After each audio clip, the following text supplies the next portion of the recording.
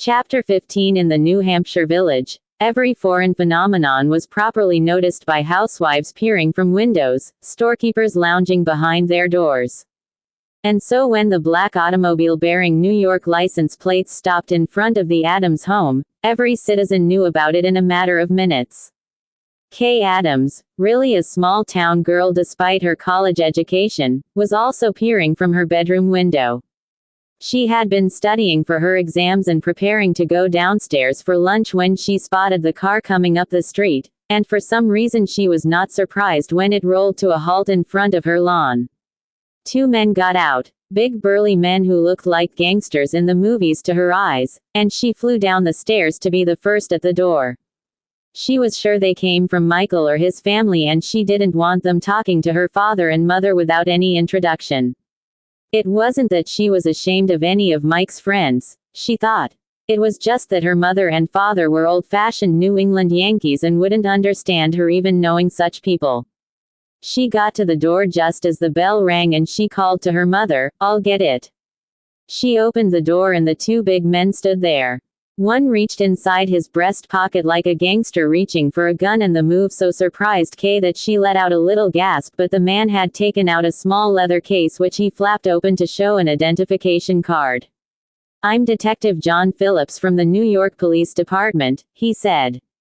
He motioned to the other man, a dark-complexioned man with very thick, very black eyebrows. "This is my partner, Detective Sirianni.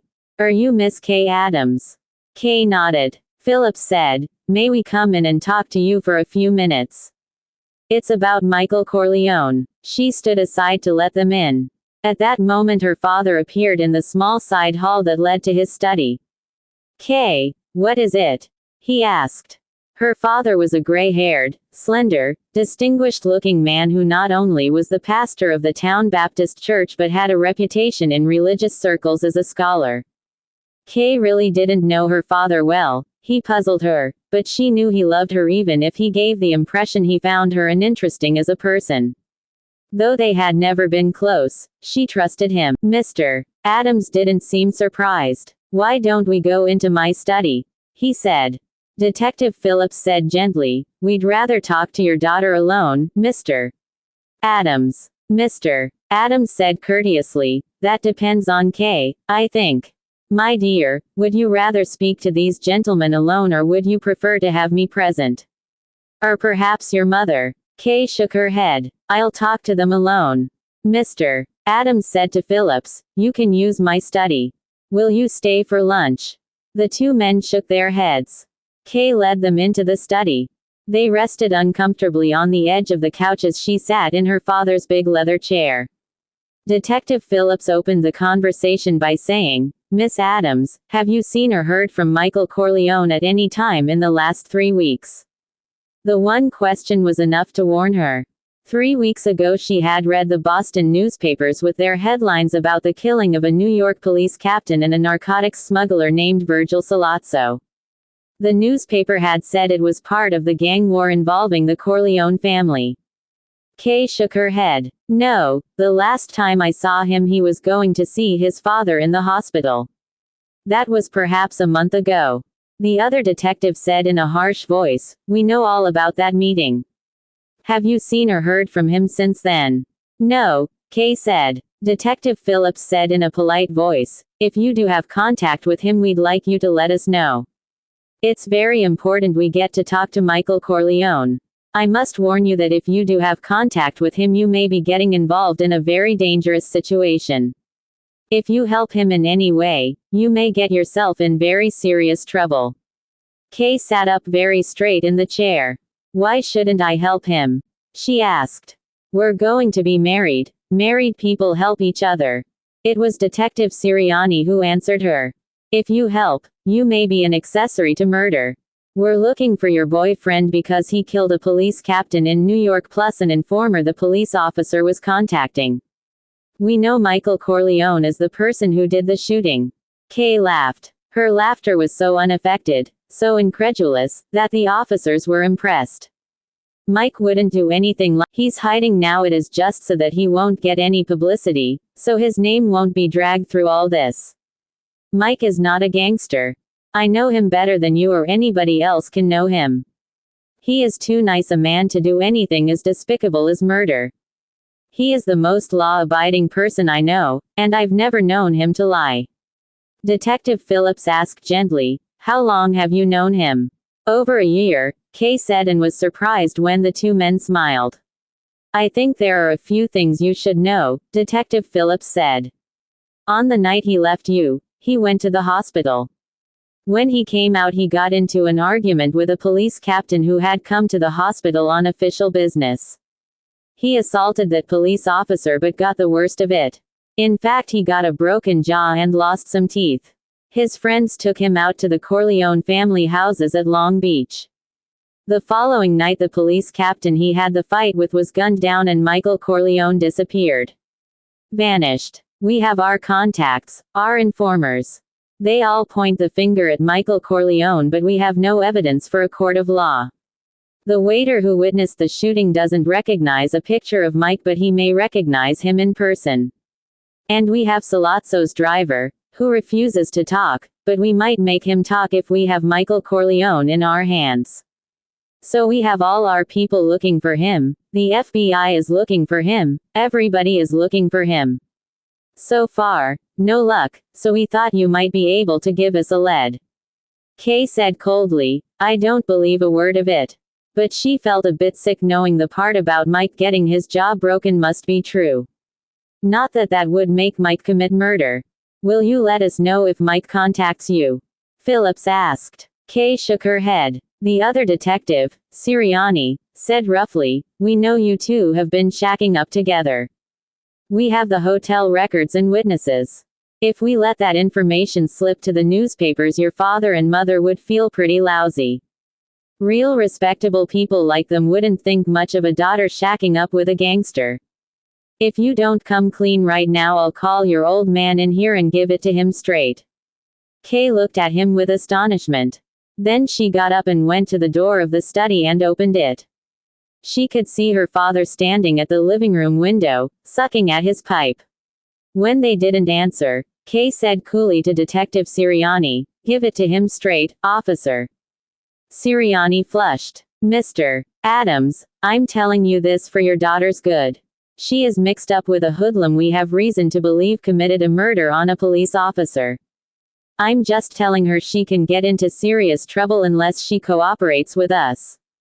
But she doesn't seem to realize how serious this whole matter is. Maybe you can talk to her."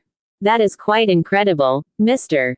Adams said politely. Sirianni jutted his jaw. "Your daughter and Michael Corleone have been going out together for over a year. They have stayed overnight in hotels together, registered as man and wife. Michael Corleone is wanted for questioning in the murder of a police officer. Your daughter refuses to give us any information that may help us. Those are the facts. You can call them incredible, but I can back everything up. I don't doubt your word, sir, Mr. Adams said gently. What I find incredible is that my daughter could be in serious trouble. Unless you're suggesting that she is a..." Here his face became one of scholarly doubt. "Mal, I believe it is called." Kay looked at her father in astonishment. She knew he was being playful in his donnish way, and she was surprised that he could take the whole affair so lightly. "Mr. Adams said firmly, however, rest assured that if the young man shows his face here, I shall immediately report his presence to the authorities. As will my daughter. Now, if you will forgive us, our lunch is growing cold." He ushered the men out of the house with every courtesy and closed the door on their backs gently but firmly. He took Kay by the arm and led her toward the kitchen far in the rear of the house. "Come, my dear, your mother is waiting lunch for us." By the time they reached the kitchen, Kay was weeping silently, out of relief from strain, at her father's unquestioning affection. In the kitchen, her mother took no notice of her weeping, and Kay realized, "Kay, stop being so dramatic.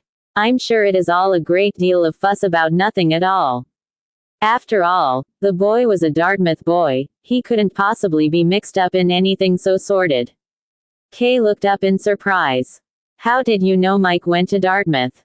Her mother said complacently, "You young people are so mysterious, you think you're so clever. We've known about him all along, but of course we couldn't bring it up until you did. But how did you know? Kay asked. She still couldn't face her father now that he knew about her and Mike sleeping together. So she didn't see the smile on his face when he said, "We opened your mail, of course." Kay was horrified and angry. Now she could face him. What he had done was more shameful than her own sin. She could never believe it of him. "Father, you couldn't have." Mr. Adams smiled at her. "I debated which was the greater sin, opening your mail, or going in ignorance of some hazard my only child might be incurring. The choice was simple, and virtuous." Mrs. Adams said between mouthfuls of boiled chicken, "After all, my dear, you are terribly innocent for your age. We had to be aware. And you never spoke about him." For the first time Kay was grateful that Michael was never affectionate in his letters. She was grateful that her parents hadn't seen some of her letters. "I never told you about him because I thought you'd be horrified about his family." "We were," Mr. Adams said cheerfully. "By the way, has Michael gotten in touch with you?" Kay shook her head. "I don't believe he's guilty of anything." She saw her parents exchange a glance over the table. Then Mr. Adams said gently, "If he's not guilty and he's vanished, then perhaps something else happened to him." At first Kay didn't understand. Then she got up from the table and ran to her room. 3 days later Kay Adams got out of a taxi in front of the Corleone Mall in Long Beach. She had phoned. She was expected. Tom Hagen met her at the door and she was disappointed that it was him. She knew he would tell her nothing. In the living room he gave her a drink. She had seen a couple of other men lounging around the house but not Sonny. She asked Tom Hagen directly, "Do you know where Mike is? Do you know where I can get in touch with him?" Hagen said smoothly, "We know he's all right but we don't know where he is right now. When he heard about that captain being shot he was afraid they'd accuse him. So he just decided to disappear. He told me he'd get in touch in a few months." The story was not only false but meant to be seen through. He was giving her that much. "Did that captain really break his jaw?" Kay asked. "I'm afraid that's true," Tom said.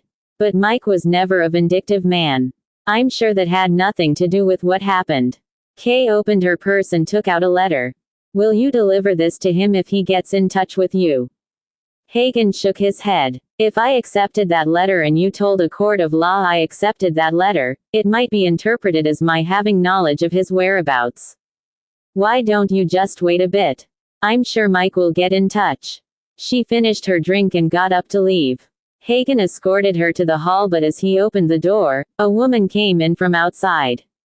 A short, stout woman dressed in black. Kay recognized her as Michael's mother. She held out her hand and said, "How are you, Mrs. Corleone?" The woman's small black eyes darted at her for a moment, then the wrinkled, leathery, olive-skinned face broke into a small curt smile of greeting that was yet in some curious way truly friendly. "Ah, you Mikey's little girl, Mrs. Corleone said. She had a heavy Italian accent. Kay could barely understand her. "You eat something?" Kay said no, meaning she didn't want anything to eat, but Mrs. Corleone turned furiously on Tom Hagen and berated him in Italian ending with, "You don't even give this poor girl coffee, you disgrazia." She took Kay by the hand, the old woman's hand surprisingly warm and alive, and led her into the kitchen. "You have coffee and eat something, then somebody drive you home. A nice girl like you, I don't want you to take the train." She made Kay sit down and bustled around the kitchen, tearing off her coat and hat and draping them over a chair. In a few seconds there was bread and cheese and salami on the table and coffee perking on the stove. Kay said timidly, "Mrs. Corleone" gave him a look of withering contempt. "Now you gonna tell me what to do? My husband don't tell me what to do, God have mercy on him." She crossed herself. "Is Mr. Corleone all right?" Kay asked. "Fine," Mrs. Corleone said. "Fine. He's getting old, he's getting foolish to let something like that happen." She tapped her head disrespectfully. She poured the coffee and forced Kay to eat some bread and cheese. After they drank their coffee, Mrs. Corleone took one of Kay's hands in her two brown ones. She said quietly, "Mikey no gonna write you. You no gonna hear from Mikey. He hide 2-3 years. Maybe more, maybe much more. You go home to your family and find a nice young fellow and get married." Kay took the letter out of her purse. "Will you send this to him?" The old lady took the letter and patted Kay on the cheek. Sure, she said. Hagen started to protest and she screamed at him in Italian. Then she led Kay to the door. There she kissed her on the cheek very quickly and said, "You forget about Mikey, he no the man for you anymore." There was a car waiting for her with 2 men up front. They drove her all the way to her hotel in New York, never saying a word. Neither did Kay. She was trying to get used to the fact that the young man she had loved was a cold-blooded murderer. Chapter 16. Carlo Rizzi was punk sore at the world.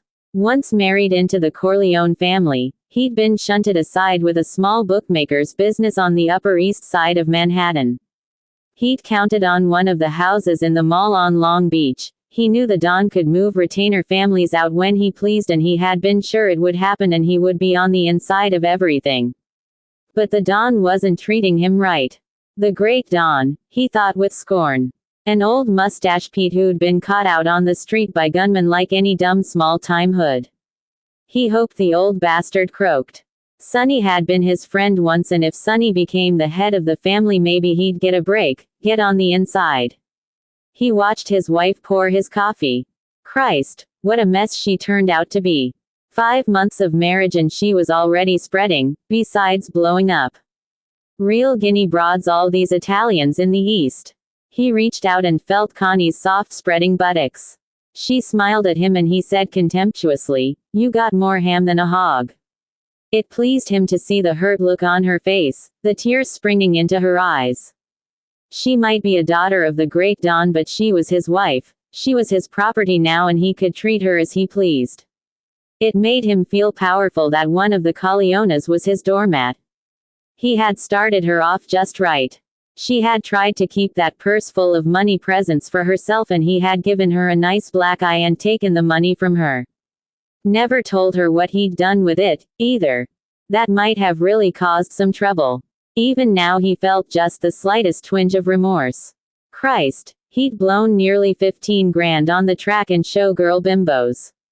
He could feel Connie watching his back, and so he flexed his muscles as he reached for the plate of sweet buns on the other side of the table. He'd just polished off ham and eggs, but he was a big man and needed a big breakfast. He was pleased with the picture he knew he presented to his wife. Not the usual greasy dark Guinzo husband, but crew-cut blonde, huge golden-haired forearms and broad shoulders and thin waist.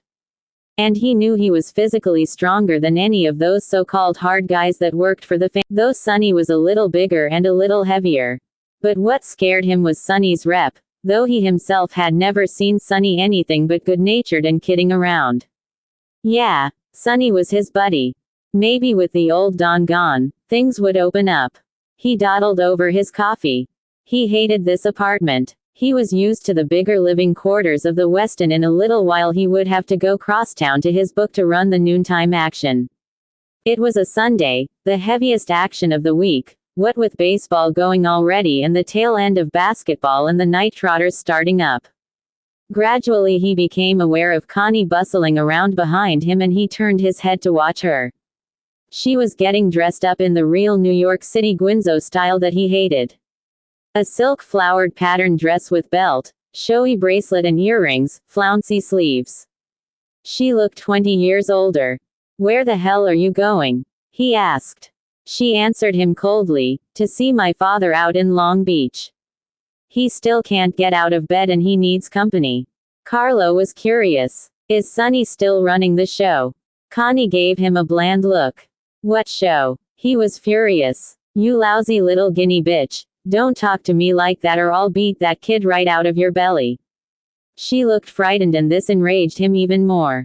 He sprang from his chair and slapped her across the face, the blow leaving a red welt.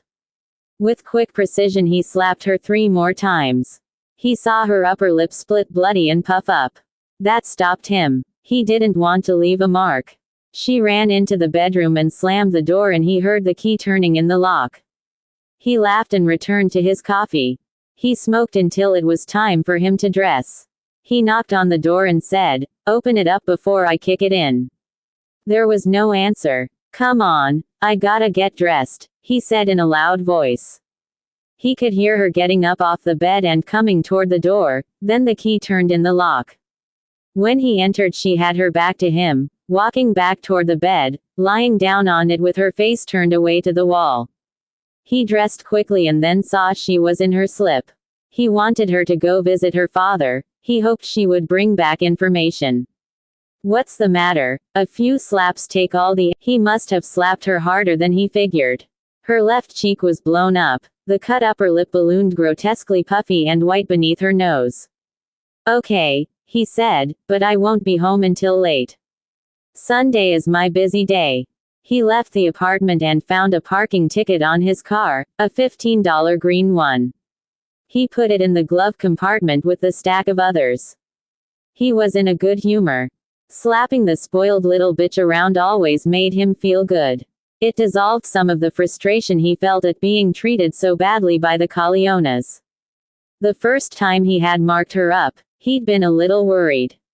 She had gone right out to Long Beach to complain to her mother and father and to show her black eye.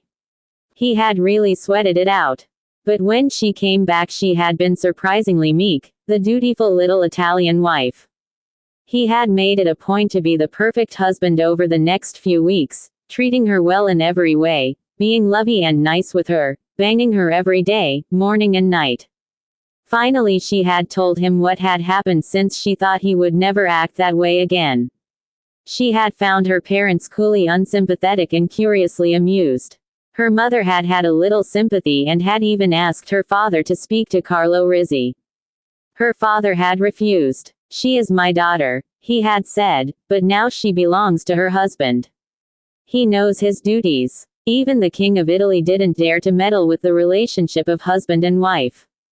"Go home and learn how to behave so that he will not beat you," Connie had said angrily to her father. "Did you ever hit your wife?" She was his favorite and could speak to him so impudently. He had answered, "She never gave me reason to beat her." And her mother had nodded and smiled. She told them how her husband had taken the wedding present money and never told her what he did with it. Her father had shrugged and said, "I would have done the same if my wife had been as presumptuous as you." And so she had returned home, a little bewildered, a little frightened. She had always been her father's favorite and she could not understand his coldness now. But the Don had not been so unsympathetic as he pretended. He made inquiries and found out what Carlo Rizzi had done with the wedding present money. He had men assigned to Carlo Rizzi's bookmaking operation who would report to Hagen everything Rizzi did. Connie became pregnant. He was convinced of the wisdom of his decision and felt he never could interfere, though Connie complained to her mother about a few more beatings and the mother finally became concerned enough to mention it to the Don. Connie even hinted that she might want a divorce. For the first time in her life, the Don was angry with her. "He is the father of your child. What can a child come to in this world if he has no father?" he said to Connie. Learning all this, Carlo Rizzi grew confident. He was perfectly safe. In fact, he bragged to his two writers on the book, Sally Rags and Coach, about how he bounced his wife around when she got snotty and saw their looks of respect that he had the guts to manhandle the daughter of the great Don Corleone. But Rizzi would not have felt so safe if he had known that when Sonny Corleone learned of the beatings, he had flown into a murderous rage and had been restrained only by the sternest and most imperious command of the Don himself, a command that even Sonny dared not disobey. Which was why Sonny avoided Rizzi, not trusting himself to control his temper. So, feeling perfectly safe on this beautiful Sunday morning, Carlo Rizzi sped crosstown on 96th Street to the east side. He did not see Sonny's car coming the opposite way toward his house. Sonny Corleone had left the protection of the mall and spent the night with Lucy Mancini in town. Now on the way home, he was traveling with 4 bodyguards, 2 in front and 2 behind. He didn't need guards right beside him. He could take care of a single direct assault. The other men traveled in their own cars and had apartments on either side of Lucy's apartment. It was safe to visit her as long as he didn't do it too often. But now that he was in town, he figured he would pick up his sister Connie and take her out to Long Beach.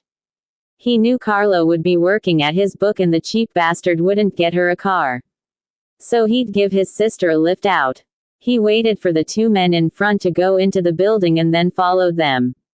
He saw the two men in back pull up behind his car and get out to watch the streets. He kept his own eyes open. It was a 1,000,000 to 1 shot that the opposition even knew he was in town, but he was always careful. He had learned that in the 1930s war. He never used elevators. They were death traps. He climbed the 8 flights to Connie's apartment, going fast. He knocked on her door. He had seen Carlo's car go, knocked again, and then he heard his sister's voice, frightened, timid, asking, "Who is it?" The fright in the voice stunned him. His kid sister had always been fresh and snotty, tough as anybody in the family. What the hell had happened to her? He said, "It's Sunny." The bolt inside slid back and the door opened and Connie was in his arms sobbing. He was so surprised he just stood there. He pushed her away from him and saw her swollen face, and he understood what had happened. He pulled away from her to run down the stairs and go after her husband. Rage flamed up in him, contorting his own face. Connie saw the rage and clung to him, not letting him go, making him come into the apartment. She was weeping out of terror now. She knew her older brother's temper and feared it. She had never complained to him about Carlo for that reason. Now she made him come into the apartment with her. "It was my fault," she said. "I started a fight with him and I tried to hit him, so he hit me. He really didn't try to hit me that hard. I walked into it." Sunny's heavy Cupid face was under control. "You going to see the old man today?" She didn't answer, so he added, "I thought you were, so I dropped over to give you a lift. I was in the city anyway." She shook her head. "I don't want them to see me this way. I'll come next week." "Okay," Sunny said. He picked up her kitchen phone and dialed a number. "I'm getting a doctor to come over here and take a look at you and fix you up. In your condition you have to be careful." "How many months before you have the kid?" 2 months, Connie said. "Sunny, please don't do anything. Please don't." Sunny laughed. His face was cruelly intent when he said, "Don't worry, I won't make your kid an orphan before he's born." He left the apartment after kissing her lightly on her uninjured cheek. On East 112th Street, a long line of cars were double parked in front of a candy store that was the headquarters of Carlo Rizzi's book. On the sidewalk in front of the store, fathers played cream to keep them quiet. Then they started studying the newspapers that gave the starting pitchers, trying to pick out winning baseball bets for the day. Carlo went into the large room in the back of the store. His 2 writers, a small wiry man called Sally Rags and a big husky fellow called Coach, were already waiting for the action to start. They had their huge, lined pads in front of them ready to write down bets. On a wooden stand was a blackboard with the names of the 16 big league baseball teams chalked on it, paired to show who was playing against who. Against each pairing was a blocked-out square to enter the odds. Carlo asked Coach, "Is the store phone tapped today?" Coach shook his head. "The tap is still off." Carlo went to the wall phone and dialed a number. Sally Rags and Coach watched him impassively as he jotted down the line, the odds on all the baseball games for that day. They watched him as he hung up the phone and walked over to the blackboard and chalked up the odds against each game. Though Carlo did not know it, they had already gotten the line and were checking his work. In the first week in his job, Carlo had made a mistake in transposing the odds onto the blackboard and had created that dream of all gamblers, a middle. That is, by betting the odds with him and then betting against the same team with another bookmaker at the correct odds, the gambler could not lose. The only one who could lose was Carlo's book. That mistake had caused a $6,000 loss in the book for the week and confirmed the Don's judgment about his son-in-law. He had given the word that all of Carlo's work was to be checked. Normally the highly placed members of the Corleone family would never be concerned with such an operational detail. There was at least a 5-layer insulation to their level. But since the book was being used as a testing ground for the son-in-law, it had been placed under the direct scrutiny of Tom Hagen, to whom a report was sent every day. Now with the line posted, the gamblers were thronging into the back room of the candy store to jot down the odds on their newspapers next to the games printed there with probable pitchers. Some of them held their little children by the hand as they looked up at the blackboard. One guy who made big bets looked down at the little girl he was holding by the hand and said teasingly, "Who do you like today, honey, Giants or the Pirates?" A line began to form in front of the two writers. When a writer filled one of his sheets, he tore it off, wrapped the money he had collected in it and handed it to Carlo. Carlo went out the back exit of the room and up a flight of steps to an apartment which housed the candy store owner's family. He called in the bets to his central exchange and put the money in a small wall safe that was hidden by an extended window drape. Then he went back down into the candy store after having first burned the bet sheet and flushed its ashes down the toilet bowl. None of the Sunday games started before 2 p.m. because of the blue laws, so after the first crowd of bettors, family men who had to get their bets in and rush home to take their families to the beach, came the trickling of bachelor gamblers or the diehards who condemned their families to Sundays in the hot city apartments. These bachelor bettors were the big gamblers. They bet heavier and came back around 4 o'clock to bet the second games of doubleheaders. They were the ones who made Carlo's Sundays a full-time day with overtime, though some married men called in from the beach to try and recoup their losses. By 1:30 the betting had trickled off so that Carlo and Sally Rags could go out and sit on the stoop beside the candy store and get some fresh air. They watched the stickball game the kids were having. A police car went by. They ignored it. This book had very heavy protection at the precinct and couldn't be touched on a local level.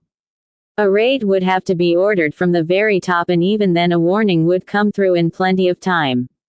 Coach came out and sat beside them. They gossiped a while about baseball and women. Carlo said laughingly, "I had to bat my wife around again today, teach her who's boss." Coach said casually, "She's knocked up pretty big now, ain't she?" "Ah, I just slapped her face a few times," Carlo said. "I didn't hurt her." He brooded for a moment. "She thinks she can boss me around. I don't stand for that."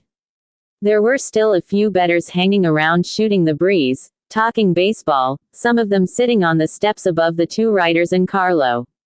Suddenly the kids playing stickball in the street scattered. A car came screeching up the block into a halt in front of the candy store. It stopped so abruptly that the tires screamed, and before it had stopped, almost, a man came hurtling out of the driver's seat, moving so fast that everybody was paralyzed. The man was Sonny Corleone, ugly mask of fury. In a split second he was at the stoop and had grabbed Carlo Rizzi by the throat. He pulled Carlo away from the others, trying to drag him into the street, but Carlo wrapped his huge muscular arms around the iron railings of the stoop and hung on. He cringed away, trying to hide his head and face in the hollow of his shoulders. His shirt ripped away in Sonny's hand. What followed then was sickening. Sonny began beating the cowering Carlo with his fists, cursing him in a thick, rage-choked voice. Carlo, despite his tremendous physique, offered no resistance, gave no cry for mercy or protest. Coach and Sally Rags dared not interfere. They thought Sonny meant to kill his brother-in-law and had no desire to share his fate. The kids playing stickball gathered to curse the driver who had made them scatter, but now were watching with awestruck interest. They were tough kids, but the sight of Sonny in his rage silenced them. Meanwhile another car had drawn up behind Sonny's and two of his bodyguards jumped out. When they saw what was happening they too dared not interfere. They stood alert, ready to protect their chief if any bystanders had the stupidity to try to help Carlo. What made the sight sickening was Carlo's complete subjection, but it was perhaps this that saved his life. He clung to the iron railings with his hands so that Sonny could not drag him into the street, and despite his obvious equal strength, still refused to fight back. He let the blows rain on his unprotected head and neck until Sonny's rage ebbed. Finally, his chest heaving, Sonny looked down at him and said, "You dirty bastard, you ever beat up my sister again, I'll kill you." These words released the tension. Because of course, if Sonny intended to kill the man, he would never have uttered the threat. He uttered it in frustration because he could not carry it out. Carlo refused to look at Sonny. He kept his head down and his hands and arms entwined in the iron railing. He stayed that way until the car roared off and he heard Coach say in his curiously paternal voice, "Okay, Carlo, come on into the store. Let's get out of sight." It was only then that Carlo dared to get out of his crouch against the stone steps of the stoop and unlock his hands from the railing. Standing up, he could see the kids look at him with the staring, sickened faces of people who had witnessed the degradation of a fellow human being.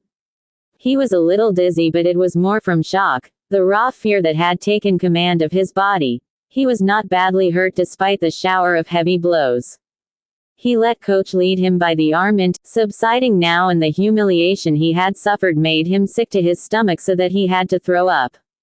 Coach held his head over the sink, supported him as if he were drunk, then helped him upstairs to the apartment and made him lie down in one of the bedrooms. Carlo never noticed that Sally Rags had disappeared. Sally Rags had walked down to 3rd Avenue and called Rocco Lampone to report what had happened. Rocco took the news calmly and in his turn called his caporegime, Pete Clemenza. Clemenza groaned and said, "Oh, Christ, that goddamn Sonny and his temper," but his finger had prudently clicked down on the hook so that Rocco never heard his remark. Clemenza called the house in Long Beach and got Tom Hagen. Hagen was silent for a moment and then he said, "Send some of your people and cars out on the road to Long Beach as soon as you can, just in case Sonny gets held up by traffic or an accident. When he gets sore like that, he doesn't know what the hell he's doing. Maybe some of our friends on the other side will hear he was in town. You never can tell." Clemenza said doubtfully, "By the time I could get anybody on the road, Sonny will be home."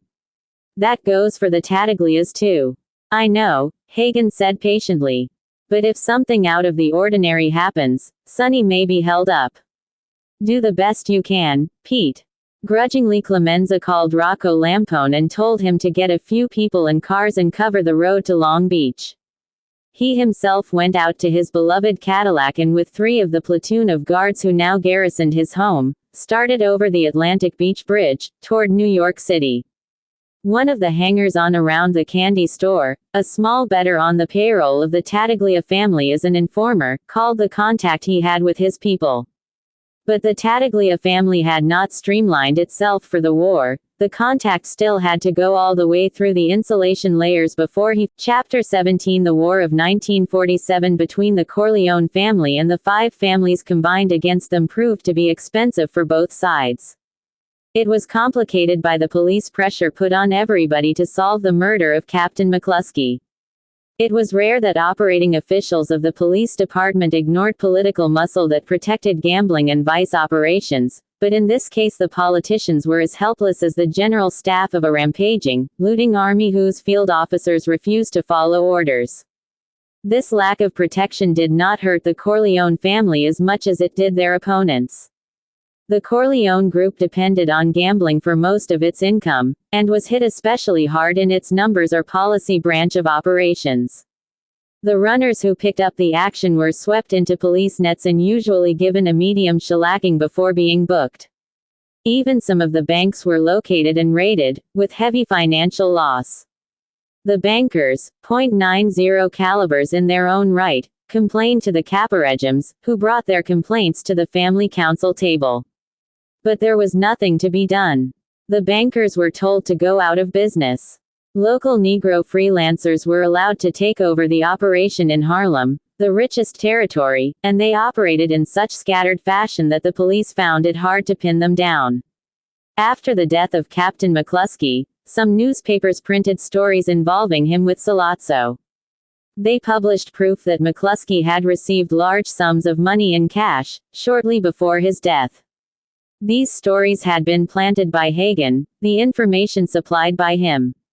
The police department refused to confirm or deny these stories, but they were taking effect. The police force got the word through informers, through police on the family payroll, that McCluskey had been a rogue cop. Not that he had taken money or clean graft, there was no rank and file onus to that. But that he had taken the dirtiest of dirty money, murder and drugs money. And in the morality of policemen, this was unforgivable. Hagen understood that the policeman believes in law and order in a curiously innocent way. He believes in it more than does the public he serves. Law and order is, after all, the magic from which he derives his power, individual power which he cherishes as nearly all men cherish individual power. As soon as one is in the policeman's clutches, the mechanism of the society the policeman defends marshals all its resources to cheat him of his prize. The fix is put in by politicians. Judges give lenient suspended sentences to the worst hoodlums. Governors of the states and the President of the United States himself give full pardons, assuming that respected lawyers have not already won his acquittal. After a time the cop learns.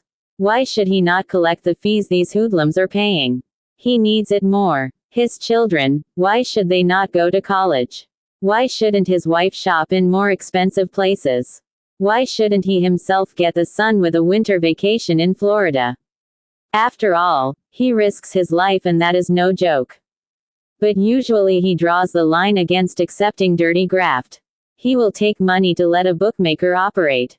He will take money from a man who hates getting parking tickets or speeding tickets. He will allow call girls and prostitutes to ply their trade, for a consideration. These are vices natural to a man. But usually he will not take a payoff for drugs, armed robberies, rape, murder and other assorted perversions. In his mind these attack the very core of his personal authority and cannot be countenanced. The murder of a police captain was comparable to regicide. But when it became known that McCluskey had been killed while in the company of a notorious narcotics peddler, when it became known that he was suspected of conspiracy to murder, the police desire for vengeance began to fade. Also, after all, there were still mortgage payments to be made, cars to be paid off, children to be launched into the world.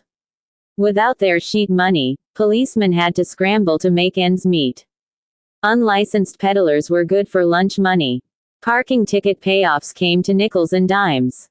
Some of the more desperate even began shaking down suspects, homosexuals, assaults and batteries in the precinct squad rooms. Finally the brass relented. They raised the prices and let the families operate. Once again the payoff sheet was typed up by the precinct bagman, listing every man assigned to the local station and what his cut was each month. Some semblance of social order was restored. It had been Hagen's idea to use private detectives to guard Don Corleone's hospital room. These were, of course, supplemented by the much more formidable soldiers of Tessio's regime. But Sonny was not necessary for any emergency. Nurses specially recruited and checked had been hired for round-the-clock care, and Dr. Kennedy, with the payment of a huge fee, had been persuaded to become the physician in residence to this private hospital. At least until the Don would need only nursing care. The mall itself was made impregnable. Button men were moved into the extra houses, the tenants sent on vacations to their native villages in Italy, all expenses paid. Freddie Corleone had been sent to Las Vegas to recuperate and also to scout out the ground for a family operation in the luxury hotel gambling casino complex that was springing up. Las Vegas was part of the West Coast Empire, still neutral, and the Don of that empire had guaranteed Freddie's safety there. The New York Five families had no desire to make more enemies by going into Vegas after Freddie Corleone. They had enough trouble on their hands in New York. Dr. Kennedy had forbade any discussion of business in front of the Don. This edict was completely disregarded. The Don insisted on the council of war being held in his room. Sonny, Tom Hagen, Pete Clemenza and Tessio gathered there the very first night of his homecoming. Don Corleone was too weak to speak much, but he wished to listen and exercise veto powers. When it was explained that Freddie had been sent to Las Vegas to learn the gambling casino business, he nodded his head approvingly. When he learned that Bruno Tattaglia had been killed by Corleone button men, he shook his head and sighed.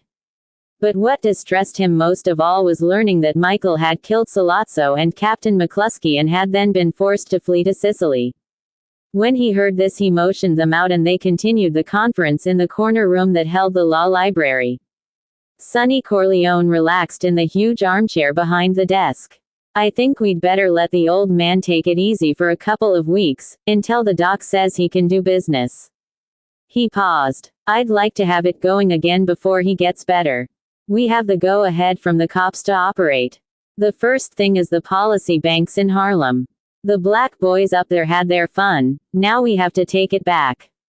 They screwed up the works but good, just like they usually do when they run things. A lot of their runners didn't pay off winners. They drive up in Cadillacs and tell their players, staying in business, they give us a bad name.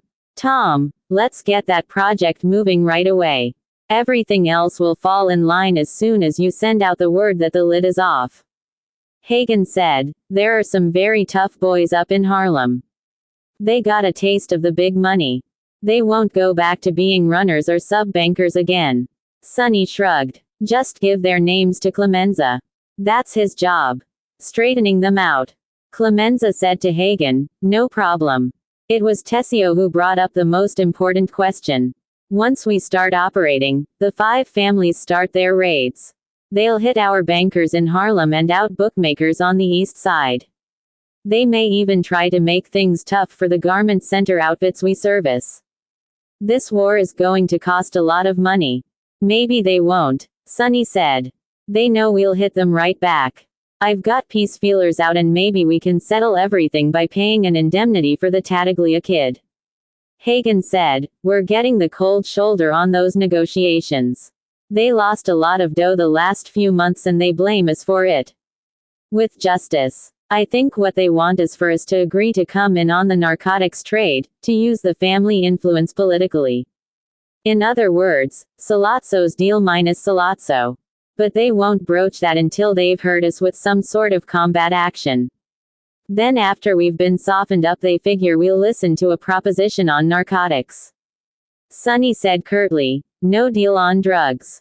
The Don said no and it is no until he changes it."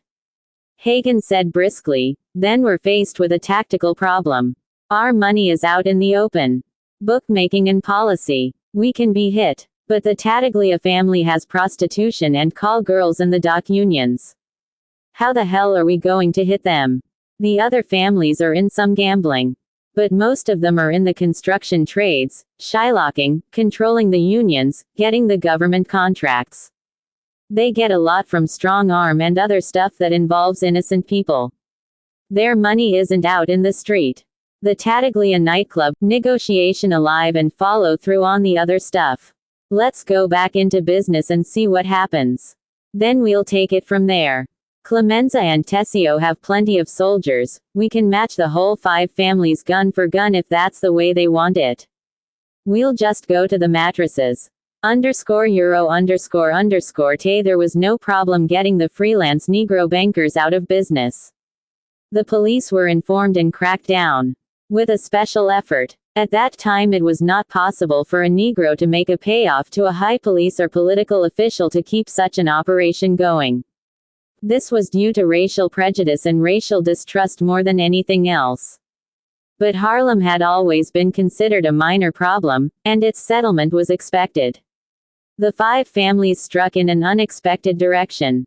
2 powerful officials in the garment unions were killed, officials who were members of the Corleone family. Then the Corleone family shylocks were barred from the waterfront piers as were the Corleone family bookmakers. The Longshoremen's Union locals had gone over to the 5 families. Corleone bookmakers all over the city were threatened to persuade them to change their allegiance. The biggest numbers banker in Harlem, an old friend and ally of the Corleone family, was brutally murdered. There was no longer any option. Sonny told his caporegimes to go to the mattresses. 2 apartments were set up in the city and furnished with mattresses for the button men to sleep on, a refrigerator for food, and guns and ammunition. Clemenza staffed one apartment and Tessio the other. All family bookmakers were given bodyguard teams. The policy bankers in Harlem, however, had gone over to the enemy, and at the moment nothing could be done about that. All this cost the Corleone family a great deal of money, and very little was coming in. As the next few months went by, other things became obvious. The most important was that the Corleone family had overmatched itself. There were reasons for this. With the Don still too weak to take a part, a great deal of the family's political strength was neutralized. Also, the last 10 years of peace had seriously eroded the fighting qualities of the two caporegimes, Clemenza and Tessio. Clemenza was still a competent executioner and administrator, but he no longer had the energy or the youthful strength to lead troops. Tessio had mellowed with age and was not ruthless enough. Tom Hagen, despite his abilities, was simply not suited to be a consigliere in a time of war. Only the Don could replace the caporegimes and the consigliere. And the very act of replacement would make the situation more dangerous, might precipitate some treachery. At first, Sonny had thought of fighting a holding action until the Don could become well enough to take charge, but with the defection of the policy bankers, the terrorization of the bookmakers, the family position was becoming precarious. He decided to strike back. But he decided to strike right at the heart of the enemy. He planned the execution of the heads of the 5 families in one grand tactical maneuver. To that purpose he put into effect an elaborate system of surveillance of these leaders. But after a week the enemy chiefs promptly dived underground and were seen no more in public. The 5 families and the Corleone Chapter 18 Amerigo Bonacera lived only a few blocks from his undertaking establishment on Mulberry Street, and so always went home for supper.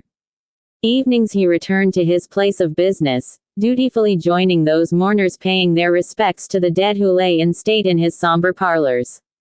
He always resented the jokes made about his profession, the macabre technical details which were so unimportant. Of course none of his friends or family or neighbors would make such jokes. Any profession was worthy of respect to men who for centuries earned bread by the sweat of their brows. Now at supper with his wife in their solidly furnished apartment, gilt statues of the Virgin Mary with their red-glassed candles flickering on the sideboard, Bonacera lit a Camel cigarette and took a relaxing glass of American whiskey. His wife brought steaming plates of soup to the table. The two of them were alone now. He had sent his daughter to live in Boston with her mother's sister, where she could forget her terrible experience and her injuries at the hands of the 2 ruffians Don Corleone had punished. As they ate their soup his wife asked, "Are you going back to work tonight?" Amerigo Bonacera nodded. His wife respected his work but did not understand it. She did not understand that the technical part of his profession was the least important. She thought, like most other people, that he was paid for his skill in making the dead look so lifelike in their coffins. And indeed his skill in this was legendary. But even more important, even more necessary was his physical presence at the wake. When the bereaved family came at night to receive their blood relatives and their friends beside the coffin of their loved one, they needed Amerigo Bonacera with them. For he was a strict chaperone to death. His face always grave, yet strong and comforting, his voice unwavering, yet muted to a low register, he commanded the mourning ritual. He could quiet grief that was too unseemly, he could rebuke unruly children whose parents had not the heart to chastise. Never cloying in the tender of his condolences, yet never was he offhand. Once a family used Amerigo Bonacera to speed a loved one on, they came back to him again and again. And he never, never, deserted one of his clients on that terrible last night above ground. Beard. A mouthwash always. He respectfully changed into fresh linen, white gleaming shirt, the black tie, a freshly pressed dark suit, dull black shoes and black socks. And yet the effect was comforting instead of somber. He also kept his hair dyed black, an unheard of frivolity in an Italian male of his generation, but not out of vanity. Simply because his hair had turned a lively pepper and salt, a color which struck him as unseemly for his profession. After he finished his soup, his wife placed a small steak before him with a few furkfuls of green spinach oozing yellow oil. He was a light eater. When he finished this he drank a cup of coffee and smoked another Camel cigarette. Over his coffee he thought about his poor daughter. She would never be the same. Her outward beauty had been restored, but there was the look of a frightened animal in her eyes that had made him unable to bear the sight of her. And so they had sent her to live in Boston for a time. Time would heal her wounds. Pain and terror was not so final as death, as he well knew. His work made him an optimist. He had just finished the coffee when his phone in the living room rang. His wife never answered it when he was home, so he got up and drained his cup and stubbed out his cigarette. As he walked to the phone, he pulled off his tie and started to unbutton his shirt, getting ready for his little nap. Then he picked up the phone and said with quiet courtesy, "Hello." The voice on the other end was harsh, strained. "This is Tom Hagen," it said. "I'm calling for Don Corleone, at his request." Amerigo Bonacera felt the coffee churning sourly in his stomach, felt himself going a little sick. It was more than a year since he had put himself in the debt of the Don to avenge his daughter's honor, and in that time the knowledge that he must pay that debt had receded. He had been so grateful seeing the bloody faces of those two ruffians that he would have done anything for the Don. But time erodes gratitude more quickly than it does beauty. Now Bonacera felt the sickness of a man faced with disaster. His voice faltered as he answered, "Yes, I understand. I'm listening." He was surprised at the coldness in Hagen's voice. The consigliere had always been a courteous man, though not Italian, but now he was being rudely brusque. "You owe the Don a service," Hagen said. "He has no doubt that you will repay him. That you will be happy to have this opportunity. In 1 hour, not before, perhaps later, he will be at your funeral parlor to ask for your help. Be there to greet him. Don't have any people who work for you there. Send them home. If you have any objections to this, speak now, Corleone. He has other friends who can do him this service." Amerigo Bonacera almost cried out in his fright, "How can you think I would refuse the Godfather? Of course I'll do anything he wishes. I haven't forgotten my debt. I'll go to my business immediately, at once." Hagen's voice was gentler now, but there was something strange about it. "Thank you," he said. "The Don never doubted you. The question was mine. Oblige him tonight and you can always come to me in any trouble, you'll earn my personal friendship." This frightened Amerigo Bonacera even more. He stuttered, "The Don himself is coming to me tonight." "Yes," Hagen said. "Then he's completely recovered from his injuries, thank God," Bonacera said. His voice made it a question. There was a pause at the other end of the phone, then Hagen's voice said very quietly, "Yes." There was a click and the phone went dead. Bonacera was sweating. He went into the bedroom and changed his shirt and rinsed his mouth. But he didn't shave or use a fresh tie. He put on the same one he had used during the day. He called the funeral parlor and told his assistant to stay with the bereaved family using the front parlor that night. He himself would be busy in the laboratory working area of the building. When the assistant started asking questions, Bonacera cut him off very curtly and told him to follow orders exactly. He put on his suit jacket and his wife, still eating, looked up at him in surprise. "I have work to do," he said, and she did not dare question him because of the look on his face. Bonacera went out of the house and walked the few blocks to his funeral parlor. This building stood by itself on a large lot with a white picket fence running all around it. There was a narrow roadway leading from the street to the rear, just wide enough for ambulances and hearses. Bonacera unlocked the gate and left it open. Then he walked to the rear of the building and entered it through the wide door there. As he did so, he could see mourners already entering the front door of the funeral parlor to pay their respects to the current corpse. Many years ago, when Bonacera had bought this building from an undertaker planning to retire, there had been a stoop of about 10 steps that mourners had to mount before entering the funeral parlor. This had posed a problem. Old and crippled mourners determined to pay their respects had found the steps almost impossible to mount, so the former undertaker had used the freight elevator for these people, a small metal platform that rose out of the ground beside the building. The elevator was for coffins and bodies. It would descend underground, then rise into the funeral parlor itself, so that a crippled mourner would find himself rising through the floor beside the coffin as other mourners moved their black chairs aside to let the elevator rise through the trapdoor. Then when the crippled or aged mourner had finished paying his respects, the elevator would again come up through the polished floor to take him down and out again. Sevigo Bonacera had found this solution to the problem unseemly and penny-pinching. So he had had the front of the building remodeled, the stoop done away with and a slightly inclining walk put in its place. But of course the elevator was still used for coffins and corpses.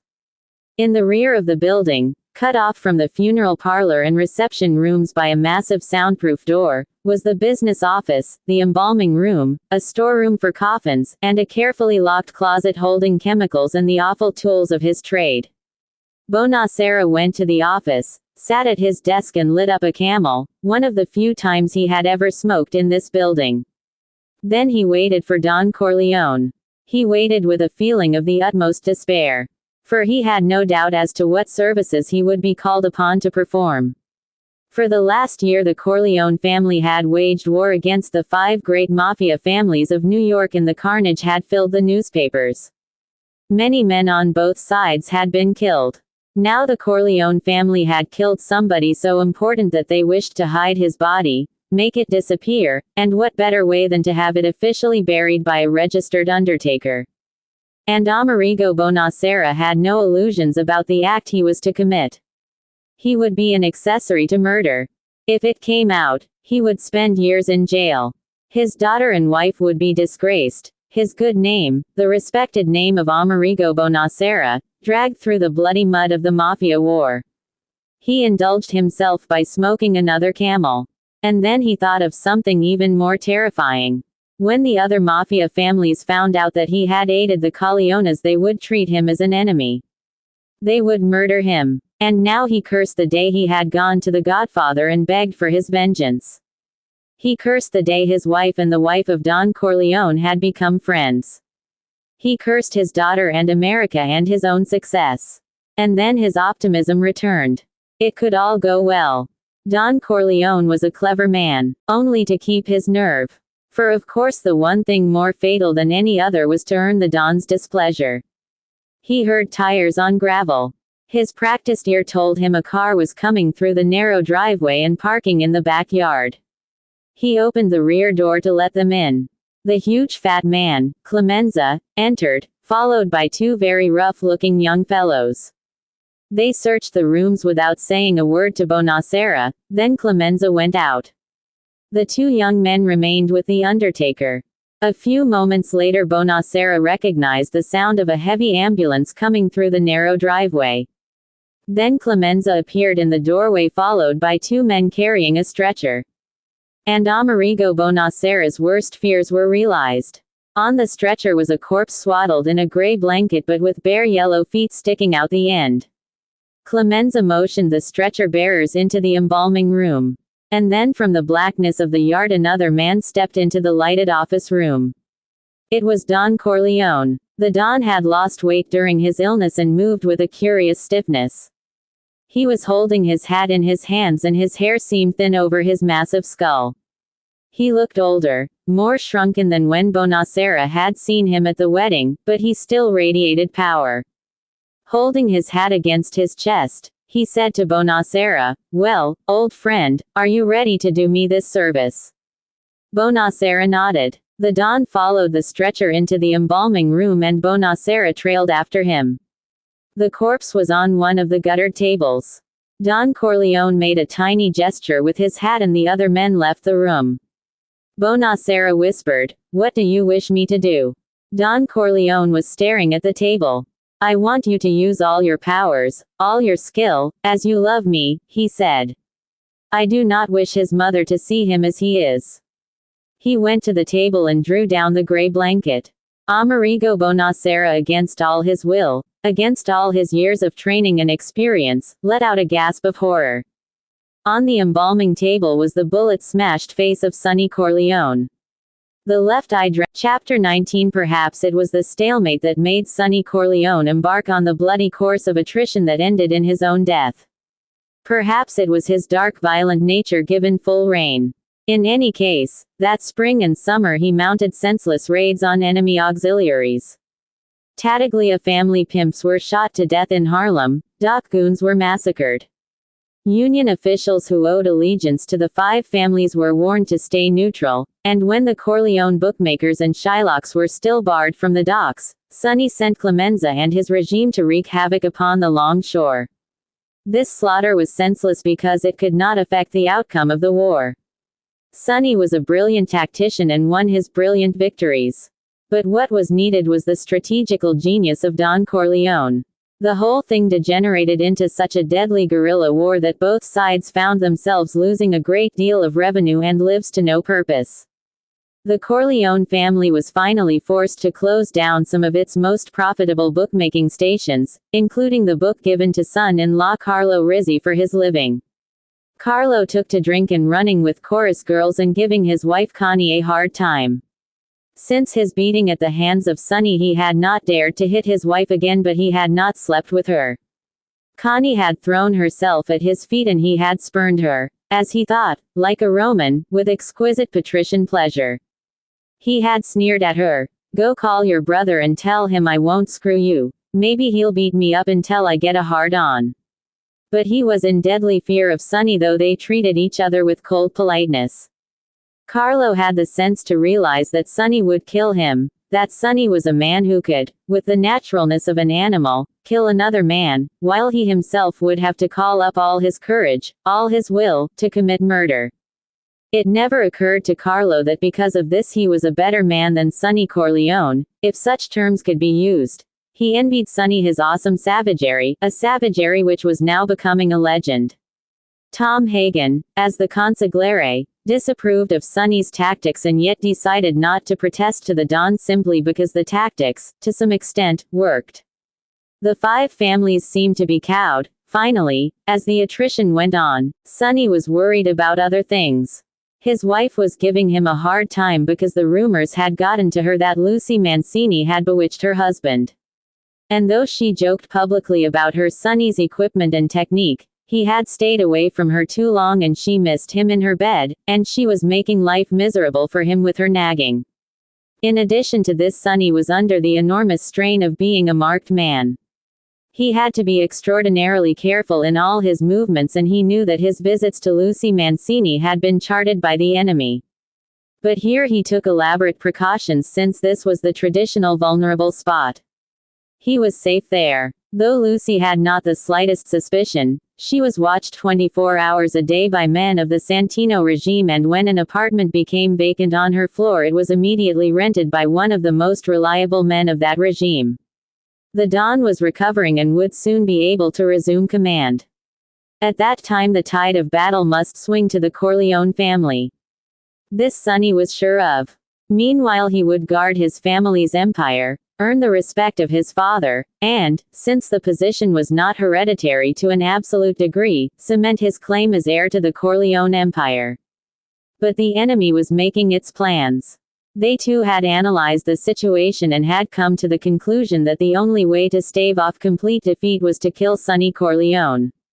They understood the situation better now and felt it was possible to negotiate with the Don, known for his logical reasonableness.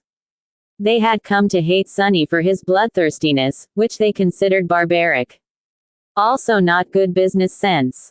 Nobody wanted the old days back again with all its turmoil and trouble. One evening Connie Corleone received an anonymous phone call, a girl's voice, asking for Carlo. "Who is this?" Connie asked. The girl on the other end giggled and said, "I'm a friend of Carlo's. I just wanted to tell him I can't see him tonight. I have to go out of town."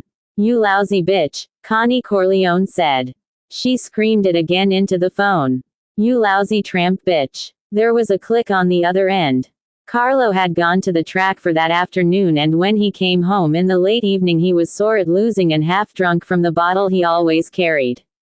As soon as he stepped into the door, Connie started screaming curses at him. He ignored her and went in to take a shower. "You're not going anyplace," she said. "Your girlfriend called and said she can't make it tonight. You lousy bastard, you have the nerve to give your whores my phone number. I'll kill you, you bastard. She rushed at him, kicking and scratching. He held her off with one muscular forearm. You're crazy, he said coldly. But she could see he was worried, as if he knew the crazy girl he was screwing would actually pull such a stunt. She was kidding around. Some nut, Carlo said. Connie ducked around his arm and clawed at his face. She got a little bit of his cheek under her fingernails. With surprising patience he pushed her away. She noticed he was careful because of her pregnancy, and that gave her the courage to feed her rage. She was also excited. Pretty soon she wouldn't be able to do anything. The doctor had said no sex for the last 2 months and she wanted it, before the last 2 months started. Yet her wish to inflict a physical injury on Carlo was very real too. She followed him into the bedroom. She could see he was scared, and that filled her with contemptuous delight. You're staying home, she said, you're not going out. Okay, he said. He was still undressed, only wearing his shorts. He liked to go around the house like that. He was proud of his V-shaped body, the golden skin. Connie looked at him hungrily. He tried to laugh. You gonna give me something to eat at least? That mollified her. His calling on her duties, one of them at least. She was a good cook. She had learned that from her mother. She sautéed veal and peppers, preparing a mixed salad while the pan simmered. Meanwhile Carlo stretched out on his bed to read the next day's racing form. He had a water glass full of whiskey beside him which he kept sipping at. Connie came into the bedroom. She stood in the doorway as if she could not come close to the bed without being invited. The food is on the table, she said. I'm not hungry yet, he said, still reading the racing form. It's on the table, Connie said stubbornly. Stick it up your ass, Carlo said. He drank off the rest of the whiskey in the water glass, tilted the bottle to fill it again. He paid no more attention to her. Connie went into the kitchen, picked up the plates filled with food, kitchen walls, and his finicky neatness was outraged. You filthy guinea spoiled brat, he said venomously. Clean that up right now or I'll kick the shit out of you. Like hell I will, Connie said. She held her hands like claws ready to scratch his bare chest to ribbons. Carlo went back into the bedroom, and when he came out he was holding his belt doubled in his hand. Clean it up, he said, and there was no mistaking the menace in his voice. She stood there not moving, and he swung the belt against her heavily padded hips, the leather stinging but not really hurting. Connie retreated to the kitchen cabinets, and her hand went into one of the drawers to haul out the long bread knife. She held it ready. Carlo laughed. Even the female Corleones are murderers, he said. He put the belt down on the kitchen table and advanced toward her. She tried a sudden lunge, but her pregnant heavy body made her slow, and he eluded the thrust she aimed at his groin in such deadly earnest. He disarmed her easily, and then he started to slap her face with a slow medium heavy stroke so as not to break the skin. He hit her again and again as she retreated around the kitchen table trying to escape him, and he pursued her into the bedroom. She tried to bite his hand, and he grabbed her by the hair to lift her head up. He slapped her face until she began to weep like a little girl, with pain and humiliation. Then he threw her contemptuously onto the bed. He drank from the bottle of whiskey still on the night table. He seemed very drunk now. His light blue eyes had a crazy glint in them, and finally Connie was truly afraid. Carlo straddled his legs apart and drank from the bottle. He reached down and grabbed a chunk of her pregnant heavy thigh in his hand. He squeezed very hard, hurting her and making her beg for mercy. You're fat as a pig, he said with disgust, and walked out of the bedroom. Thoroughly frightened and cowed, she lay in the bed, not daring to see what her husband was doing in the other room. Finally she rose and went to the door to peer into the living room. Carlo had opened a fresh bottle of whiskey and was sprawled on the sofa. In a little while he would drink himself into sodden sleep, and she could sneak into the kitchen and call her family in Long Beach. She would tell her mother to send someone out here to get her. Dutifully turned the phone over to Connie's mother. But Mrs. Corleone could hardly understand what her daughter was saying. The girl was hysterical yet trying to whisper so that her husband in the next room would not hear her. Also, her face had become swollen because of the slaps, and her puffy lips thickened her speech. Mrs. Corleone made a sign to the bodyguard that he should call Sonny, who was in the living room with Tom Hagen. Sonny came into the kitchen and took the phone from his mother. "Yeah, Connie," he said. Connie was so frightened both of her husband and of what her brother would do that her speech became worse.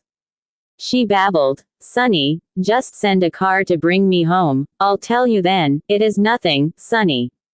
Don't you come. Send Tom, please, Sonny. It's nothing, I just want to come home." By this time Hagen had come into the room. The Don was already under a sedated sleep in the bedroom above and Hagen wanted to keep an eye on Sonny in all crises.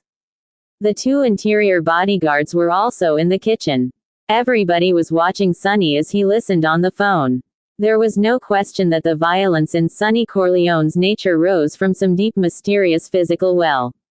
As they watched they could actually see the blood rushing to his heavily corded neck, could see the eyes film with hatred, the separate features of his face tightening, growing pinched, then his face took on the grayish hue of a sick man fighting off some sort of death, except that the adrenaline pumping through his body made his hands tremble. But his voice was controlled, pitched low, as he told his sister, "You wait there. You just wait there." He hung up the phone. He stood there for a moment quite stunned with his own rage. Then he said, "The fucking son of a bitch, the fucking son of a bitch." He ran out of the house. Hagen knew the look on Sonny's face. All reasoning power had left him. At this moment Sonny was capable of anything. Hagen also knew that the ride into the city would cool Sonny off, make him more rational. But that rationality might make him even more dangerous, though the rationality would enable him to protect himself against the consequences of his rage. Hagen heard the car motor roaring into life and he said to the two bodyguards, "Go after him." Then he went to the phone and made some calls. He arranged for some men of Sonny's regime living in the city to go up to Carlo Rizzi's apartment and get Carlo out of there. Other men would stay with Connie until Sonny arrived. He was taking a chance, thwarting Sonny, but he knew the Don would back him up. He was afraid that Sonny might kill Carlo in front of witnesses. He did not expect trouble from the enemy. The five families had been quiet too long and obviously were looking for peace of some kind. By the time Sonny roared out of the mall in his Buick, he had already regained, partly, his senses.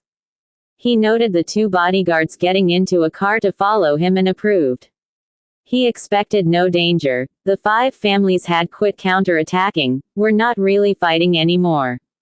He had grabbed his jacket in the foyer and there was a gun in a secret dashboard compartment of the car registered in the name of a member of his regime, so that he personally could not get into any legal trouble.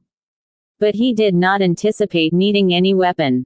He did not even know what he was going to do with Carlo Rizzi.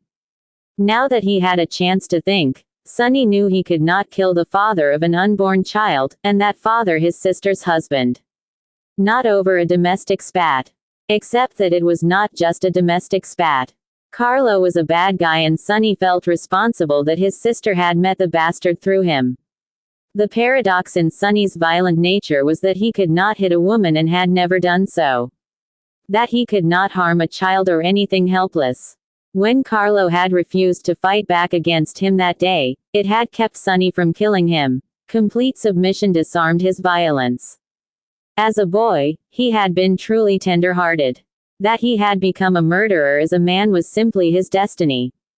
But he would settle this thing once and for all, Sonny thought, as he headed the Buick toward the causeway that would take him over the water from Long Beach to the parkways on the other side of Jones Beach. He always used this route when he went to New York. There was less traffic. He decided he would send Connie home with the bodyguards and then he would have a session with his brother-in-law. What would happen after that he didn't know. If the bastard had really hurt Connie, he'd make a cripple out of the bastard. But the wind coming over the causeway, the salty freshness of the air, cooled his anger. He put the window down all the way. He had taken the Jones Beach Causeway, as always, because it was usually deserted this time of night, at this time of year, and he could speed recklessly until he hit the parkways on the other side. The causeway was badly lit, there was not a single car. Far ahead he saw the white cone of the manned tollbooth. There were other tollbooths beside it, but they were staffed only during the day, for heavier traffic. Sonny started braking the Buick and at the same time searched his pockets for change. He had none. He reached for his wallet, flipped it open with one hand and fingered out a bill. He came within the arcade of light and he saw to his mild surprise a car in the tollbooth slot blocking it, the driver obviously asking some sort of directions from the toll taker. Sonny honked his horn and the other car obediently rolled through to let his car slide into the slot. Sonny handed the toll taker the dollar bill and waited for his change. He was in a hurry now to close the window.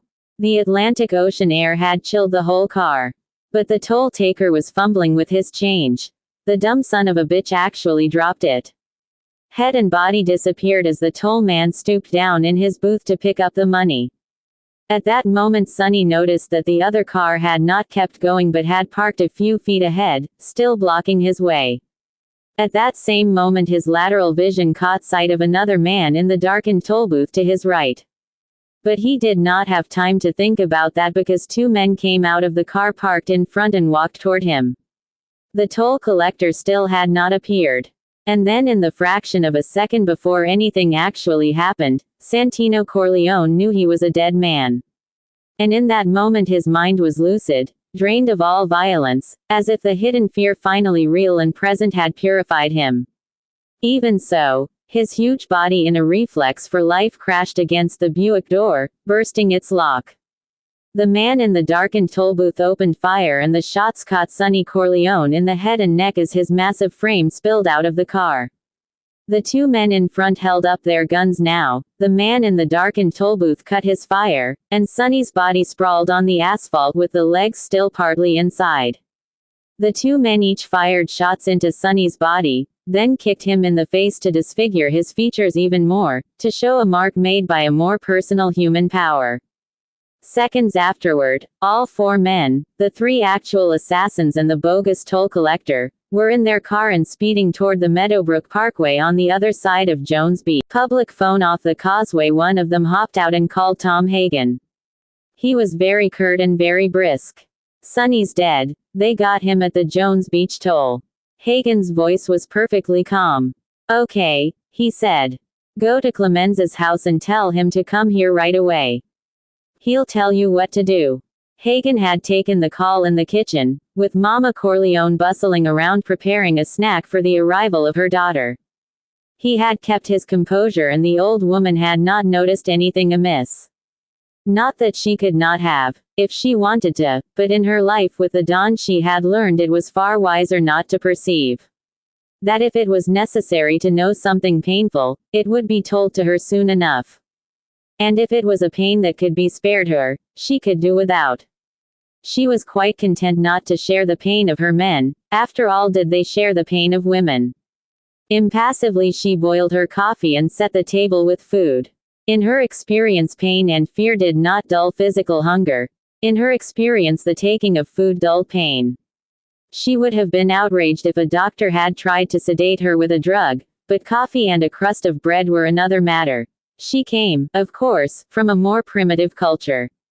And so she let Tom Hagen escape to his corner conference room, and once in that room, Hagen began to tremble so violently he had to sit down with his legs squeezed together, his head hunched into his contracted shoulders, hands clasped together between his knees as if he were praying to the devil. He knew now, no fit consigliere for a family at war. He had been fooled, faked out, by the five families and their seeming timidity. They had remained quiet, laying their terrible ambush. They had planned and waited, holding their bloody hands no matter what provocation they had been given. They had waited to land one terrible blow. And they had. Old Genco Abandando would never have fallen for it. He would have smelled a rat, he would have smoked them out, tripled his precautions. And through all this Hagen felt his grief. Sonny had been his true brother, his savior, his hero when they had been boys together. Sonny had never been mean or bullying with him, had always treated him with affection, had taken him in his arms when Sollozzo had turned him loose. Sonny's joy at that reunion had been real. That he had grown up to be a cruel and violent and bloody man was, for Hagen, not relevant. He had walked out of the kitchen because he knew he could never tell Mama Corleone. Affection for her was like his affection for Freddie and Michael and Connie. The affection for someone who has been kind but not loving. But he could not tell her.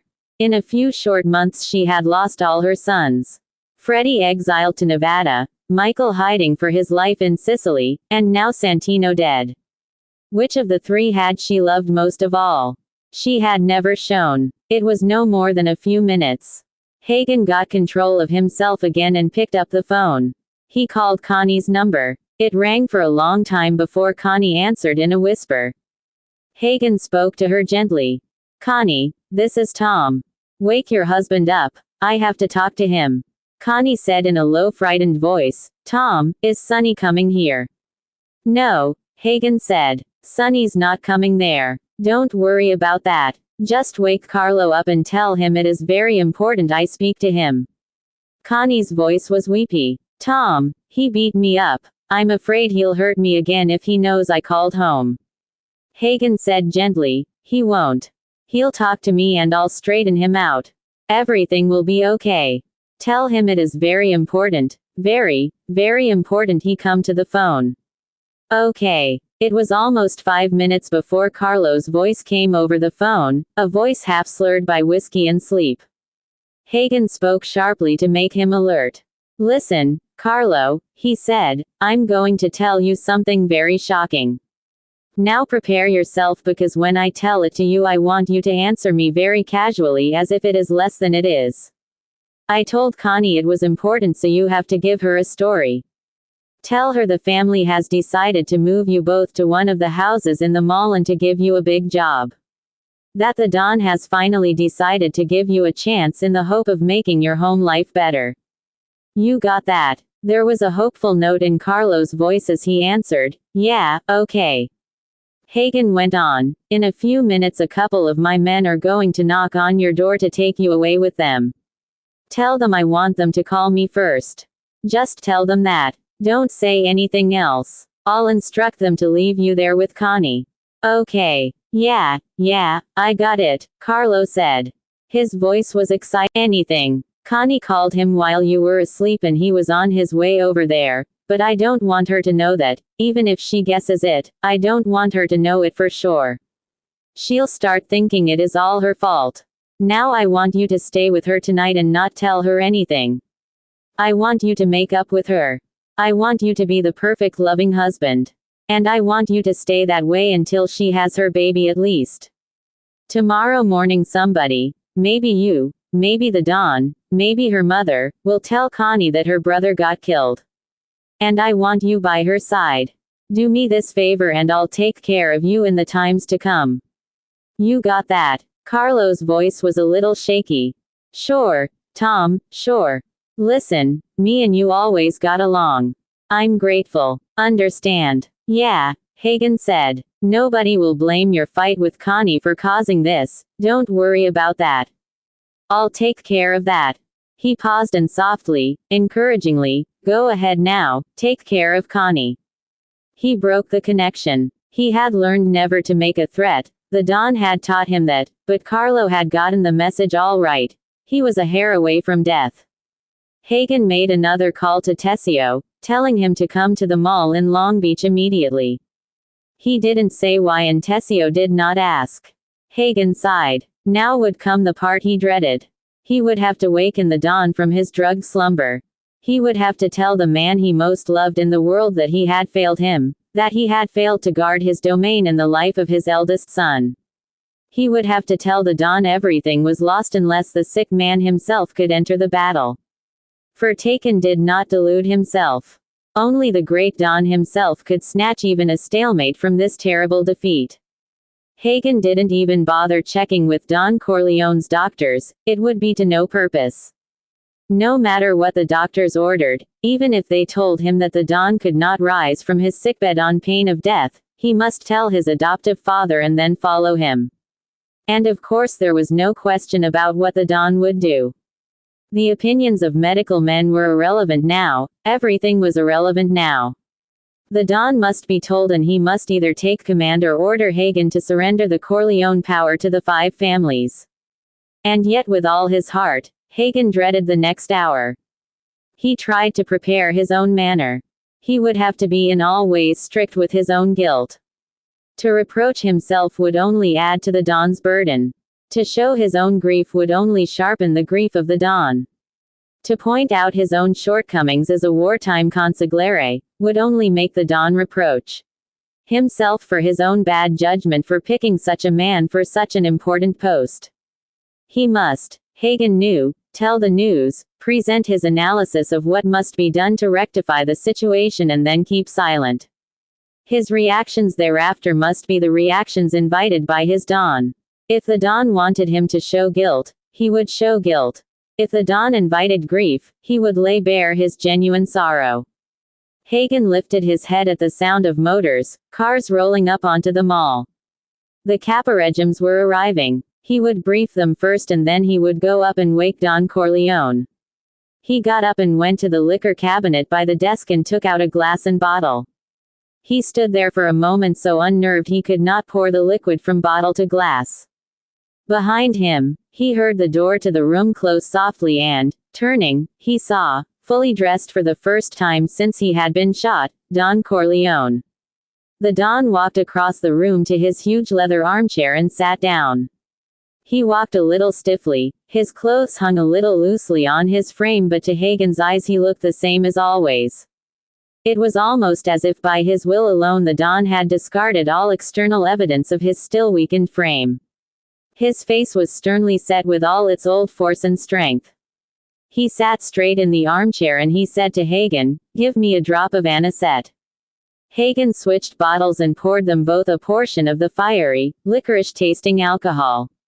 It was peasant, homemade stuff, much stronger than that sold in stores, the gift of an old friend who every year presented the Don with a small truckload. "My wife was weeping before she fell asleep," Don Corleone said. "Outside my window I saw my Caporeggimes coming to the house, and it is midnight.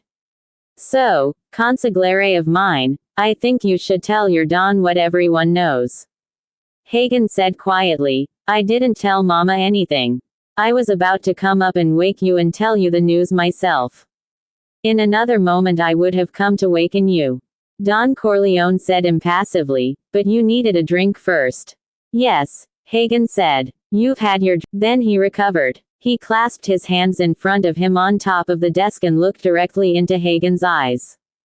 "Tell me everything that happened," he said.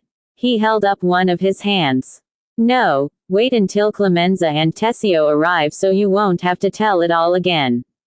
It was only a few moments later that the 2 Caporeggimes were escorted into the room by a bodyguard. They saw at once that the Don knew about his son's death because the Don stood up to receive them. They embraced him as old comrades were permitted to do.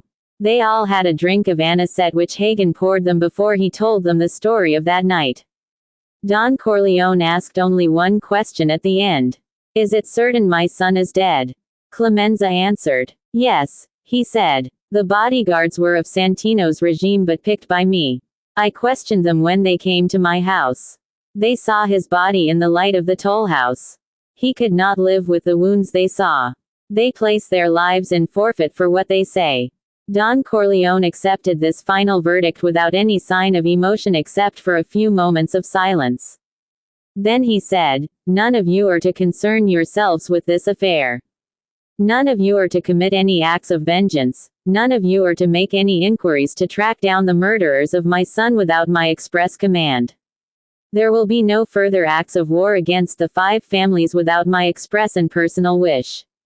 Our family will cease all business operations and cease to protect any of our business operations until after my son's funeral. Then we will meet here again and decide what must be done.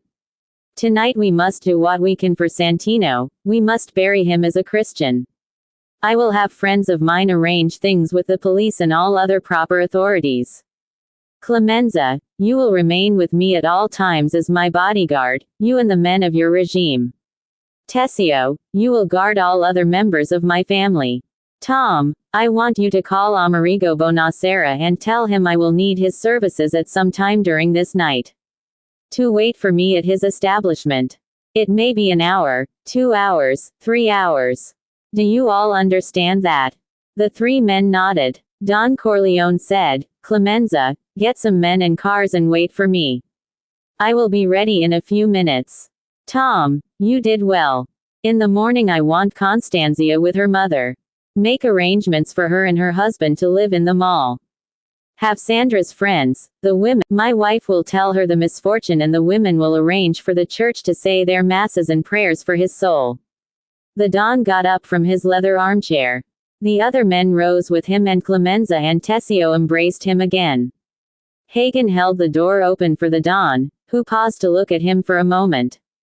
Then the Don put his hand on Hagen's cheek, embraced him quickly, and said, in Italian, "You've been a good son. You comfort me," telling Hagen that he had acted properly in this terrible time. The Don went up to his bedroom to speak to his wife. It was then that Hagen made the call to Amerigo Bonacera for the undertaker to redeem the favor. Book V. Chapter 20. The death of Santino Corleone sent shock waves through the underworld of the nation.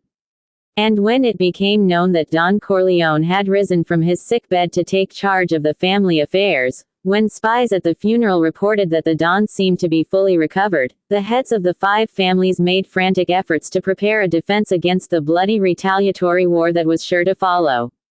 Nobody made the mistake of assuming that Don Corleone could be held cheaply because of his past misfortunes. He was a man who had made only a few mistakes in his career and had learned from every one of them. Only Hagen guessed the Don's real intentions and was not surprised when emissaries were sent to the 5 families to propose a peace. Not only to propose a peace but a meeting of all the families in the city and with invitations to families all over the United States to attend. Since the New York families were the most powerful in the country, it was understood that their welfare affected the welfare of the country as a whole. At first there were suspicions. Was Don Corleone preparing a trap? Was he trying to throw his enemies off their guard? Was he attempting to prepare a wholesale massacre to avenge his son? But Don Corleone soon made it clear that he was sincere. Not only did he involve all the families in the country in this meeting, but made no move to put his own people on a war footing or to enlist allies. And then he took the final irrevocable step that established the authenticity of these intentions and assured the safety of the Grand Council to be assembled. He called on the services of the Bacchicchio family. The Bacchicchio family was unique in that, once a particularly ferocious branch of the mafia in Sicily, it had become an instrument of peace in America. Once a group of men who earned their living by a savage determination, they now earned their living in what perhaps could be called a saintly fashion. The Bocchicchios' one asset was a closely knit structure of blood relationships, a family loyalty severe even for a society where family loyalty came before loyalty to a wife. The Bacchicchio family, extending out to third cousins, had once numbered nearly 200 when they ruled the particular economy of a small section of southern Sicily. The income for the intermarriages, for them to present a common front against their enemies. No competing mill, no dam that would create a water supply to their competitors or ruin their own selling of water, was allowed to be built in their corner of Sicily. A powerful landowning baron once tried to erect his own mill strictly for his personal use. The mill was bummed down. He called on the carabinieri and higher authorities, who arrested 3 of the Bacchicchio family. Even before the trial, the manor house of the baron was torched. The indictment and accusations were withdrawn. A few months later, one of the highest functionaries in the Italian government arrived in Sicily and tried to solve the chronic water shortage of that island by proposing a huge dam. Engineers arrived from Rome to do surveys while watched by grim natives, members of the Bacchicchio clan.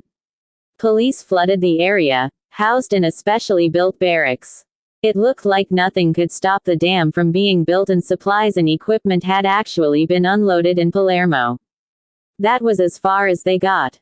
The Bacchicchios had contacted fellow mafia chiefs and extracted agreements for their aid. The heavy equipment was sabotaged, the lighter equipment stolen. Mafia deputies in the Italian parliament launched a bureaucratic counterattack against the planners. This went on for several years, and in that time Mussolini came to power. The dictator decreed that the dam must be built. It was not. The dictator had known that the mafia would be a threat to his regime, forming what amounted to a separate authority from his own. He gave full powers to a high police official, who promptly solved the problem by throwing everybody into jail or deporting them to penal work islands. In a few short years he had broken the power of the mafia, simply by arbitrarily arresting anyone even suspected of being a mafioso. And so also brought ruin to a great many innocent families. The Bacchicchios had been rash enough to resort to force against this unlimited power.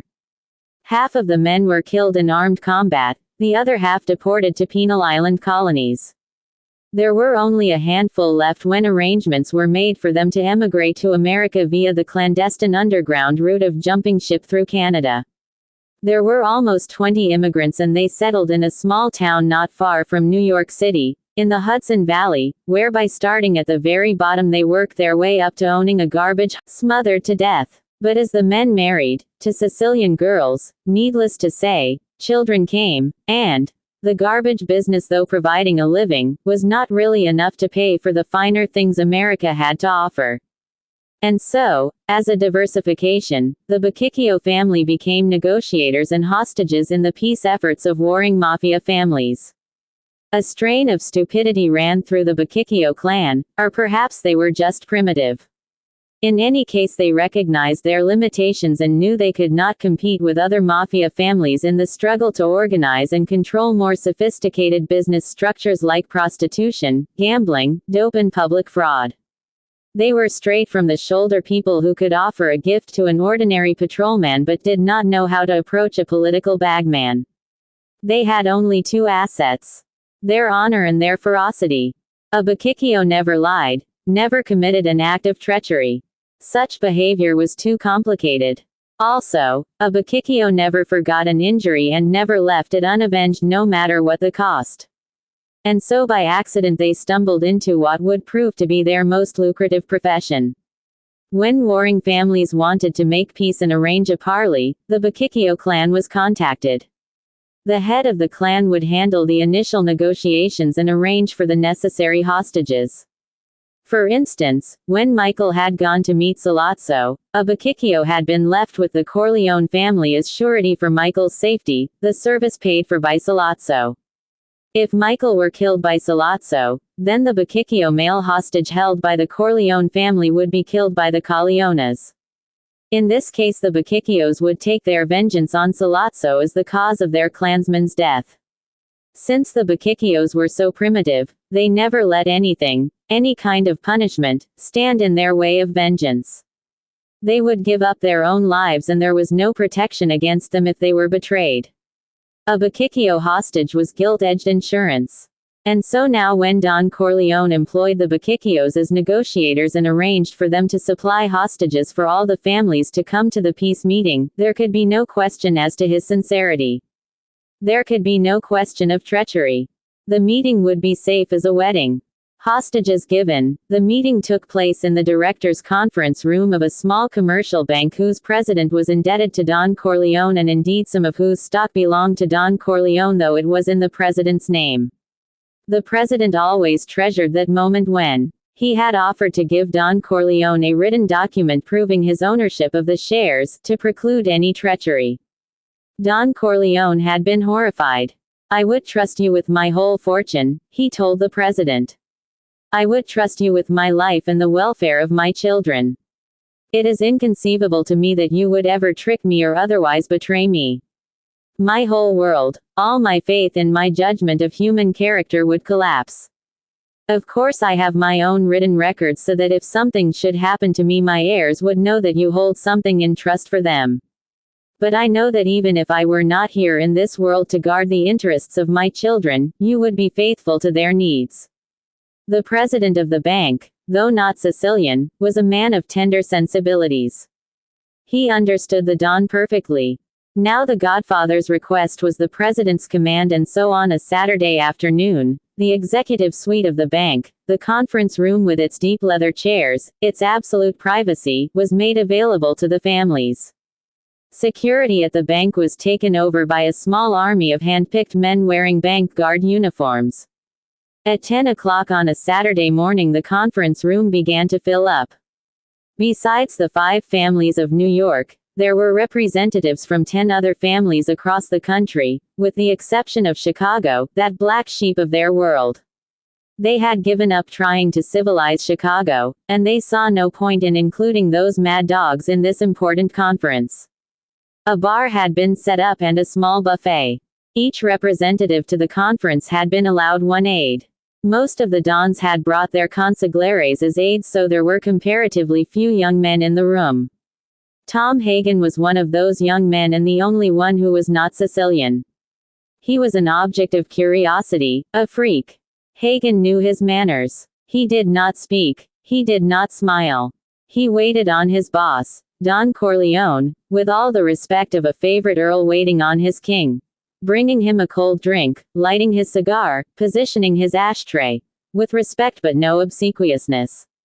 Hagen was the only one in that room who knew the identity of the portraits hanging on the dark paneled walls. They were mostly portraits of fabulous financial figures done in rich oils.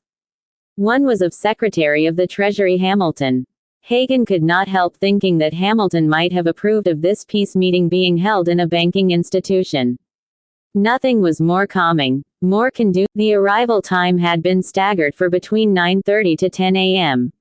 Don Corleone, in a sense the host since he had initiated the peace talks, had been the first to arrive. One of his many virtues was punctuality.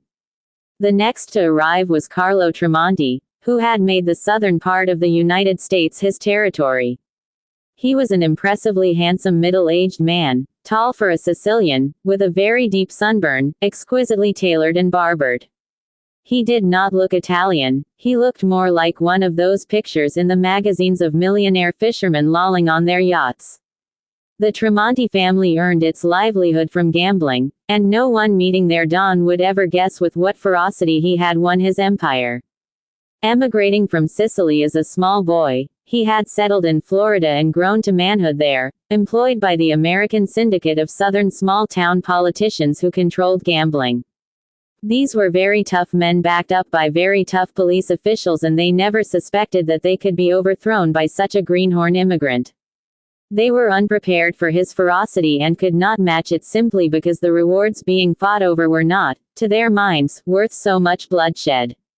Tremonti won over the police with bigger shares of the gross. He exterminated those redneck hooligans who ran their operation with such a complete lack of imagination. It was Tremonti who opened ties with Cuba and the Batista regime and eventually poured money into the pleasure resorts of Havana gambling houses, whorehouses, to lure gamblers from the American mainland. Tremonti was now a millionaire many times over and owned one of the most luxurious hotels in Miami Beach. When he came into the conference room followed by his aide, an equally sunburned consigliere, Tremonti embraced Don Corleone, made a face of sympathy to show he sorrowed for the dead son. Other dons were arriving. They all knew each other. They had met over the years, either socially or when in the pursuit of their businesses. They had always showed each other professional courtesies and in their younger, leaner days had done each other little services. The second don to arrive was Joseph Zallucci from Detroit. The Zallucci family, under appropriate disguises and covers, owned one of the horse racing tracks in the Detroit area. They also owned a good part of the gambling. Zallucci was a moon-faced, amiable-looking man who lived in a $100,000 house in the fashionable Grosse Pointe section of Detroit. One of his sons had married into an old, well-known American family. Zallucci, like Don Corleone, had the lowest incidence of physical violence of any of the cities controlled by the families. There had been only 2 executions in the last 3 years in that city. He disapproved of traffic in drugs. Zallucci had brought his consigliere with him and both men came to Don Corleone to embrace him. Zallucci had a booming American voice with only the slightest trace of an accent. He was conservatively dressed, very businessman, and with a hearty goodwill to match. he said to Don Corleone, "Only your voice could have brought me here." Don Corleone bowed his head in thanks. He could count on Zalucci for support. The next two Dons to arrive were from the West Coast, motoring from there in the same car since they worked together closely in any case. They were Frank Falcone and Anthony Molinari, and both were younger than any of the other men who would come to the meeting, in their early 40s. They were dressed a little more informally than the others, there was a touch of Hollywood in their style, and they were a little more friendly than necessary. Frank Falcone controlled the movie unions and the gambling at the studios, plus a complex of pipeline prostitution that supplied girls to the whorehouses of the states in the far west. It was not in the realm of possibility for any Don to become showbiz, but Falcone had just a touch. His fellow Dons distrusted him accordingly. Anthony Molinari controlled the waterfronts of San Francisco and was preeminent in the empire of sports gambling. He came of Italian fisherman stock and owned the best San Francisco seafood restaurant, in which he took such pride that the legend had it he lost money on the enterprise by giving too good value for the prices charged. He had the impassive face of the professional gambler, and it was known that he also had something to do with dope smuggling over the Mexican border and from the ships plying the lanes of the Oriental Oceans. Their aides were young, powerfully built men, obviously not counselors but bodyguards, though they would not dare to carry arms to this meeting. It was general knowledge that these bodyguards knew karate, a fact that amused the other Dons but did not alarm them in the slightest, no more than if the California Dons had come wearing amulets blessed by the Pope. Though it must be noted that some of these men were religious and believed in God. Next arrived the representative from the family in Boston. This was the only Don who did not have the respect of his fellows. Many murders, too many petty wars for power, too many unsupported freelance activities. It flouted the law too brazenly. If the Chicago Mafia were savages, then the Boston people were gavones, or uncouth louts, ruffians. The Boston Don's name was Dominic Ponza. He was short, squat. As one Don put it, he looked like a thief. The Cleveland Syndicate, perhaps the most powerful of the strictly gambling operations in the United States, was represented by a sensitive-looking elderly man with gaunt features and snow-white hair. He was known, of course not to his face, as the Jew because he had surrounded himself with Jewish assistants rather than Sicilians. It was even rumored that he would have named a Jew as his consigliere if he had dared. In any case, as Don Corleone's family was known as the Irish Gang because of Hagen's membership, so Don Vincent Fortenz's family was known as the Jewish family with somewhat more accuracy.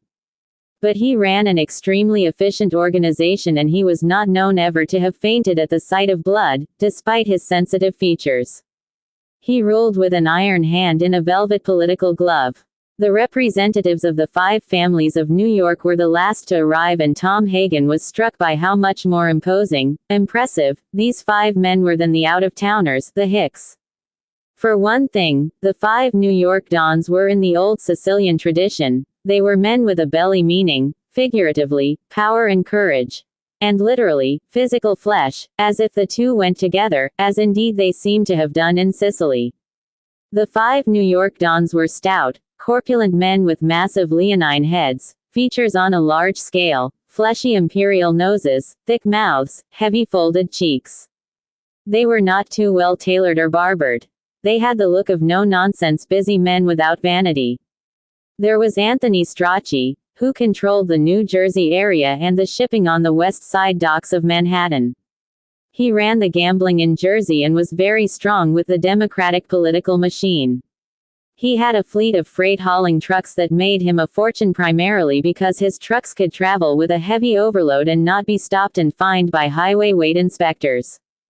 These trucks helped ruin the highways, and then his road building firm, with lucrative state contracts, repaired the damage wrought. It was the kind of operation that would warm any man's heart, business of itself creating more business. Strachey, too, was old-fashioned and never dealt in prostitution. Families opposing the Corleones, his was the least powerful but the most well-disposed. The family that controlled Upper New York State, that arranged smuggling of Italian immigrants from Canada, all upstate gambling and exercised veto power on state licensing of racing tracks, was headed by Attilio Cuneo. This was a completely disarming man with the face of a jolly round peasant baker, whose legitimate activity was one of the big milk companies.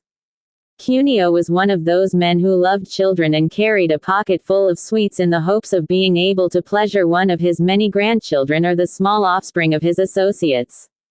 He wore a round fedora with the brim turned down all the way round like a woman's sun hat, which broadened his already moon-shaped face into the very mask of joviality. He was one of the few dons who had never been arrested and whose true activities had never even been suspected. So much so that he had served on civic committees and had been voted as Businessman of the Year for the state of New York by the Chamber of Commerce. The closest ally to the Tattaglia family was Don Emilio Barzini. He had some of the gambling in Brooklyn and some in Queens. He had some prostitution. He had strong arm. He completely controlled Staten Island. He had some of the sports betting in the Bronx and Westchester.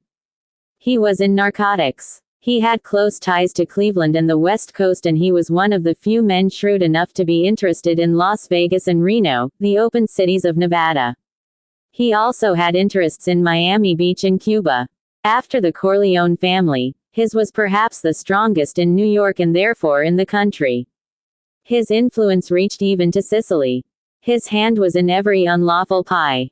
He was even rumored to have a toehold in Wall Street. He had supported the Tattaglia family with money and influence since the start of the war. It was his ambition to supplant Don Corleone as the most powerful and respected mafia leader in the country and to take over part of the Corleone empire. He was a man much like Don Corleone, but more modern, more sophisticated, more businesslike. He could never be called an old mustache Pete, and he had the confidence of the newer, younger, brasher leaders on their way up.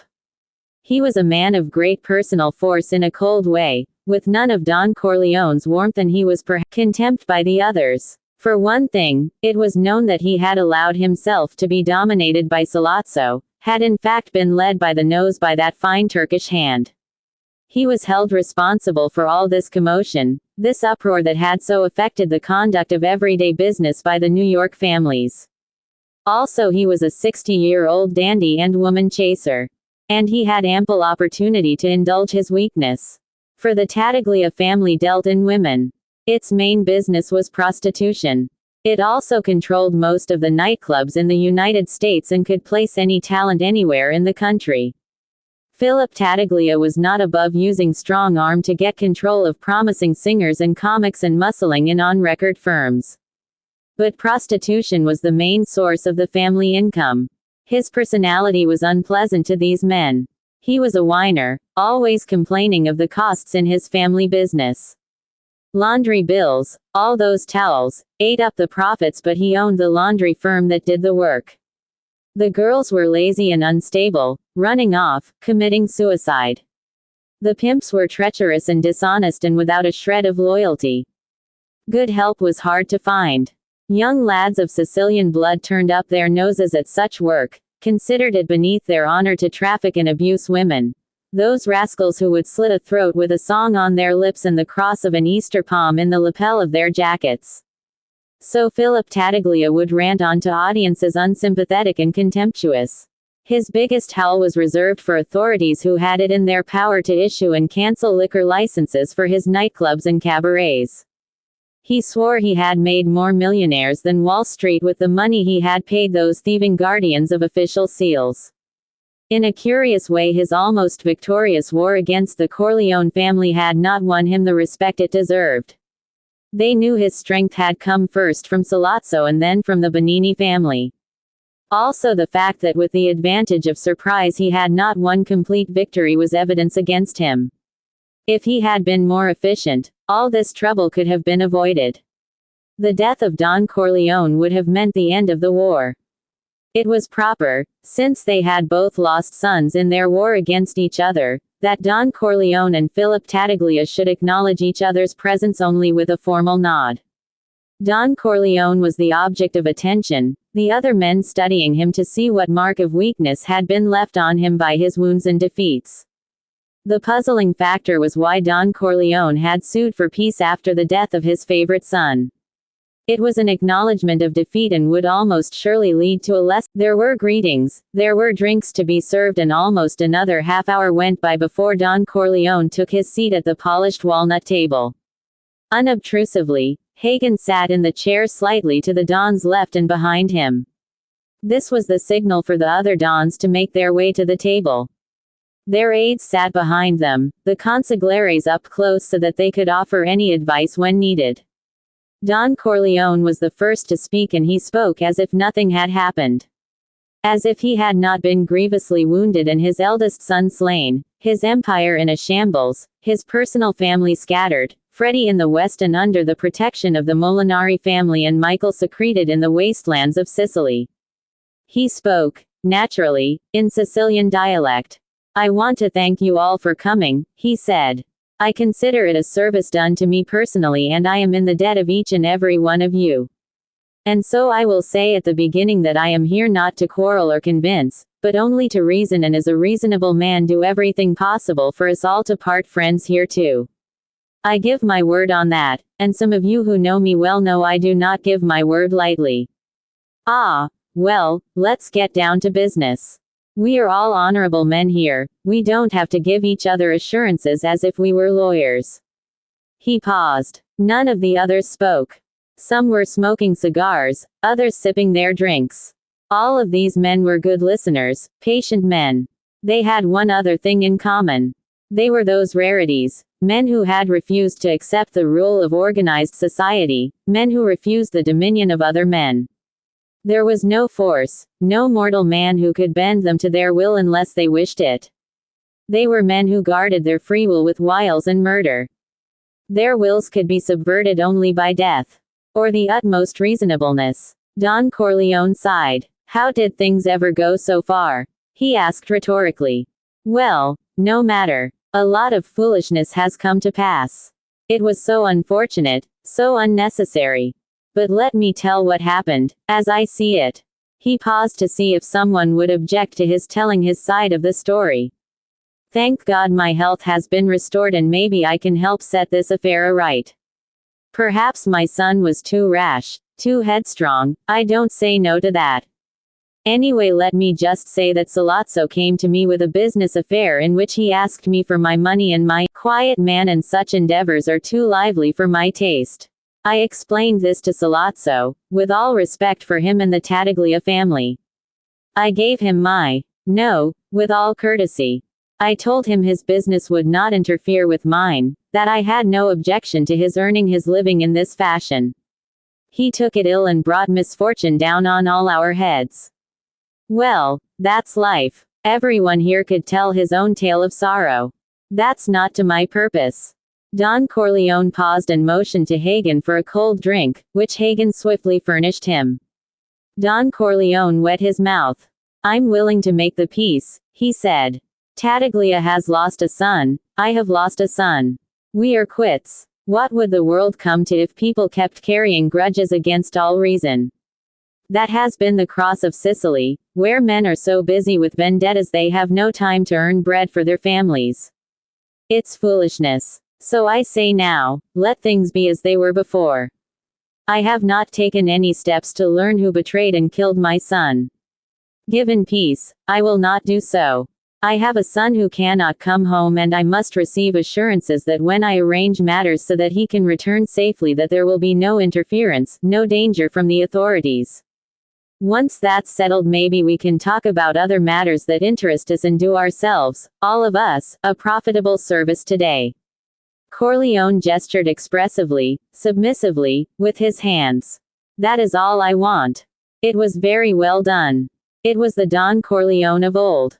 Reasonable, pliant, soft-spoken. But every man there had noted that he had claimed good health, which meant he was a man not to be held cheaply despite the misfortunes of the Corleone family.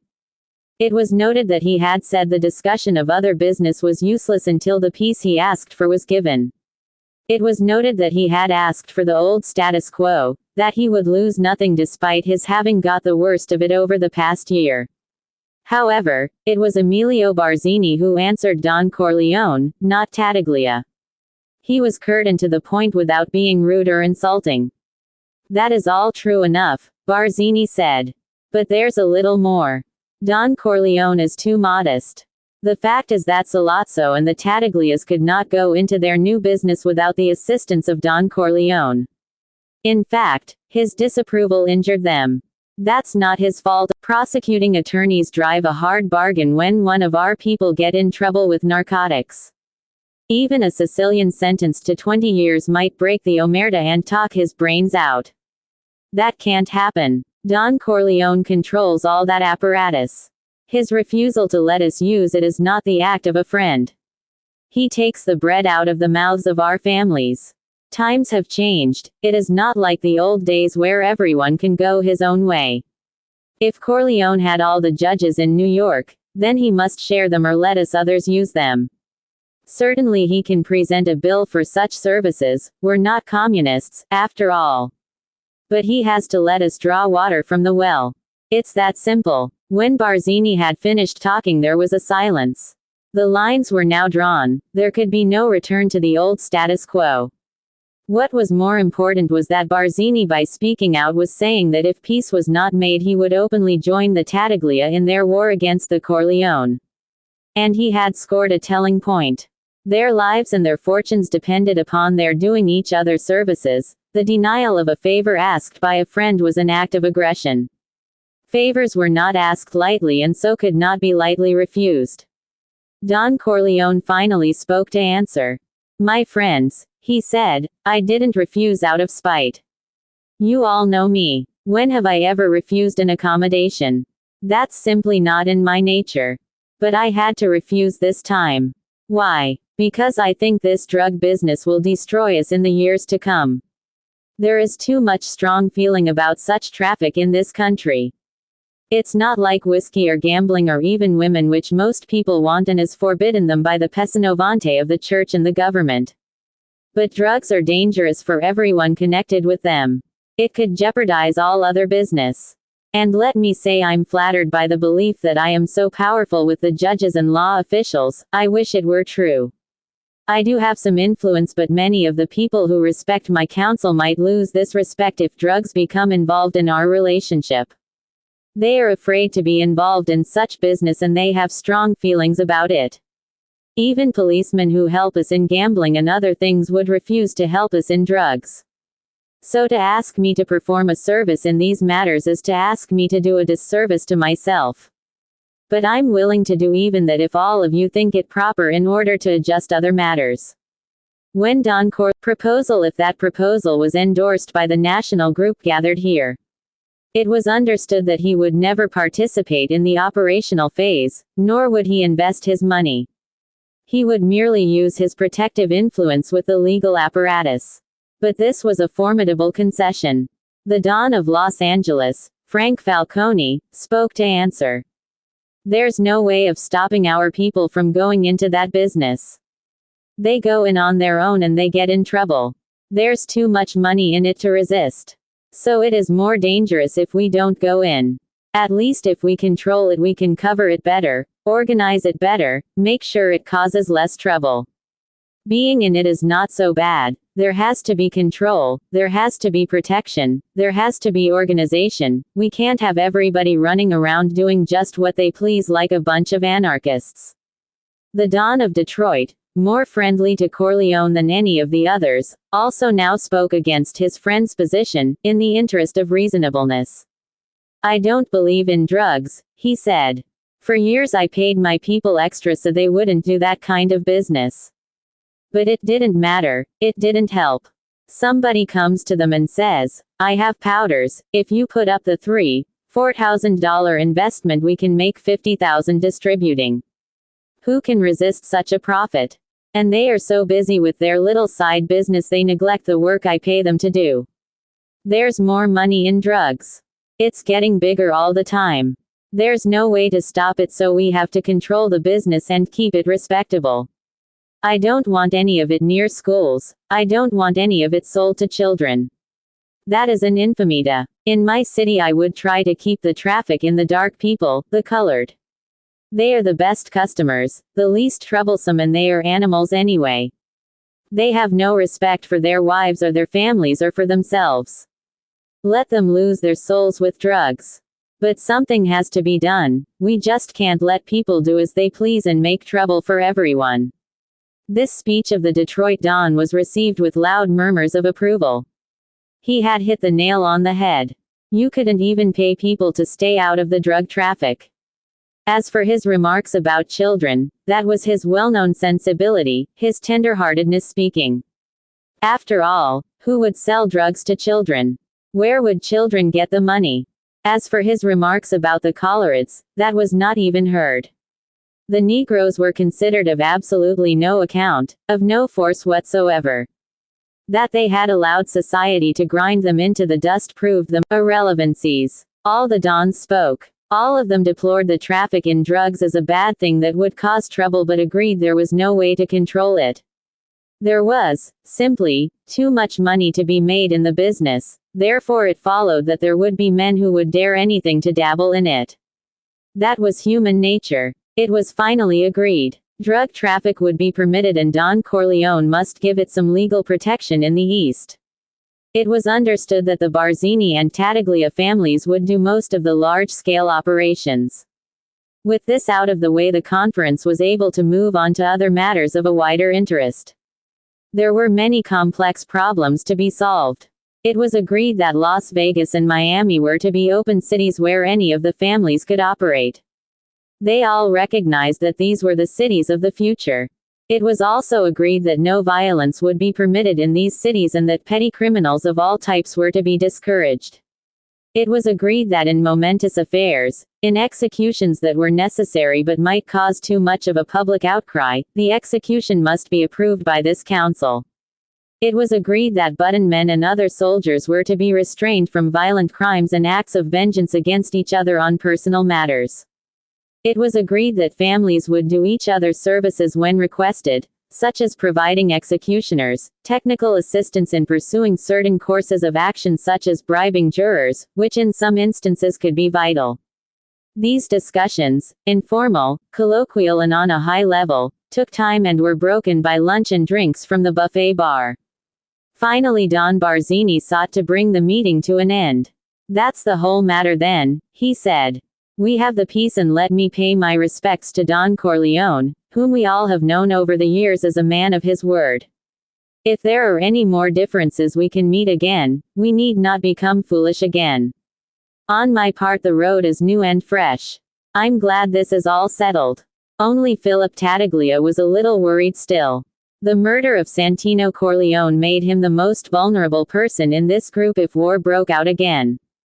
He spoke at length for the first time. "I've agreed to everything here. I'm willing to forget my own misfortune. But I would like to hear some strict assurances from Corleone. Will he attempt any individual vengeance? When time goes by and his position perhaps becomes stronger, will he forget that we have sworn our friendship, served, forced against his will to this agreement and so free to break it? Will we have to guard against each other all the time? Or can we truly go in peace with peace of mind? Would Corleone give us all his assurances as I now give mine?" It was then that Don Corleone gave the speech that would be long remembered, and that reaffirmed his position as the most far-seeing statesman among them, so full of common sense, so direct from the heart, and to the heart of the matter. In it he coined a phrase that was to become as famous in its way as Churchill's Iron Curtain, though not public knowledge until more than 10 years later. For the first time he stood up to address the council.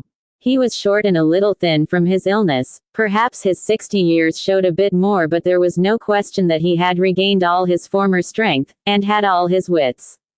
"What manner of men are we then, if we do not have our reason?" he said. "We are all no better than beasts in a jungle if that were the case. But we have reason, we can reason with each other and we can reason with ourselves. To what purpose would I start all these troubles again, the violence and the turmoil? My son is dead and that is a misfortune and I must bear it, not make the innocent world around me suffer with me. And so I say, I give my honor, that I will never seek vengeance, I will never seek knowledge of the deeds that have been done in the past. I will leave here with a pure heart. Let me say that we must always look to our interests. We are all men who have refused to be fools, who have refused to be puppets dancing on a string pulled by the men on high. We have been fortunate here in this country. Already most of our children have found a better life. Some of you have sons who are professors, scientists, musicians, and you are fortunate. Perhaps your grandchildren will become the new Pezonovanti. None of us here want to see our children follow in our footsteps. It is too hard a life. They can be as others, their position and security won by our courage. I have grandchildren now and I hope their children may someday, who knows, be a governor, a president. Nothing's impossible here in America. But we have to progress with the times. The time is past for guns and killings and massacres. We have to be cunning like the business people. There's more money in it and it is better for our children and our grandchildren. As for our own deeds, we are not responsible to say we should obey the laws they make for their own interest and to our hurt. And who are they then to meddle when we look after our own interests? Sana cosa nostra, Don Corleone said, these are our own affairs. We will manage our world for ourselves because it is our world, cosa nostra. And so we have to stick together to guard against outside meddlers. Otherwise they will put the ring in our nose as they have put the ring in the nose of all the millions of Neapolitans and other Italians in this country. For this reason I forego my vengeance for my dead son, for the common good. I swear now that as long as I am responsible for the actions of my family there will not be one finger lifted against any man here without just cause and utmost provocation. I am willing to sacrifice my commercial interests for the common good. This is my word, this is my honor. There are those of you here who know I have never betrayed either. But I have a selfish interest. My youngest son had to flee, accused of Sollozzo's murder and that of a police captain. I must now make arrangements so that he can come home with safety, cleared of all those false charges. That is my affair and I will make those arrangements. I must find the real culprits perhaps, or perhaps I must convince the authorities of his innocence, perhaps the witnesses and informants will recant their lies. But again I say that this is my affair and I believe I will be able to bring my son home. But let me say this. I am a superstitious man, a ridiculous failing but I must confess it here.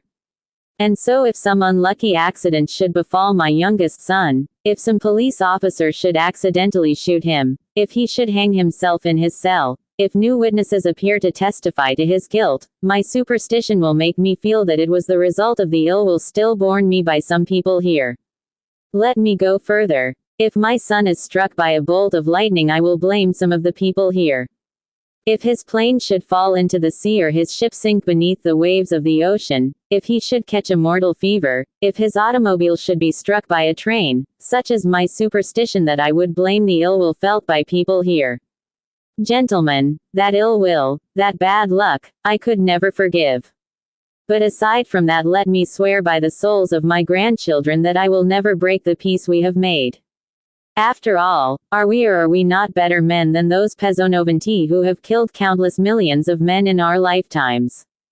With this Don Corleone stepped from his place and went down the table to where Don Philip applauded and rose to shake hands with everybody in sight and to congratulate Don Corleone and Don Tattaglia on their new friendship.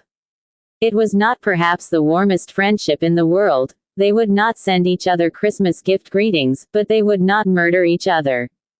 That was friendship enough in this world, all that was needed. Since his son Freddie was under the protection of the Molinari family in the West, Don Corleone lingered with the San Francisco Don after the meeting to thank him. Molinari said enough for Don Corleone to gather that Freddie had found his niche out there, was happy and had become something of a ladies' man. He had a genius for running a hotel, it seemed. Don Corleone shook his head in wonder, as many fathers do when told of undreamed of talents in their children. Wasn't it true that sometimes the greatest misfortunes brought unforeseen rewards? They both agreed that this was so. Meanwhile Corleone made it clear to the San Francisco Don that he was in his debt for the great service done in protecting Freddie.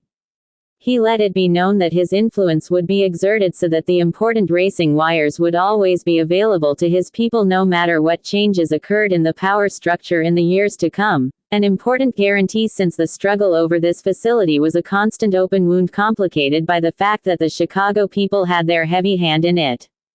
But Don Corleone was not without influence even in that land of barbarians, and so his promise was a gift of gold.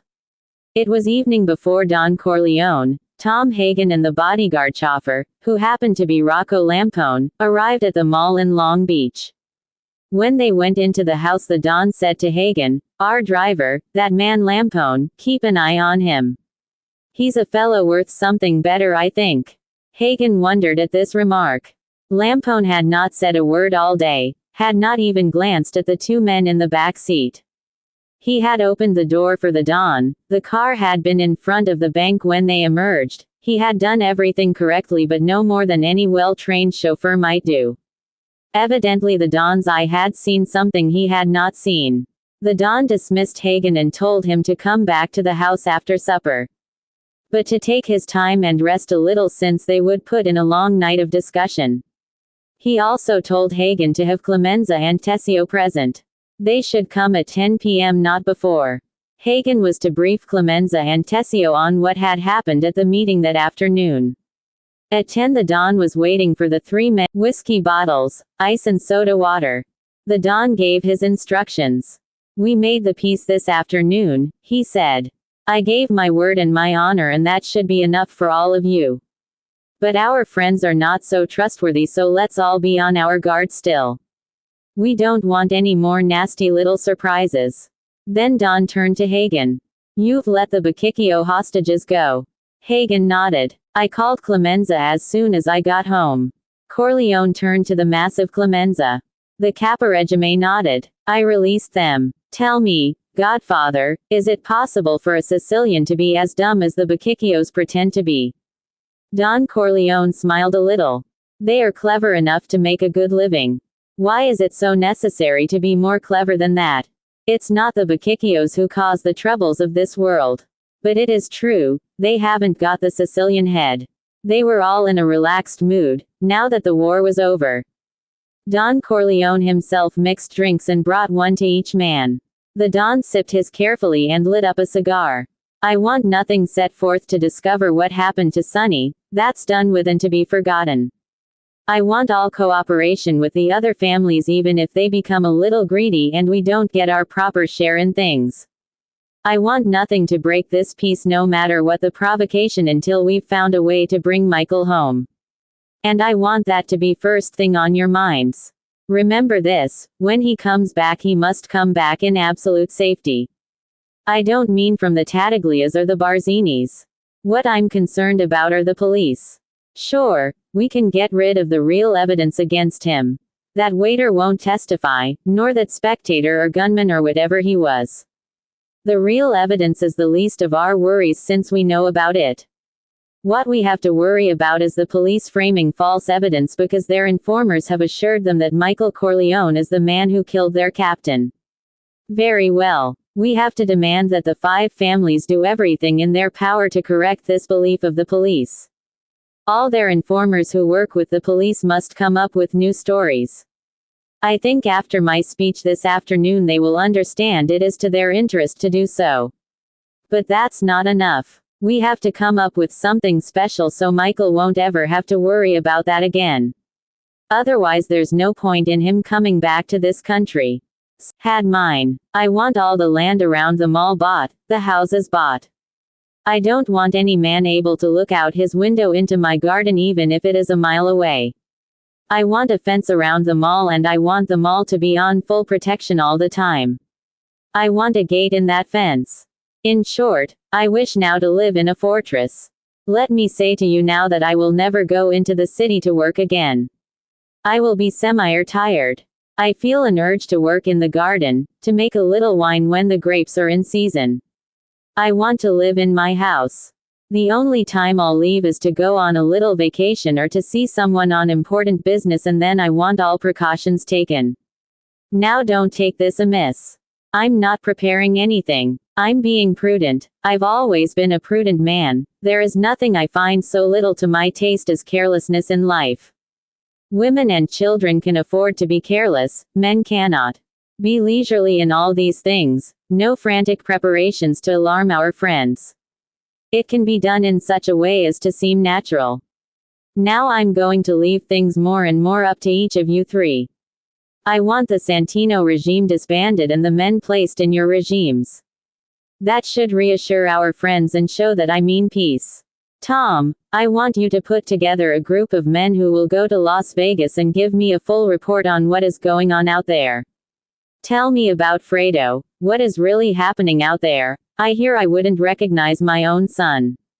It seems he's a cook now, that he amuses himself with young girls more than a grown man should. Well, he was always too serious when he was young and he was never the man for family business. But let's find out what really can be done out there. Hagen said quietly, should we send your son-in-law?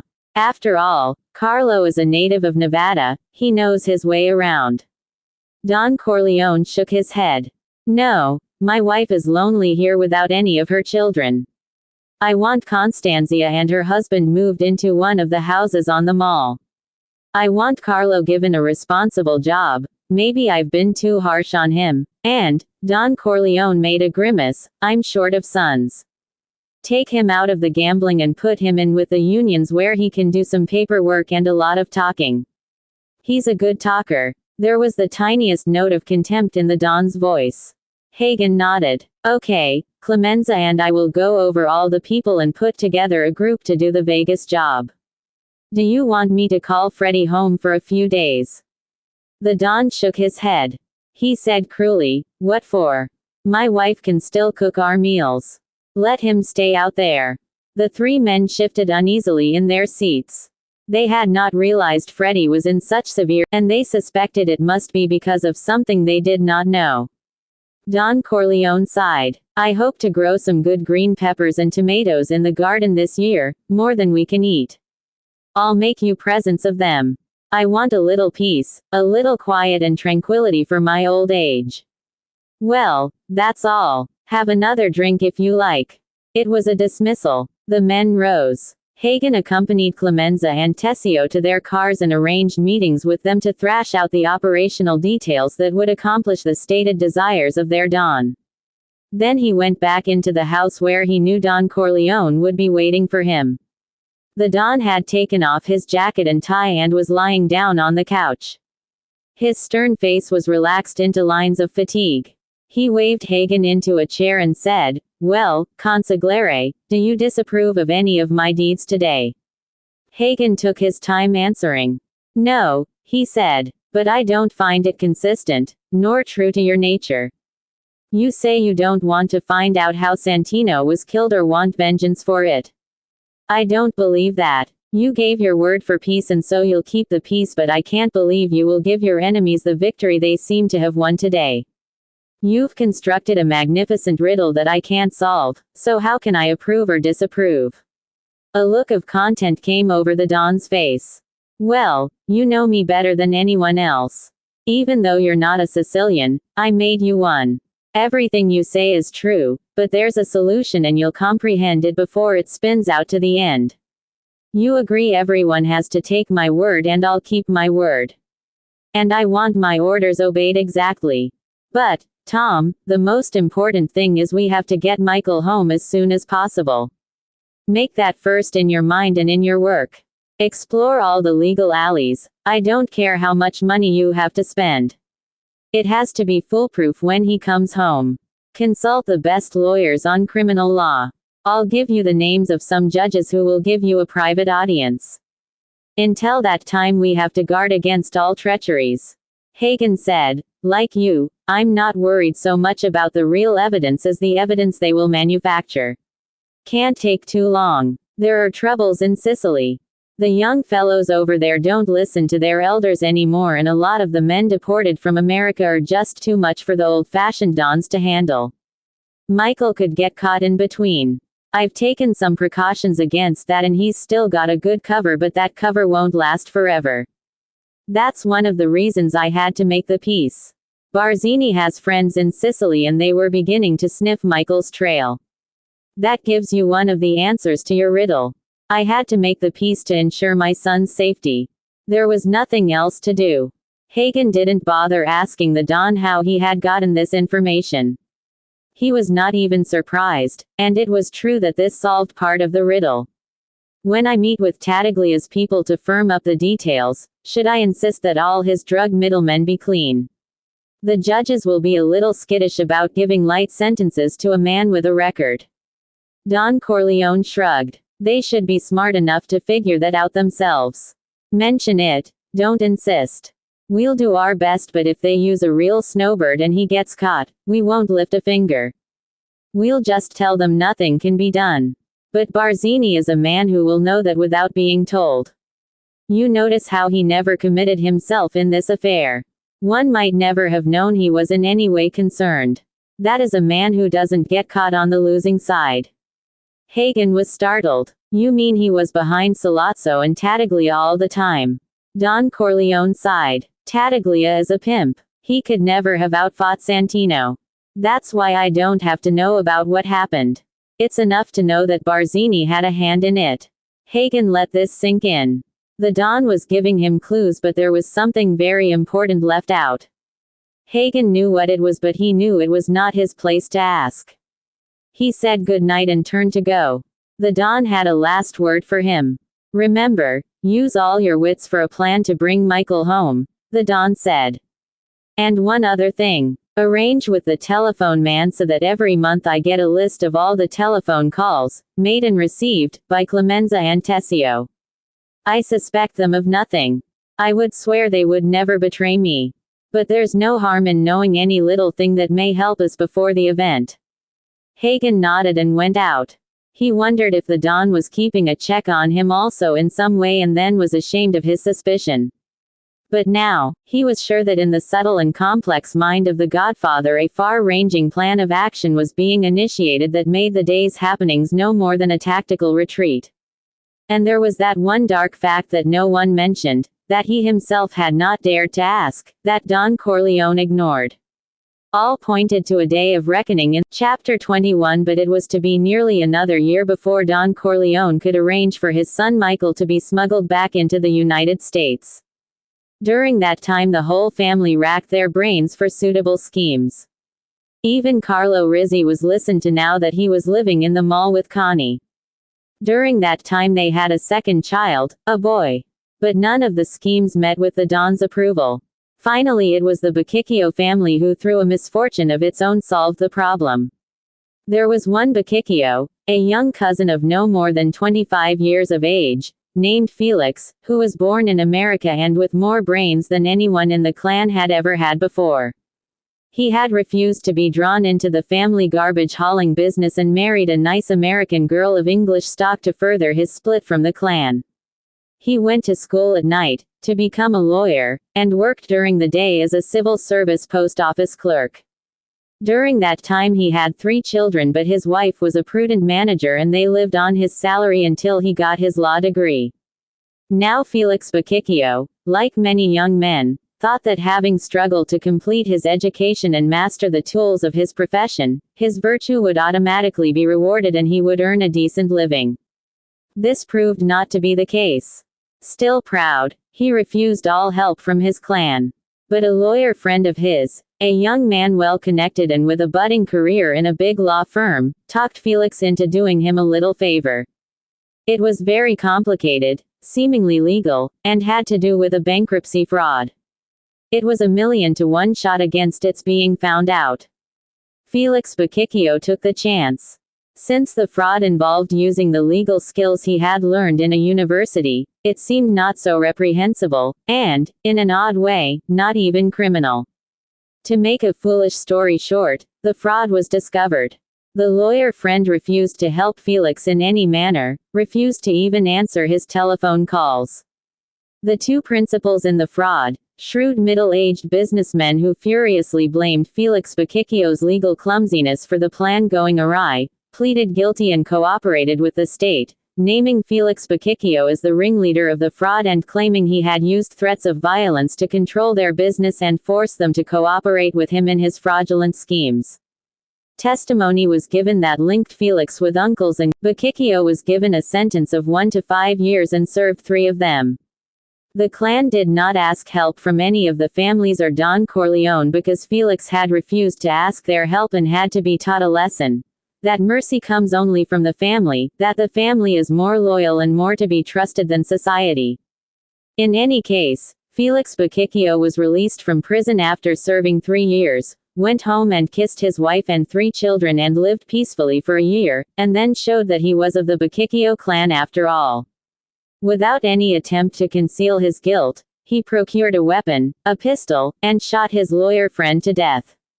He then searched out the 2 businessmen and calmly shot them both through the head as they came out of a luncheonette. He left the bodies lying in the street and went into the luncheonette and ordered a cup of coffee which he drank while he waited for the police to come and arrest him. His trial was swift and his judgment merciless. A member of the criminal underworld had cold-bloodedly murdered state witnesses who had sent him to the prison he richly deserved. It was a flagrant flouting of society, and for once the public, the press, the structure of society and even soft-headed and soft-hearted humanitarians were united in their desire to see Felix Bacicchio in the electric chair. The governor of the state would no more grant him clemency than the officials of the pound spare a mad dog, which was the phrase of one of the governor's closest political aides. The Bacicchio clan of course would spend whatever money was needed for appeals to higher courts. They were proud of him now, but the conclusion was certain. After the legal falderall, which might take a little time, Felix Bacicchio would die in the electric chair. It was Hagen who brought this case to the attention of the Don at the request of one of the Bacicchios who hoped that something could be done for the young man. Don Corleone curtly refused. He was not a magician. People asked him the impossible. But the next day the Don called Hagen into his office and had him go over the case in the most intimate detail. When Hagen was finished, Don Corleone told him to summon the head of the Bacicchio clan to the mall for a meeting. What happened next had the simplicity of genius. Don Corleone guaranteed to there were many details to be arranged. Felix Bacicchio would have to confess convincingly, that is, he would have to know some of the true details to confess to. Also he must implicate the police captain in narcotics. Then the waiter at the Luna restaurant must be persuaded to identify Felix Bacicchio as the murderer. This would take some courage, as the description would change radically, Felix Bacicchio being much shorter and heavier. But Don Corleone would attend to that. Also, since the condemned man had been a great believer in higher education and a college graduate, he would want his children to go to college. And so a sum of money would have to be paid by Don Corleone that would take care of the children's college. Then the Bacicchio clan had to be reassured that there was no hope for clemency on the original murders. The new confession of course would seal the man's already almost certain doom. Everything was arranged, the money paid and suitable contact made with the condemned man so that he could be instructed and advised. Finally the plan was sprung and the confession made headlines in all the newspapers. The whole thing was a huge success. But Don Corleone, cautious as always, waited until Felix Bacicchio was actually. Chapter 22. Lucy Mancini, a year after Sonny's death, still missed him terribly, grieved for him more fiercely than any lover in any romance. And her dreams were not the insipid dreams of a schoolgirl, her longings not the longings of a devoted wife. She was not rendered desolate by the loss of her life's companion, or miss him because of his stalwart character. She held no fond remembrances of sentimental gifts, of girlish hero worship, his smile, the amused glint of his eyes when she said something endearing or witty. No, she missed him for the more important reason that he had been the only man in the world who could make her body achieve the act of love. And, in her youth and innocence, she still believed that he was the only man who could possibly do so. Now a year later she sunned herself in the balmy Nevada air. At her feet the slender, blonde young man was playing with her toes. They were at the side of the hotel pool for the Sunday afternoon and despite the people all around them his hand was sliding up her bare thigh. "Oh, Jules, stop," Lucy said. "I thought doctors at least weren't as silly as other men." Jules grinned at her. "I'm a Las Vegas doctor." He tickled the inside of her thigh and was amazed how just a little thing like that could excite her so powerfully. It showed on her face though she tried to hide it. She was really a very primitive, innocent girl. Then why couldn't he make her come across? He had to figure that one out and never mind the crap about a lost love that could never be replaced. This was living tissue here under his hand, and living tissue required other living tissue. Dr. Jules Siegel decided he would make the big push tonight at his apartment. He'd wanted to make her come across without any trickery, but if trickery there had to be, he was the man for it. All in the interests of science, of course. And, besides, this poor kid was dying for it. Jules, stop, please stop, Lucy said. Her voice was trembling. Jules was immediately contrite. Okay, honey, he said. He put his head in her lap and using her soft thighs as a pillow, he took a little nap. He was amused at her squirming, the heat that registered from her loins, and when she put her hand on his head to smooth his hair, he grasped her wrist playfully and held it lover-like. Lucy watched the people around the pool. She could never have imagined her life would change so in less than 2 years. She never regretted her foolishness at Connie Corleone's wedding. It was the most wonderful thing that had ever happened to her, and she lived it over and over again in her dreams. As she lived over and over again the months that followed. Sonny had visited her once a week, sometimes more, never less. The days before she saw him again her body was in torment. Their passion for each other was of the most elementary kind, undiluted by poetry or any form of intellectualism.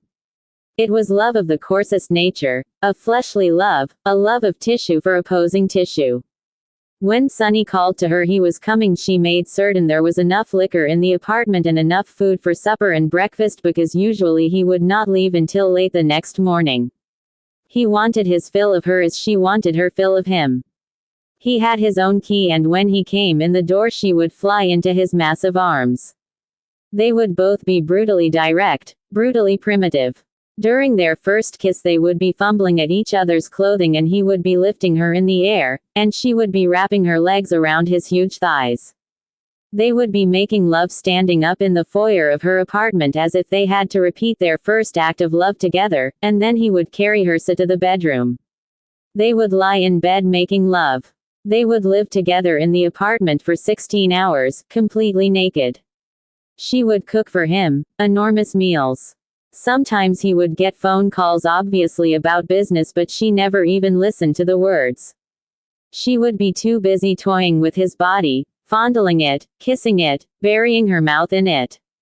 Sometimes when he got up to get a drink and he walked by her, she couldn't help reaching out to touch his naked body, hold him, make love to him as if those special parts of his body were a plaything, a specially constructed, intricate but innocent toy revealing its known, but still surprising ecstasies. At first she had been ashamed of these excesses on her part, but soon saw that they pleased her lover, that her complete sensual enslavement to his body flattered him. In all this there was an animal innocence. They were happy together. When Sonny's father was gunned down in the street, she understood for the first time that her lover might be in danger. Alone in her apartment, she did not weep. Finally did come, she held on to his body at almost every moment. After that he came at least once a week until he was killed. She learned of his death through the newspaper accounts, and that very same night she took a massive overdose of sleeping pills. For some reason, instead of killing, the pills made her so ill that she staggered out into the hall of her apartment and collapsed in front of the elevator door, where she was found and taken to the hospital. Her relationship to Sonny was not generally known, so her case received only a few inches in the tabloid newspapers. It was while she was in the hospital that Tom Hagen came to see her and console her. It was Tom Hagen who arranged a job for her in Las Vegas, working in the hotel run by Sonny's brother Freddie. It was Tom Hagen who told her that she would receive an annuity from the Corleone family, that Sonny had made provisions for her. He had asked her if she was pregnant, as if that were the reason for her taking the pills, and she had told him no. He asked her if Sonny had come to see her that fatal night or had called that he would come to see her, and she told him no, that Sonny had not called. That she was always home waiting for him when she finished working. And she had told Hagen the truth. "He's the only man I could ever love," she said. "I can't love anybody else." She saw him smile a little, but he also looked surprised. "Do you find that so unbelievable?" she asked. "Wasn't he the one who brought you home when you were a kid?" "He was a different person," Hagen said. "He grew up to be a different kind of man." "Not to me," Lucy said. "Maybe to everybody else, but not to me." She was still too weak to explain how Sonny had never been anything but gentle with her. He'd never been angry with her, never even irritable or nervous. Hagen made all the arrangements for her to move to Las Vegas. A rented apartment was waiting. He took her to the airport himself, and he made her promise that if she ever felt lonely or if things didn't go right, she would call him and he would help her in any way he could. Before she got on the plane, she asked him hesitantly, "Does Sonny's father know what you're doing?" Hagen smiled. "I'm acting for him as well as myself. He's old-fashioned in these things and he would never go against the legal wife of his son. But he feels that you were just a young girl and Sonny should have known better. And you're taking all the—" Now, after nearly 18 months in Las Vegas, she was surprised to find herself almost happy. Some nights she dreamed about Sonny, and lying awake before dawn continued her dream with her own caresses until she could sleep again. She had not had a man since. But the life in Vegas agreed with her. She went swimming in the hotel pools, sailed on Lake Mead, and drove through the desert on her day off. She became thinner, and this improved her figure. She was still voluptuous, but more in the American than the old Italian style. She worked in the public relations section of the hotel as a receptionist and had nothing to do with Freddie, though when he saw her he would stop and chat a little. She was surprised at the change in Freddie. He had become a ladies' man, dressed beautifully, and seemed to have a real flair for running a gambling resort. He controlled the hotel side, something not usually done by casino owners. With the long, very hot summer seasons, or perhaps his more active sex life, he too had become thinner, and Hollywood tailoring made him look almost debonair in a deadly sort of way. It was after 6 months that Tom Hagen came out to see how she was doing. She had been receiving a check for $600 a month, every month, in addition to her salary. Hagen explained that this money had to be shown as coming from someplace and asked her to sign complete powers of attorney so that he could channel the money properly. He also told her that as a matter of form she would be listed as owner of 5 points in the hotel in which she worked. She would have to go through all the legal formalities required by the Nevada laws, but everything would be taken care of for her and her own personal inconvenience would be at a minimum. However, she was not to discuss this arrangement with anyone without his consent. She would be protected legally in every way, and her money every month would be assured. If the authorities or any law enforcement agencies ever questioned her, she was to simply refer them to her lawyer and she would not be bothered any further. Lucy agreed. She understood what was happening but had no objections to how she was being used. It seemed a reasonable favor. But when Hagen asked her to keep her eyes open around the hotel, keep an eye on Freddie and on Freddie's boss, the man who owned and operated the hotel, as a major stockholder, she said to him, "Oh, Tom, you don't want me to spy on Freddie." Hagen smiled. His father worries about Freddie.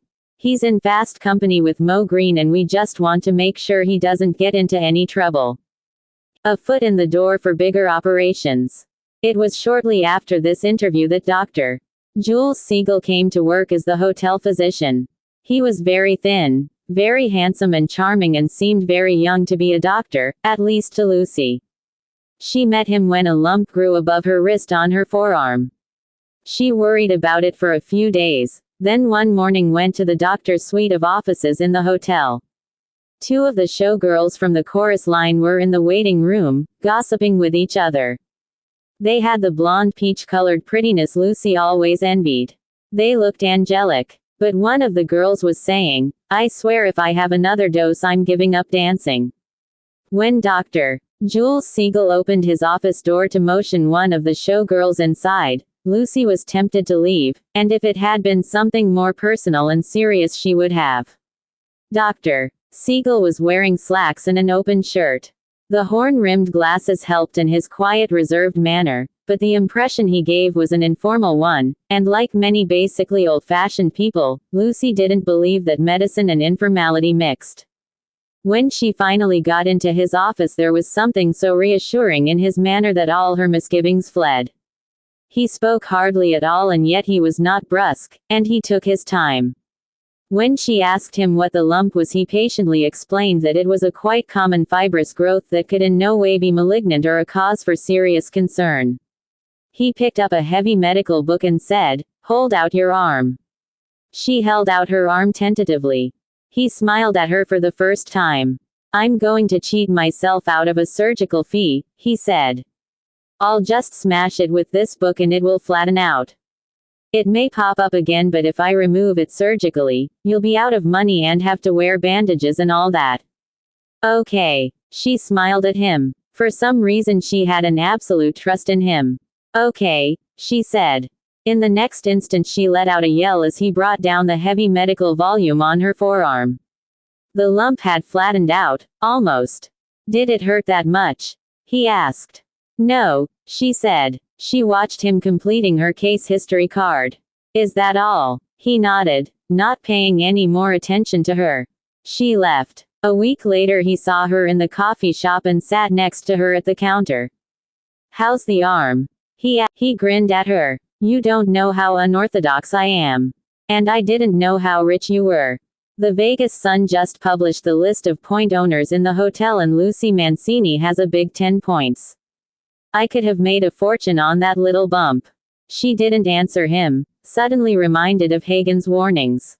He grinned again. "Don't worry, I know the score, you're just one of the dummies, Vegas is full of them. How about seeing one of the shows with me tonight and I'll buy you dinner? I'll even buy you some roulette chips." She was a little doubtful. He urged her. Finally she said, "I'd like to come, but I'm afraid you might be disappointed by how the night ends. I'm not really a swinger like most of the girls here in Vegas." "That's why I asked you," Jules said cheerfully. "I've prescribed a night's rest for myself." Lucy smiled at him and said a little sadly, "Is it that obvious?" He shook his head and she said, "Okay, supper then, but I'll buy my own roulette chips." They went to the supper show and Jules kept her amused by describing different types of bare thighs and breasts in medical terms, but without sneering, all in good humor. Afterward they played roulette together at the same wheel and won over $100. Still later they drove up to Boulder Dam in the moonlight and he tried to make love to her, but when she resisted after a few kisses he knew that she really meant no and stopped. Again he took his defeat with great good humor. "I told you I wouldn't," Lucy said with half-guilty reproach. "You would have been awfully insulted if I didn't even try," Jules said. And she had to laugh because it was true. The next few months they became best friends. It wasn't love because they didn't make love, Lucy wouldn't let him. She could see he was puzzled by her refusal but not hurt the way most men would be, and that made her trust him even more. She found out that beneath his professional doctor's exterior he was wildly fun-loving and reckless. On weekends he drove a souped-up MG in the California races. When he took a vacation he went down into the interior of Mexico, the real wild country, he told her, where strangers were murdered for their shoes and life was as primitive as 1,000 years ago. Quite accidentally she learned that he was a surgeon and had been connected with a famous hospital in New York. All this made her more puzzled than ever at his having taken the job at the hotel. When she asked him about it, Jules said, "You tell me your dark secret and I'll tell you mine." She blushed and let the matter drop. Jules didn't pursue it either and their relationship continued, a warm friendship that she counted on more than she realized.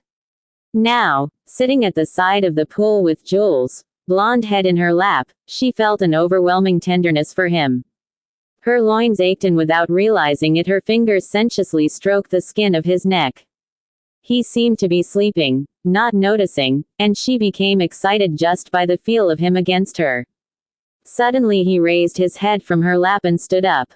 He took her by the hand and led her over the grass onto the cement walk. She followed him dutifully even when he led her into one of the cottages that held his private apartment. When they were inside, he fixed them both big drinks. After the blazing sun and her own sensuous thoughts, the drink went to her head and made her dizzy.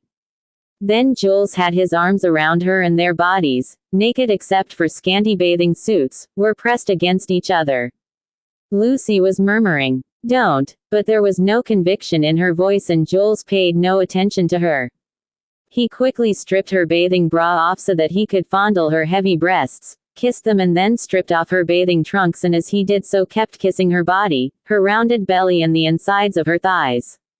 He stood up, struggling out of his own bathing shorts and embracing her, and then, naked in each other's arms, they were lying on his bed, and she could feel him entering her, and it was enough, just the slight touch, for her to reach her climax, and then in the second afterward she could read in the motions of his body, his surprise. She felt the overwhelming shame she had felt before she knew Sonny, but Jules was twisting her body over the edge of the bed, positioning her legs a certain way, and she let him control her limbs and her body, and then he was entering her again and kissing her, and this time she could feel him, but more important, she could tell that he was feeling something too and coming to his climax. When he rolled off her body, Lucy huddled into one corner of the bed and began to cry. She felt so ashamed. And then she was shockingly surprised to hear Jules laugh softly and say, "You poor benighted Italian girl, so that's why you kept refusing me all these months. You dope." He said "you dope" with such friendly affection that she turned toward him, and he took her naked body against his, saying, "You are medieval, you are positively medieval." But the voice was soothingly comforting as she continued to weep. Jules lit a cigarette and put it in her mouth so that she choked on the smoke and had to stop crying. "Now listen to me," he said. "If you had had a decent modern raising with a family culture that was part of the 20th century, your problem would have been solved years ago. Now let me tell you what your problem is. It is not the equivalent of being ugly, of having bad skin and squinty eyes that facial surgery really doesn't solve. Your problem is like having a wart or a mole on your chin, or an improperly formed ear. Stop thinking of it in sexual terms. Stop thinking in your head that you have a big box no man can love because it won't give his penis the necessary friction. What you have is a pelvic malformation and what we surgeons call a weakening of the pelvic floor. It usually comes after childbearing, but it can be simply bad bone structure. It's a common condition, and many women live a life of misery because of it when a simple operation could fix them up. Some women even commit suicide because of it. But I never figured you for that condition because you have such a beautiful body.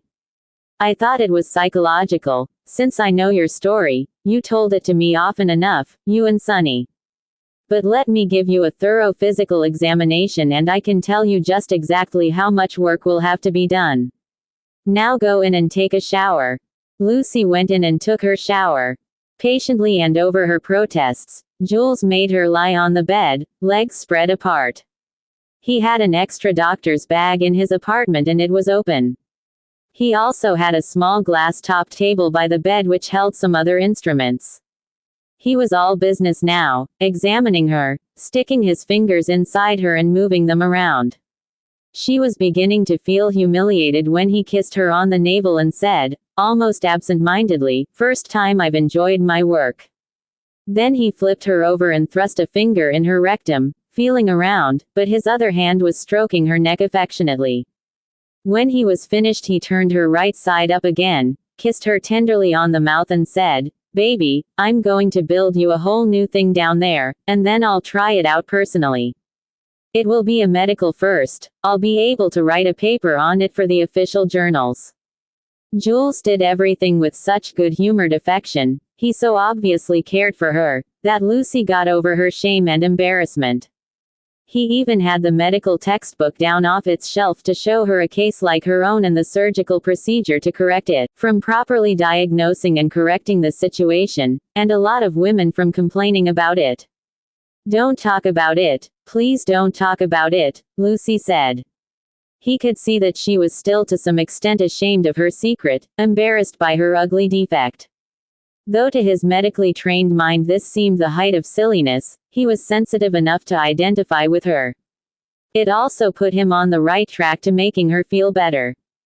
"Okay, I know your secret, so now I'll tell you mine, he said.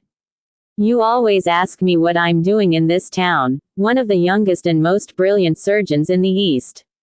He was mocking some newspaper reports about himself. The truth is that I'm an abortionist, which in itself is not so bad, so is half the medical profession, but I got caught. I had a friend, a doctor named Kennedy, we interned together, and he's a really straight guy, but he said he'd help me. I understand Tom Hagen had told him if he ever needed help on anything, the Corleone family was indebted to him. So he spoke to Hagen.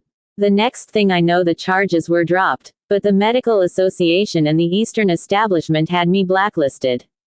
So the Corleone family got me this job out here. I make a good living. I do a job that has to be done. These showgirls are always getting knocked up, and aborting them is the easiest thing in the world if they come to me right away. I correct 'em like you scrape a frying pan. Freddie Corleone is a real terror. By my count, he's knocked up 15 girls while I've been here. I've seriously considered giving him a father-to-son talk about sex. Especially since I've had to treat him 3 times for clap and once for syphilis. Freddie is the original bareback rider. Jules stopped talking. He had been deliberately indiscreet, something he never did, so that Lucy would know that other people, including someone she knew and feared a little like Freddie Corleone, also had shameful secrets. Think of it as a piece of elastic in your body that has lost its elasticity, Jules said.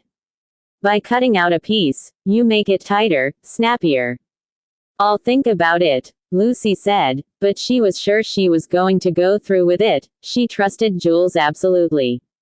Then she thought of something else. How much will it cost? Jules frowned. I haven't the facilities here for surgery like that, and I'm not the expert at it. But I have a friend in Los Angeles who's the best and won't cost anything. I do his abortions for him. Listen, if it weren't unethical, I'd tell you the names of some of the movie sex queens who have had the operation. She was immediately curious. Oh, come on, tell me, she said. Come on. It would be a delicious piece of gossip, and one of the things about Jules was that she could show her feminine love of gossip without him making fun of it. I'll tell you if you have dinner with me and spend the night with me, Jules said. We have a lot of lost time to make up for because of your silliness. Lucy felt an overwhelming affection to him for being so kind, and she was able to say, "You don't have to sleep with me, you know you won't enjoy it the way I am now." Jules burst out laughing. You dope. You incredible dope. Didn't you ever hear of any other way of making love, far more ancient, far more civilized? Are you really that innocent? Oh, that, she said. Oh, that, he mimicked her. Nice girls don't do that. Manly men don't do that. Even in the year 1948. Well, baby, I can take you to the house of a little old lady right here in Las Vegas who was the youngest madam of the most popular whorehouse in the Wild West days, back in 1880, I think it was. She likes to talk about the old days. You know what she told me? That those gunslingers, those manly, virile, straight-shooting cowboys would always ask the girls for a French, what we doctors call fellatio, what you call, oh that. Did you ever think of doing, oh that, with your beloved Sonny? For the first time she truly surprised him. She turned on him with what he could think of only as a Mona Lisa smile, his scientific mind immediately darting off on a tangent. Could this be the solving of that centuries-old mystery? And said quietly, I did everything with Sonny. It was the first time she had ever admitted anything like that to anyone. 2 weeks later, Jules Siegel stood in the operating room of the Los Angeles hospital and watched his friend drive. Frederick Kellner performed the specialty. Before Lucy was put under anesthesia, Jules leaned over and whispered, I told him you were my special girl, so he's going to put in some real tight walls. But making an easy shot. The technique of any operation to strengthen the pelvic floor required the accomplishment of 2 objectives. The musculofibrous pelvic sling had to be shortened so that the slack was taken up. And of course the vaginal opening, the weak spot itself in the pelvic floor, had to be brought forward, brought under the pubic arch, and so relieved from the line of direct pressure above. Repairing the pelvic sling was called parenchyrophy. Suturing the vaginal wall was called colporrhaphy. Jules saw that Dr. Kellner was working carefully now. The big danger in the cutting was going too deep and hitting the rectum. It was a fairly uncomplicated case. Jules had studied all the X-rays and tests. Nothing should go wrong, except that in surgery something could always go wrong.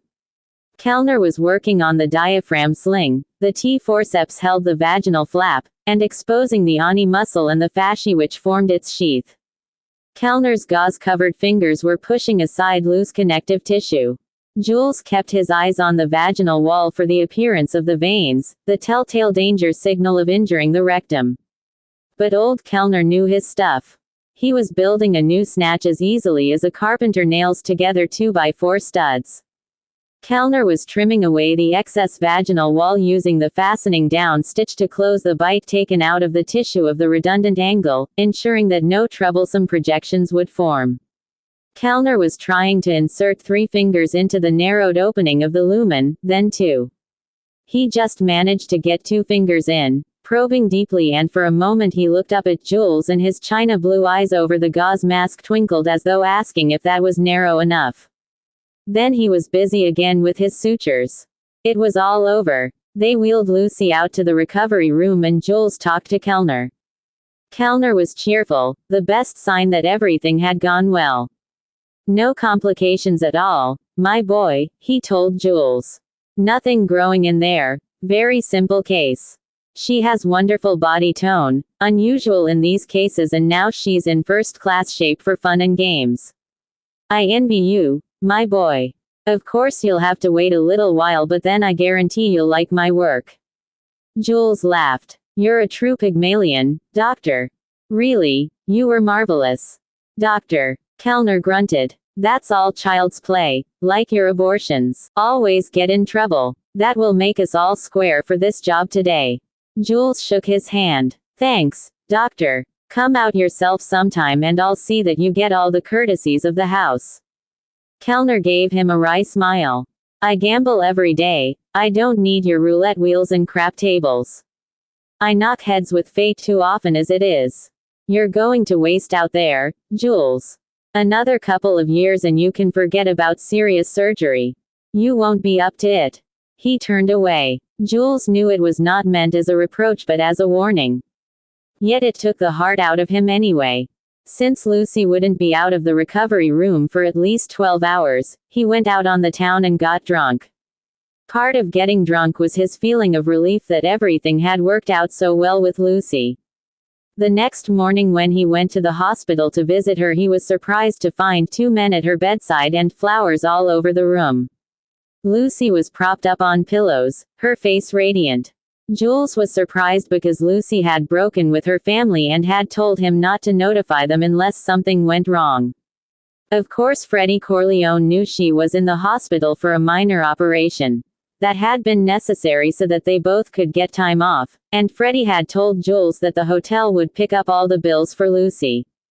Lucy was introducing them and one of the men Jules recognized instantly.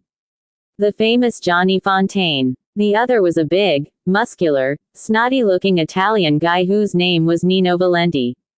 They both shook hands with Jules and then paid no further attention to him. They were kidding Lucy, talking about the old neighborhood in New York, about people and events Jules had no way of sharing. So he said to Lucy, I'll drop by later, I have to see Drive. Kellner anyway. But Johnny Fontaine was turning the charm on him. Hey, buddy, we have to leave ourselves, you keep Lucy company. Take good care of her, Doc. Jules noticed a peculiar hoarseness in Johnny Fontaine's voice and remembered suddenly that the man hadn't sung in public for over a year now, that he had won the Academy Award for his acting. Could the man's voice have changed so late in life and the papers keeping it a secret, everybody keeping it a secret? Jules loved inside gossip and kept listening to Fontaine's voice in an attempt to diagnose the trouble. Fontaine said politely, just strain, I tried to sing last night. I guess I just can't accept the fact that my voice changed, getting old you know. He gave Jules a what the hell grin. Jules said casually, didn't you get a doctor to look at it? Maybe it is something that can be fixed. Fontaine was not so charming now.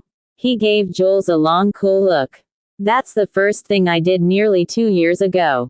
Best specialists. My own doctor, who's supposed to be the top guy out here in California. They told me to get a lot of rest. Nothing wrong, just getting older. A man's voice changes when he gets older. Fontaine ignored him after that, paying attention to Lucy, charming her as he charmed all women. Jules kept listening to the voice. There had to be a growth on those vocal cords. But then why the hell hadn't the specialist spotted it? Was it malignant and inoperable? Then there was other stuff. He interrupted Fontaine to ask, when was the last time you got examined by a specialist? Fontaine was obviously irritated but trying to be polite for Lucy's sake. About 18 months ago, he said.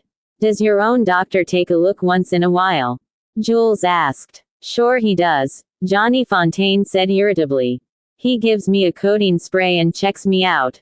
He told me it is just my voice aging, that all the drinking and smoking and other stuff. Maybe you know more than he does. Jules asked, what's his name? Fontaine said with just a faint flicker of pride, Tucker, Drive.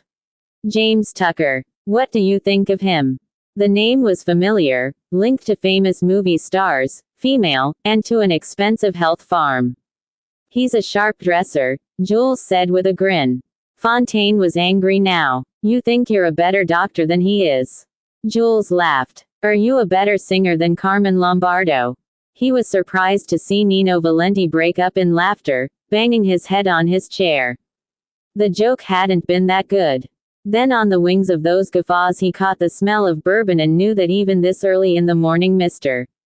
Valenti, whoever the hell he was at least half drunk.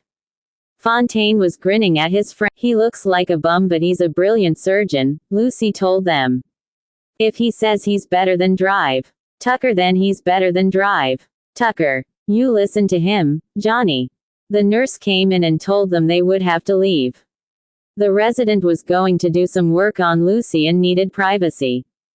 Jules was amused to see Lucy turn her head away, so when Johnny Fontaine and Nino Valenti kissed her they would hit her cheek instead of her mouth, but they seemed to expect it. She let Jules kiss her on the mouth and whispered, come back this afternoon, please. He nodded. Out in the corridor, Valenti asked him, what was the operation for? Anything serious? Jules shook his head. Just a little female plumbing. Absolutely routine, please believe me. I'm more concerned than you are. I hope to marry the girl. They were looking at him appraising Ly, so he asked, how did you find out she was in the hospital? Freddie called us and asked us to look in, Fontaine said. We all grew up in the same neighborhood. Lucy was maid of honor when Freddie's sister got married. Oh, Jules said. He didn't let on that he knew the whole story, perhaps because they were so cagey about protecting Lucy and her affair with Sonny. As they walked down the corridor, Jules said to Fontaine, I have visiting doctor's privileges here, why don't you let me have a look at your throat? Fontaine shook his head. I'm in a hurry. Nino Valenti said, that's $1 million throat, he can't have cheap doctors looking down it. Jules saw Valenti was grinning at him, obviously on his side. Jules said cheerfully, I'm no cheap doctor. I was the brightest young surgeon and diagnostician on the East Coast until they got me on an abortion rap. As he had known it would, that made them take him seriously. By admitting his crime he inspired belief in his claim of high competence. Valenti recovered first. If Johnny can't use 10 minutes, Jules said. It was a lie, but he believed in telling lies to people. Truth-telling and medicine just didn't go together except in dire emergencies, if then. Okay, Fontaine said. His voice was darker, hoarser, with fright. Jules recruited a nurse and a consulting room. It didn't have everything he needed, but there was enough. In less than 10 minutes he knew there was a growth on the vocal cords. That was easy. Tucker, that incompetent sartorial son of a bitch of a Hollywood phony, should have been able to spot it. Christ, maybe the guy didn't even have a license, and if he did it should be taken away from him. Jules didn't pay any attention to the two men now. He picked up the phone and asked for the throat man at the hospital to come down. Then he swung around and said to Nino Valenti, "I think it might be a long wait for you, you'd better leave." Fontaine stared at him in utter disbelief. "You son of a bitch, you think you're going to keep me here? You think you're going to fuck around with my throat?" Jules, with more pleasure than he would have thought possible, gave it to him straight between the eyes. "You can do whatever you like," he said. "You've got a growth of some sort on your vocal cords, in your larynx. If you stay here the next few hours, we can nail it down, whether it is malignant or non-malignant. We can make a decision for surgery or treatment. I can give you the whole story. I can give you the name of a top specialist in America and we can have him out here on the plane tonight, with your money that is, and if I think it necessary. But you can walk out of here and see your quack buddy or sweat while you decide to see another doctor, or get referred to somebody incompetent. Then if it is malignant and gets big enough they'll cut out your whole larynx or you'll die. Or you can just sweat. Stick here with me and we can get it all squared away in a few hours. You got anything more important to do?" Valenti said. "Let's stick around, Johnny, what the hell? I'll go down the hall and call the studio. I won't tell them anything, just that we're held up. Then I'll come back here and keep you company." It proved to be a very long afternoon but a rewarding one. The diagnosis of the staff throat man was perfectly sound as far as Jules could see after the X-rays and swab analysis. Halfway through, Johnny Fontaine, his mouth soaked with iodine, retching over the roll of gauze stuck in his mouth, tried to quit. Fontaine didn't grasp it. Jules said again, "Just some warts. We'll slice them right off like skin off bologna. In a few months you'll be okay." Valenti let out a yell but Fontaine was still frowning. "How about singing afterward? How will it affect my singing?" Jules shrugged. "On that there's no guarantee. But since you can't sing now what's the difference?" Fontaine looked at him with distaste. "Kid, you don't know what the hell you're talking about. You act like you're giving me good news when what you're telling me is maybe I won't sing anymore. Is that right? Maybe I won't sing anymore." Finally Jules was disgusted. He'd operated as a real doctor and it had been a pleasure. He had done this bastard a real favor and he was acting as if he'd been done dirt. Jules said coldly, "Listen, Mr. Fontaine, I'm a doctor of medicine and you can call me doctor, not kid. And I did give you very good news. When I brought you down here I was certain that you had a malignant growth in your larynx which would entail cutting out your whole voice box. Or which could kill you. I was worried that I might have to tell you that you were a dead man. And I was so delighted when I could say the word, warts. Because your singing gave me so much pleasure, helped me seduce girls when I was younger and you're a real artist. But also you're a very spoiled guy. Do you think because you're Johnny Fontaine you can't get cancer? Or a brain tumor that's inoperable? Or a failure of the heart? Do you think you're never going to die? Well, it is not all sweet music and if you want to see real trouble take a walk through this hospital and you'll sing a love song about warts. So just stop the crap and get on with what you have to do. Your Adolphe Menjo medical man can get you the proper surgeon but if he tries to get into the operating room I suggest you have him arrested for attempted murder." Jules started to walk out of the room when Valenti said, "Attaboy, Doc, that's telling him." Jules whirled around and said, "Do you always get looped before noontime?" Valenti said, "Sure," and grinned at him and with such good humor that Jules said more gently than he had meant to, "You have to figure you'll be dead in 5 years if you keep that up." Valenti was lumbering up to him with little dancing steps. He threw his arms around Jules, his breath. A month after her operation Lucy Mancini sat beside the Vegas hotel pool, one hand holding a cocktail, the other hand stroking Jules' head, which lay in her lap. "You don't have to build up your courage," Jules said teasingly. "I have champagne waiting in our suite. Are you sure it is okay so soon?" Lucy asked. "I'm the doctor," Jules said. "Tonight's the big night. Do you realize I'll be the first surgeon in medical history who tried out the results of his medical first operation? You know, the before and after. I'm going to enjoy writing it up for the journals. Let's see. While the before was distinctly pleasurable for psychological reasons and the sophistication of the surgeon instructor, the post-operative coitus was extremely rewarding strictly for its neurological. He stopped talking because Lucy had yanked on his hair hard enough for him to yell with pain. She smiled down at him. If you're not satisfied tonight, I can really say it is your fault, she said. I guarantee my work. I planned it even though I just let old Kellner do the manual labor, Jules said. Now let's just rest up. We have a long night of research ahead.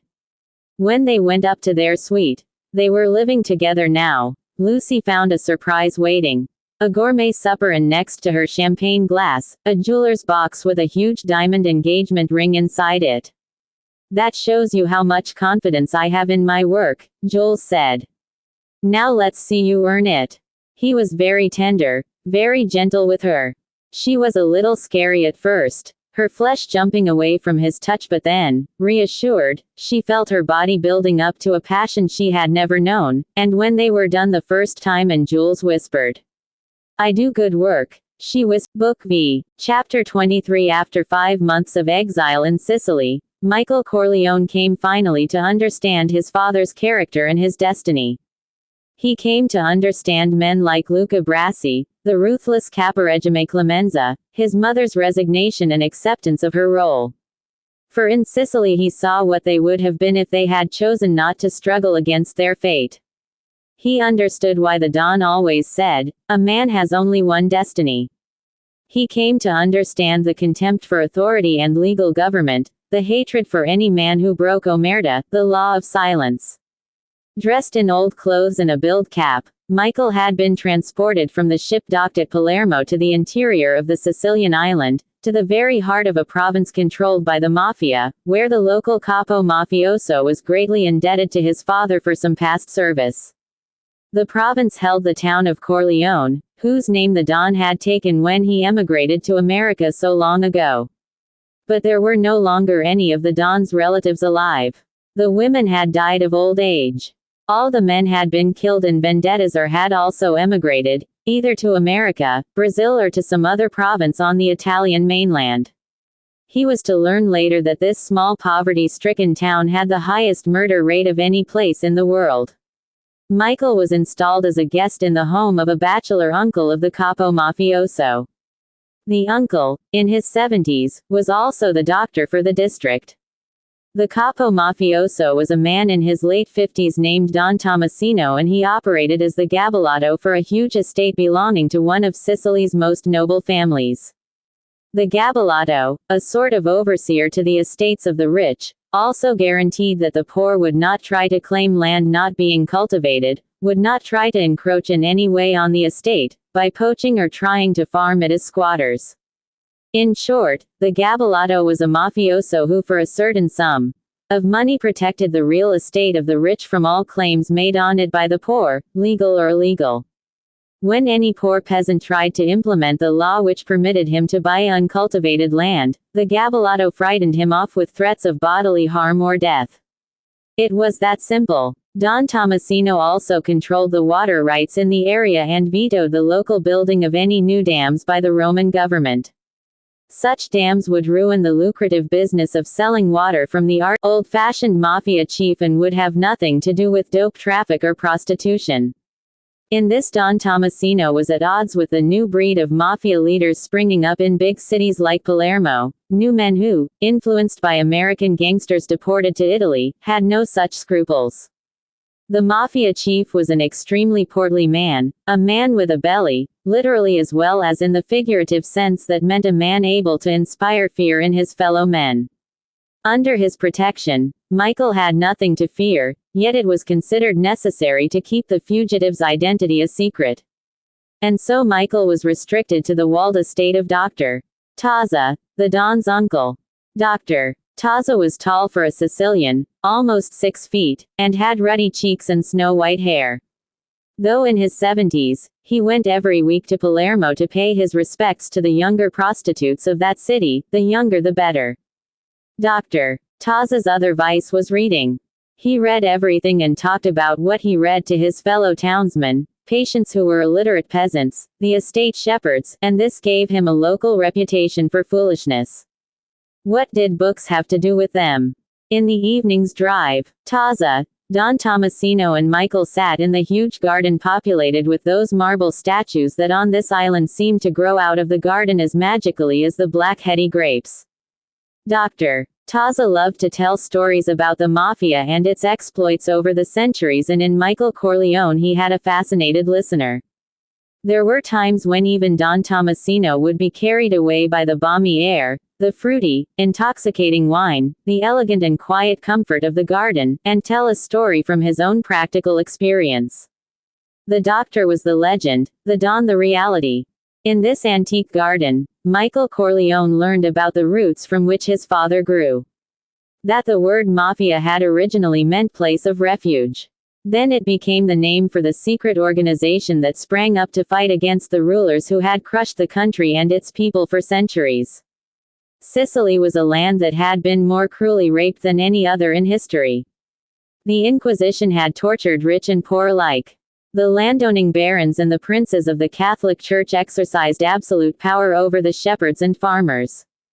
The police were the instruments of their power and so identified with them that to be called a policeman is the foulest insult one Sicilian can hurl at another. Faced with the savagery of this absolute power, the suffering people learned never to betray their anger and their hatred for fear of, since giving such a warning ensured a quick reprisal. They learned that society was their enemy, and so when they sought redress for their wrongs they went to the rebel underground, the mafia. And the mafia cemented its power by originating the law of silence, the omerta. In the countryside of Sicily, a stranger asking directions to the nearest town will not even receive the courtesy of an answer. And the greatest crime any member of the mafia could commit would be to tell the police the name of the man who had just shot him or done him any kind of injury. Omerta became the religion of the people. A woman whose husband has been murdered would not tell the police the name of her husband's murderer, not even of her child's murderer, her daughter's raper. Justice had never been forthcoming from the authorities, and so the people had always gone to the Robin Hood Mafia. And to some extent the mafia still fulfilled this role. People turned to their local capo mafioso for help in every emergency. He was their social worker, their district captain ready with a basket of food and a job, their protector. But what drive, Taza did not add. What Michael learned on his own in the months that followed, was that the mafia in Sicily had become the illegal arm of the rich and even the auxiliary police of the legal and political structure. It had become a degenerate capitalist structure, anti-communist, anti-liberal, placing its own taxes on every form of business endeavor no matter how small. Michael Corleone understood for the first time why men like his father chose to become thieves and murderers rather than members of the legal society. The poverty and fear and degradation were too awful to be acceptable to any man of spirit. And in America some emigrating Sicilians had assumed there would be an equally cruel authority. Dr. Taza offered to take Michael into Palermo with him on his weekly visit to the bordello, but Michael refused. His flight to Sicily had prevented him from getting proper medical treatment for his smashed jaw, and he now carried a memento from Captain McCluskey on the left side of his face. The bones had knitted badly, throwing his profile askew, giving him the appearance of depravity when viewed from that side. He had always been vain about his looks, and this upset him more than he thought possible. The pain that came and went he didn't mind at all. Drive. Taza gave him some pills that deadened it. Taza offered to treat his face, but Michael refused. He had been there long enough to mafia chief in Sicily who had made a special trip to Palermo to confer with Taza's professors about what grades they should give him. And this too showed how the mafia in Sicily was cancerous to the society it inhabited. Merit meant nothing. Talent meant nothing. Work meant nothing. The mafia godfather gave you your profession as a gift. Michael had plenty of time to think things out. During the day he took walks in the countryside, always accompanied by two of the shepherds attached to Don Tomasino's estate. The shepherds of the island were often recruited to act as the mafia's hired killers and did their job simply to earn money to live. Michael thought about his father's organization. If it continued to prosper, it would grow into what had happened here on this island, so cancerous that it would destroy the whole country. Sicily was already a land of ghosts, its men emigrating to every other country on earth to be able to earn their bread, or simply to escape being murdered for exercising their political and economic freedoms. On his long walks, the most striking thing in Michael's eyes was the magnificent beauty of the country. He walked through the orange orchards that formed shady deep caverns through the countryside with their ancient conduits splashing water out of the fanged mouths of great snake stones carved before Christ. Houses built like ancient Roman villas, with huge marble portals and great vaulted rooms, falling into ruins or inhabited by stray sheep. On the horizon the bony hills shone like picked bleached bones piled high. Gardens and fields, sparkly green, decorated the desert landscape like bright emerald necklaces. And sometimes he walked as far as the town of Corleone, its 18,000 people strung out in dwellings that pitted the side of the nearest mountain, the mean hovels built out of black rock quarried from that mountain. In the last year there had been over 60 murders in Corleone, and it seemed that death shadowed the town. Further on, the wood of Fukuza broke the savage monotony of arable plain. His 2 shepherd bodyguards always carried their luparas with them when accompanying Michael on his walks. The deadly Sicilian shotgun was the favorite weapon of the mafia. Indeed, the police chief sent by Mussolini to clean the mafia out of Sicily had, as one of his first steps, ordered all stone walls in Sicily to be knocked down to not more than 3 mafioso. When the island of Sicily was liberated by the Allied armies, the American military government officials believed that anyone imprisoned by the fascist regime was a Democrat, and many of these mafiosi were appointed as mayors of villages or interpreters to the military government. This good fortune enabled the mafia to reconstitute itself and become more formidable than ever before. The long walks, a bottle of strong wine at night with a heavy plate of pasta and meat, enabled Michael to sleep. There were books in Italian in Dr.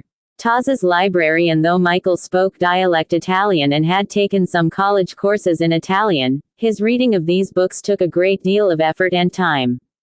His speech became almost accentless, and, though he could never pass as a native of the district, it would be believed that he was one of those strange Italians from the far north of Italy bordering the Swiss and Germans. The distortion of the left side of his face made him more native. It was the kind of disfigurement common in Sicily because of the lack of medical care. The little injury that cannot be patched up simply for lack of money. Many children, many men, bore disfigurements that in America would have been repaired by minor surgery or sophisticated medical treatments. Michael often thought of Kay, of her smile, her body, and always felt a twinge of conscience at leaving her so brutally without a word of farewell. Oddly enough, his conscience was never TVDJS led by the 2 men he had murdered. Salazzo had tried to kill his father, Captain McCluskey had disfigured him for life. Dr. Taza always kept after him about getting surgery done for his lopsided face, especially when Michael asked him for pain-killing drugs, the pain getting worse as time went on, and more frequent. Taza explained that there was a facial nerve below the eye from which radiated a whole complex of nerves. Indeed, this was the favorite spot for mafia torturers, who searched it out on the cheeks of their victims with the needle-fine point of an ice pick. That particular nerve in Michael's face had been injured, or perhaps there was a splinter of bone lanced into it. Simple surgery in a Palermo hospital would permanently relieve the pain. Michael refused. When the doctor asked why, Michael grinned and said, "It's something from home." And he really didn't mind the pain, which was more an ache, a small throbbing in his skull. It was nearly 7 months of leisurely rustic living before Michael felt real boredom. At about this time Don Tomasino became very busy and was seldom seen at the villa.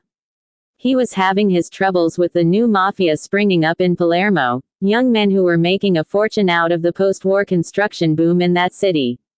With this wealth they were trying to encroach on the country fiefs of old-time mafia leaders whom they contemptuously labeled Mustache Pete's. Don Tomasino was kept busy defending his domain. And so Michael was deprived of the old man's company and had to be content with Dr. Taza's stories, which were beginning to repeat themselves. One morning Michael decided to take a long hike to the mountains beyond Corleone. He was, naturally, accompanied by the two shepherd bodyguards.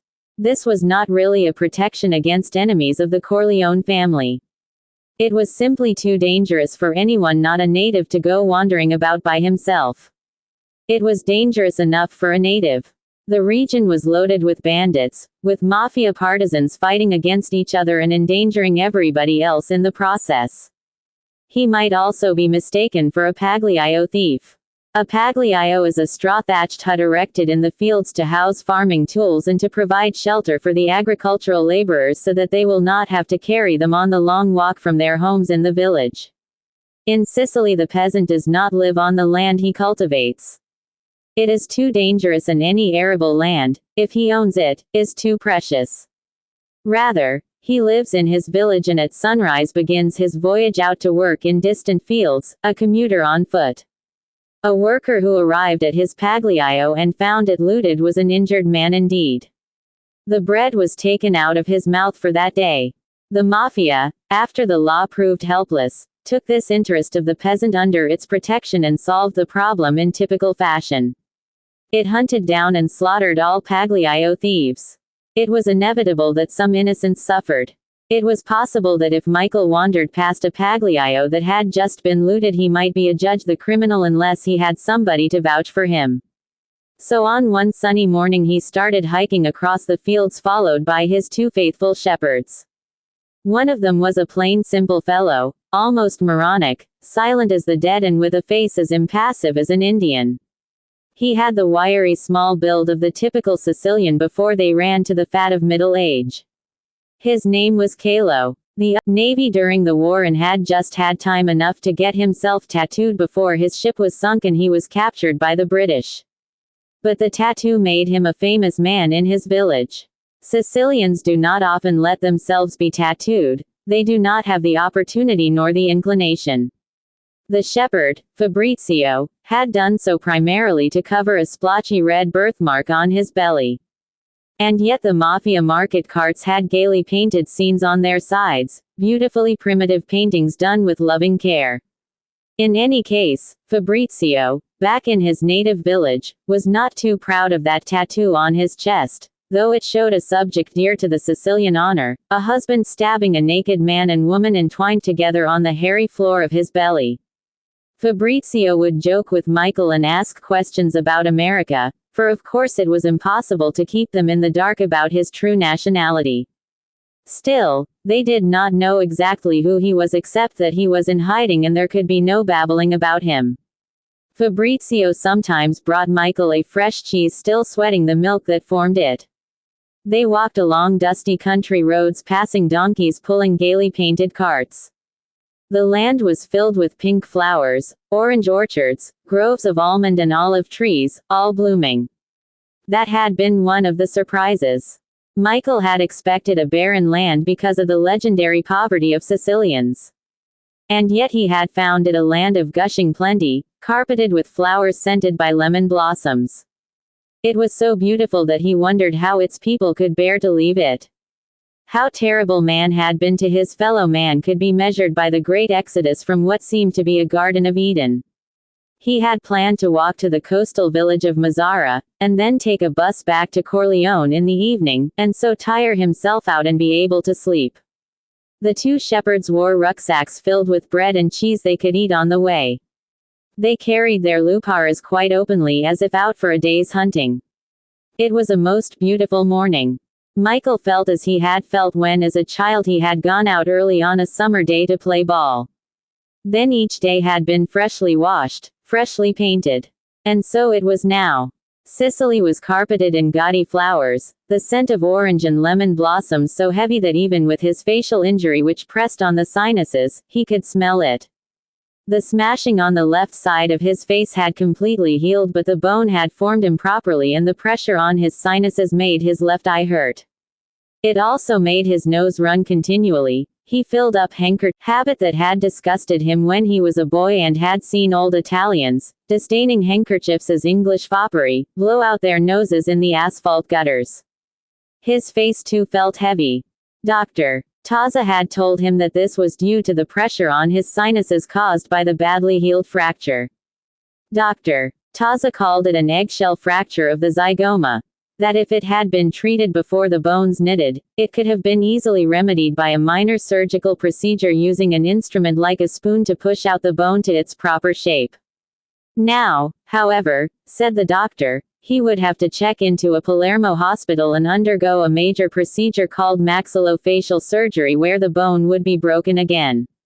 That was enough for Michael.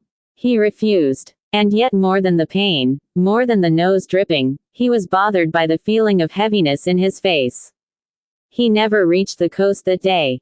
After going about 15 miles he and his shepherd stopped in the cool green watery shade of an orange grove to eat lunch and drink their wine.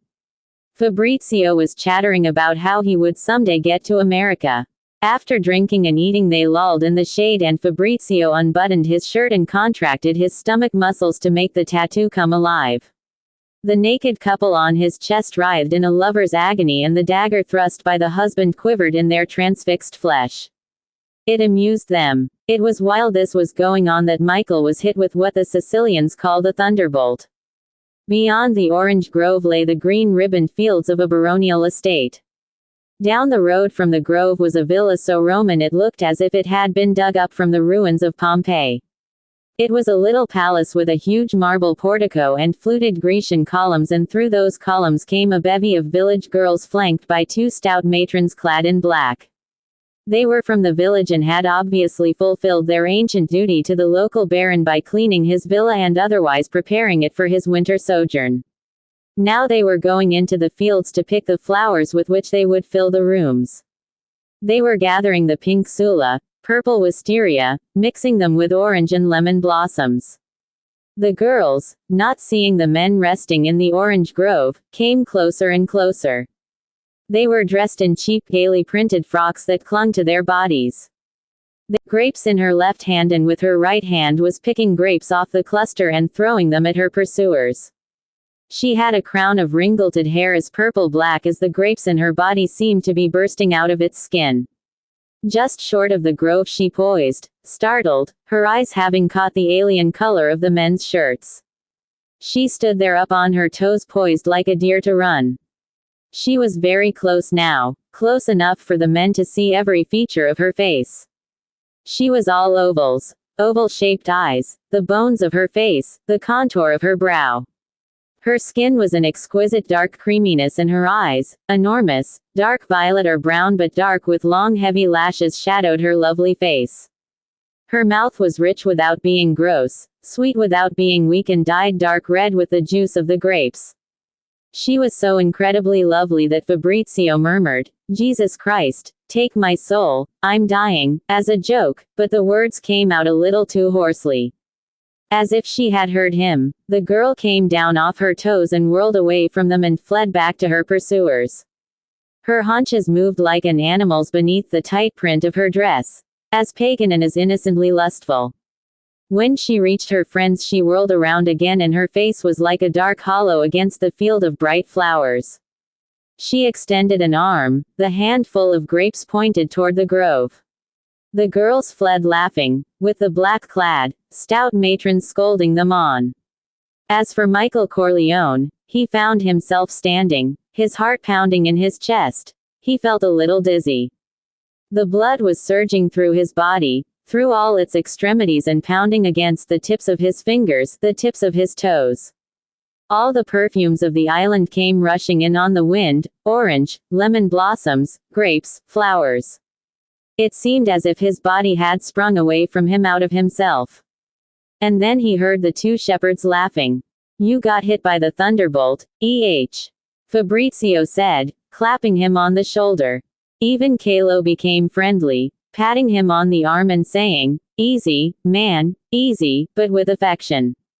As if Michael had been hit by a car. Fabrizio handed him a wine bottle and Michael took a long slug. It cleared his head. "What the hell are you damn sheep lovers talking about?" he said. Both men laughed. Kalo, his honest face filled with the utmost seriousness, said, "You can't hide the thunderbolt. When it hits you, everybody can see it. Christ, but this was the first time in his life such a thing had happened to him. It was nothing like his adolescent crushes, it was nothing like the love he'd had for Kay, a love based as much on her sweetness, her intelligence and the polarity of the fair and dark. This was an overwhelming desire for possession, this was an unerasable printing of the girl's face on his brain, and he knew she would haunt his memory every day of his life if he did not possess her.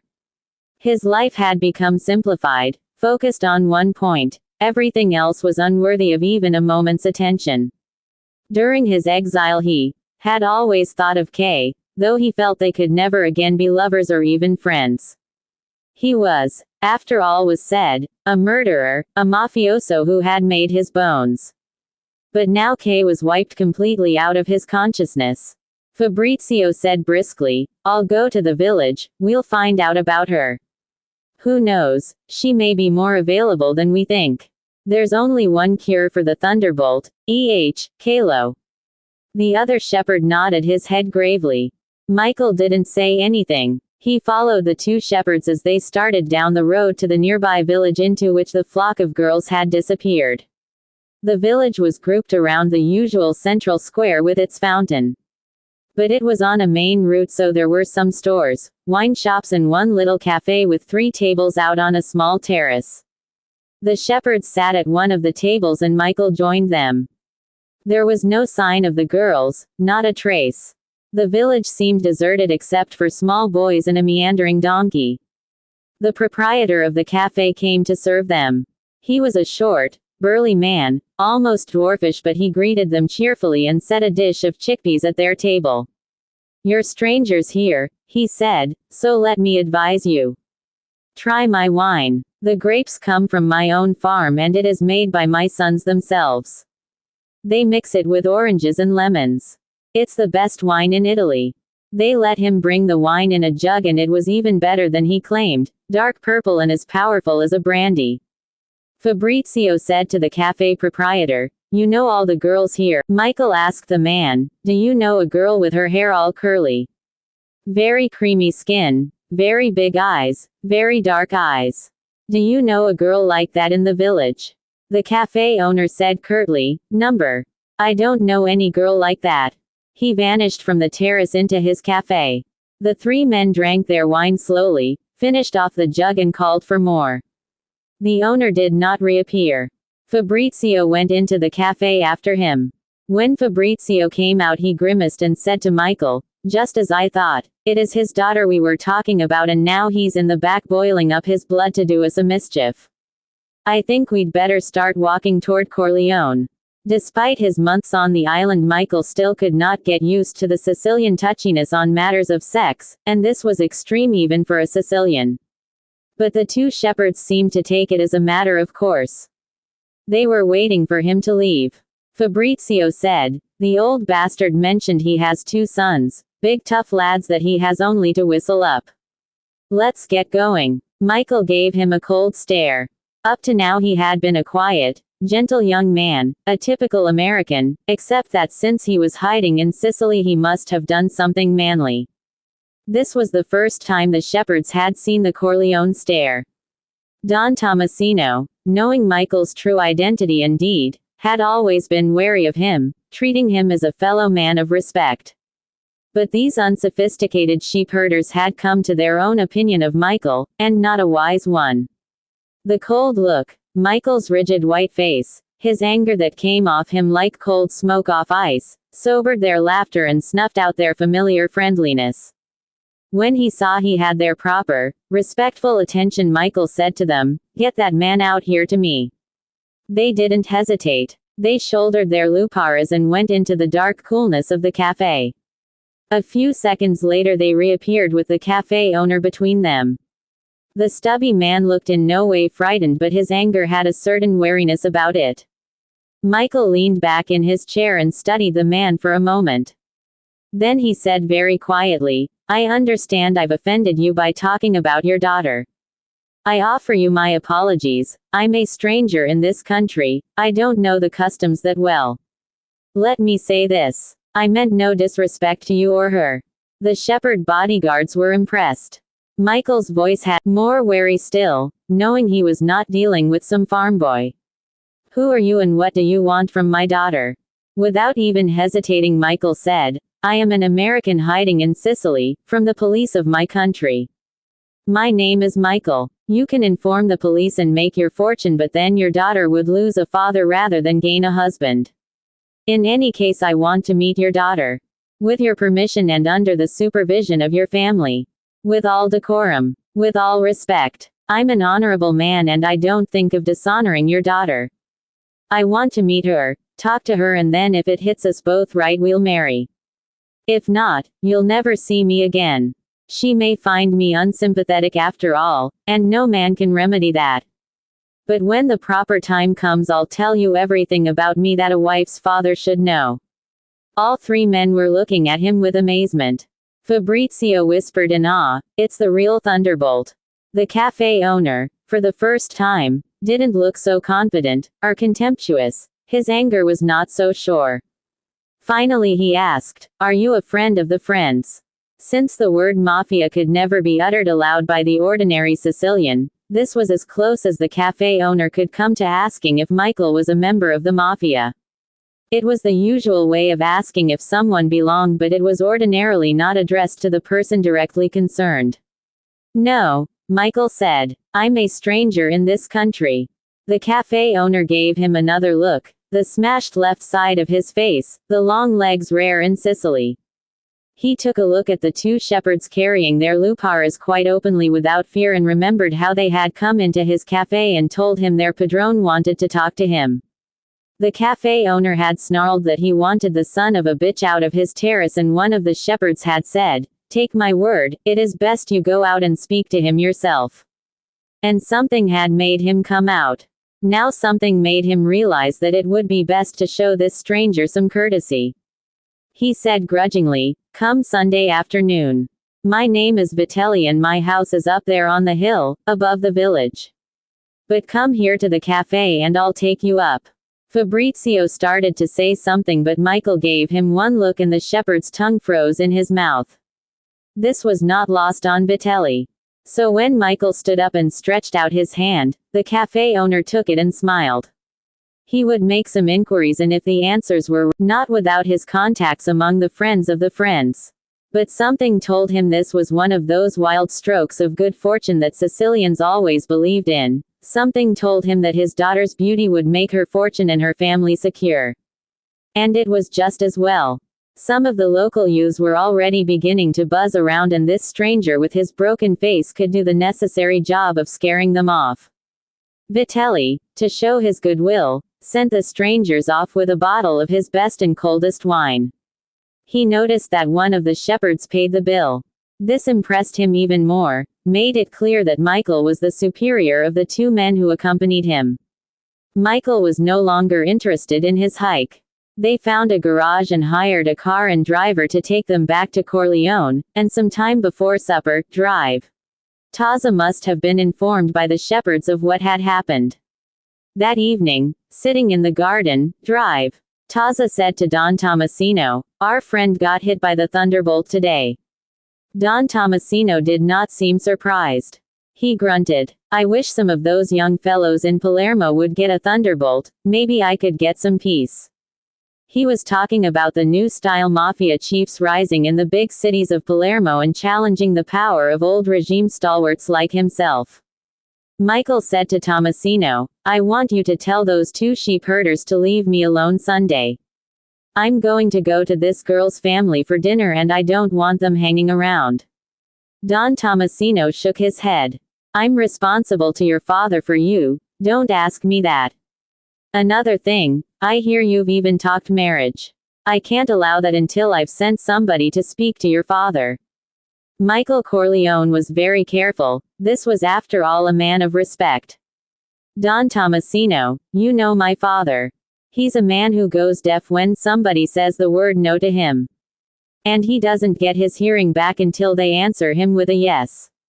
Well, he has heard my no many times. I understand about the two guards, I don't want to cause you trouble, they can come with me Sunday, but if I want to marry I'll marry.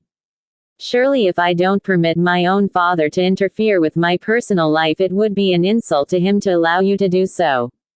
The capo mafioso sighed. Well, then, marriage it will have to be. I know your thunderbolt. She's a good girl from a very young girl. She'll think me old. He saw the two men smiling at him. I'll need some money for presents and I think I'll need a car. The Don nodded. Fabrizio will take care of everything. He's a clever boy. They taught him mechanics in the Navy. I'll give you some money in the morning and I'll let your father know what's happening. That I must do. Michael said to Dr. Taza, have you got anything that can dry up this damn snot always coming out of my nose? I can't have that girl seeing me wiping it all the time. Dr. Taza said, I'll coat it with a drug before you have to see her. It makes your flesh a little numb, but don't worry, you won't be kissing her for a while yet. Both Doctor and Don smiled at this witticism. By Sunday, Michael had an Alfa Romeo, battered but serviceable. He had also made a bus trip to Palermo to buy presents for the girl and her family. He had learned that the girl's name was Apollonia and every night he thought of her lovely face and her lovely name. He had to drink a good deal of wine to get some sleep and orders were given to the old women servants in the house to leave a chilled bottle at his bedside. He drank it empty every night. On Sunday, to the tolling of church bells that covered all of Sicily, he drove the Alfa Romeo to the village and parked it just outside the cafe. Carlo and Fabrizio were in the back seat with their luparas and Michael told them they were to wait in the cafe, they were not to come to the house. The cafe was closed but Vitelli was there waiting for them, leaning against the railing of his empty terrace. They shook hands all around and Michael took the 3 packages, the presents, and trudged up the hill with Vitelli to his home. This proved to be larger than the usual village hut. The Vitellis were not poverty-stricken. Inside the house was familiar with statues of the Madonna entombed in glass, votive lights flickering redly at their feet. The 2 sons were waiting, also dressed in their Sunday black. They were 2 sturdy young men, just out of their teens but looking older because of their hard work on the farm. The mother was a vigorous woman, as stout as her husband.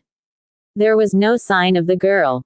After the introductions, which Michael did not even hear, they sat in the room that might possibly have been a living room or just as easily the formal dining room. It was cluttered with all kinds of furniture and not very large, but for Sicily it was middle-class splendor. Michael gave Signor Vitelli and Signora Vitelli their presents. For the father it was purchasable in Palermo. He still had 1 package for the girl. His presents were received with reserved thanks. The gifts were a little too premature. He should not have given anything until his second visit. The father said to him, in man-to-man country fashion, "Don't think we're so of no account to welcome strangers into our house so easily. But Don Tomasino vouched for you personally and nobody in this province would ever doubt the word of that good man. And so we make you welcome. But I must tell you that if your intentions are serious about my daughter, we will have to know a little more about you and your family. You can understand, your family is from this country." Michael nodded and said politely, "I will tell you anything you wish to know anytime." Signor Vitelli held up a hand. "I'm not a nosy man. Let's see if it is necessary first. Right now you're welcome in my house as a friend of Don Tomasino." Despite the drug painted inside his nose, Michael actually smelled the girl's presence in the room.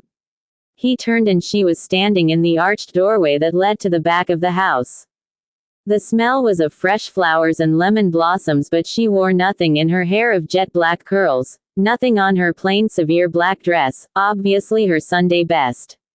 She gave him a quick glance and a tiny smile before she cast her eyes down demurely and sat down next to her mother.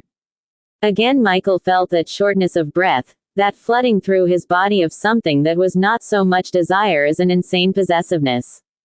He understood for the first time the classical jealousy of the Italian male. He was at that moment ready to kill anyone who touched this girl, who tried to claim her, take her away from him. He wanted to own her as wildly as a miser wants to own gold coins, as hungrily as a sharecropper wants to own his own land. Nothing was going to stop him from owning this girl, possessing her, locking her in a house and keeping her prisoner only for himself. He didn't want anyone even to see her. When she turned to smile at one of her brothers, Michael gave that young man a murderous look without even realizing it. The family could see it was a classical case of the thunderbolt, and they were reassured. This young man would be a don of some kind. His smashed face did not make him as evil-looking as he believed. Because his other profile was so handsome, it made the disfigurement interesting even. And in any case, this was a land where to be called disfigured you had to compete with a host of men who had suffered extreme physical misfortune.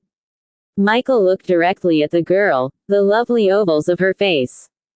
Her lips now he could see were almost blue, so dark was the blood pulsating in them. He said, not daring to speak her name, "I saw you by the orange groves the other day. When you ran away. I hope I didn't frighten you." The girl raised her eyes to him for just a fraction. She shook her head. But the loveliness of those eyes had made Michael look away. The mother said tartly, "Apollonia, speak to the poor fellow. He's come miles to see you." But the girl's long jet lashes remained closed like wings over her eyes. Michael handed her the present wrapped in gold paper, and the girl put it in her lap. The father said, "Open it, girl," but her hands did not move. Her hands were small and brown, an urchin's hands. The mother reached over and opened the package impatiently, yet careful not to tear the precious paper.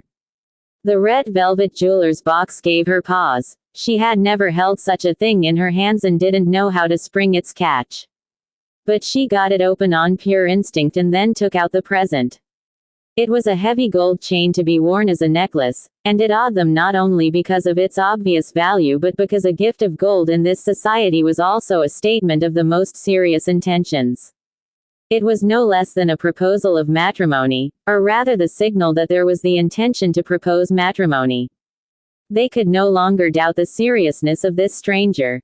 And they could not doubt his substance. Apollonia still had not touched her present. Her mother held it up for her to see, and she raised those long lashes for a moment, and then she looked directly at Michael, her doe-like brown eyes grave, and said, "Gracie." It was the first time he had heard her voice. It had all the velvety softness of youth and shyness, and it set Michael's ears ringing. He kept looking away from her and talking to the father and mother simply because looking at her confused him so much. But he noticed that despite the conservative looseness of her dress, her body almost shone through the cloth with sheer sensuality. Goodbyes formally, the girl at last confronting him as they shook hands, and he felt the shock of her skin on his skin, her skin warm and rough, peasant skin. The father walked down the hill with him to his car and invited him to Sunday dinner the next week. Michael nodded, but he knew he couldn't wait a week to see the girl again. He didn't. The next day, without his shepherds, he drove to the village and sat on the garden terrace of the cafe to chat with her father. Signor Vitelli took pity on him and sent for his wife and daughter to come down to the cafe to join them. This meeting was less awkward. The girl Apollonia was less shy, and spoke more. She was dressed in her everyday print frock, which suited her coloring much better. The next day the same thing happened. Only this time Apollonia was wearing the gold chain he had given her. He smiled at her then, knowing that this was a signal to him. He walked with her up the hill, her mother close behind them. But it was impossible for the two young people to keep their bodies from brushing against each other, and once Apollonia stumbled and fell against him so that he had to hold her, and her body so warm and alive in his hands started a deep wave of blood rising in his body. They could not see the mother behind them smiling because her daughter was a mountain goat and had not stumbled on this path since she was an infant in diapers. And smiling because this was the only way this young man was going to get his hands on her daughter until the marriage. This went on for 2 weeks. Michael brought her presents every time he came, and gradually she became less shy. But they could never meet without a chaperone being present. She was just a village girl, barely literate, with no idea of the world, but she had a freshness, an eagerness for life that, with help of the language barrier, made her seem interesting. Everything went very swiftly at Michael's request. And because the girl was not only fascinated by him but knew he must be rich, a wedding date was set for the Sunday 2 weeks away. Now Don Tomasino took a hand. He had received word from America that Michael was not subject to orders but that all elementary precautions should be taken. So Don Tomasino appointed himself the parent of the bridegroom to ensure the presence of his own bodyguards. Carlo and Fabrizio were also members of the wedding party from Corleone, as was Dr.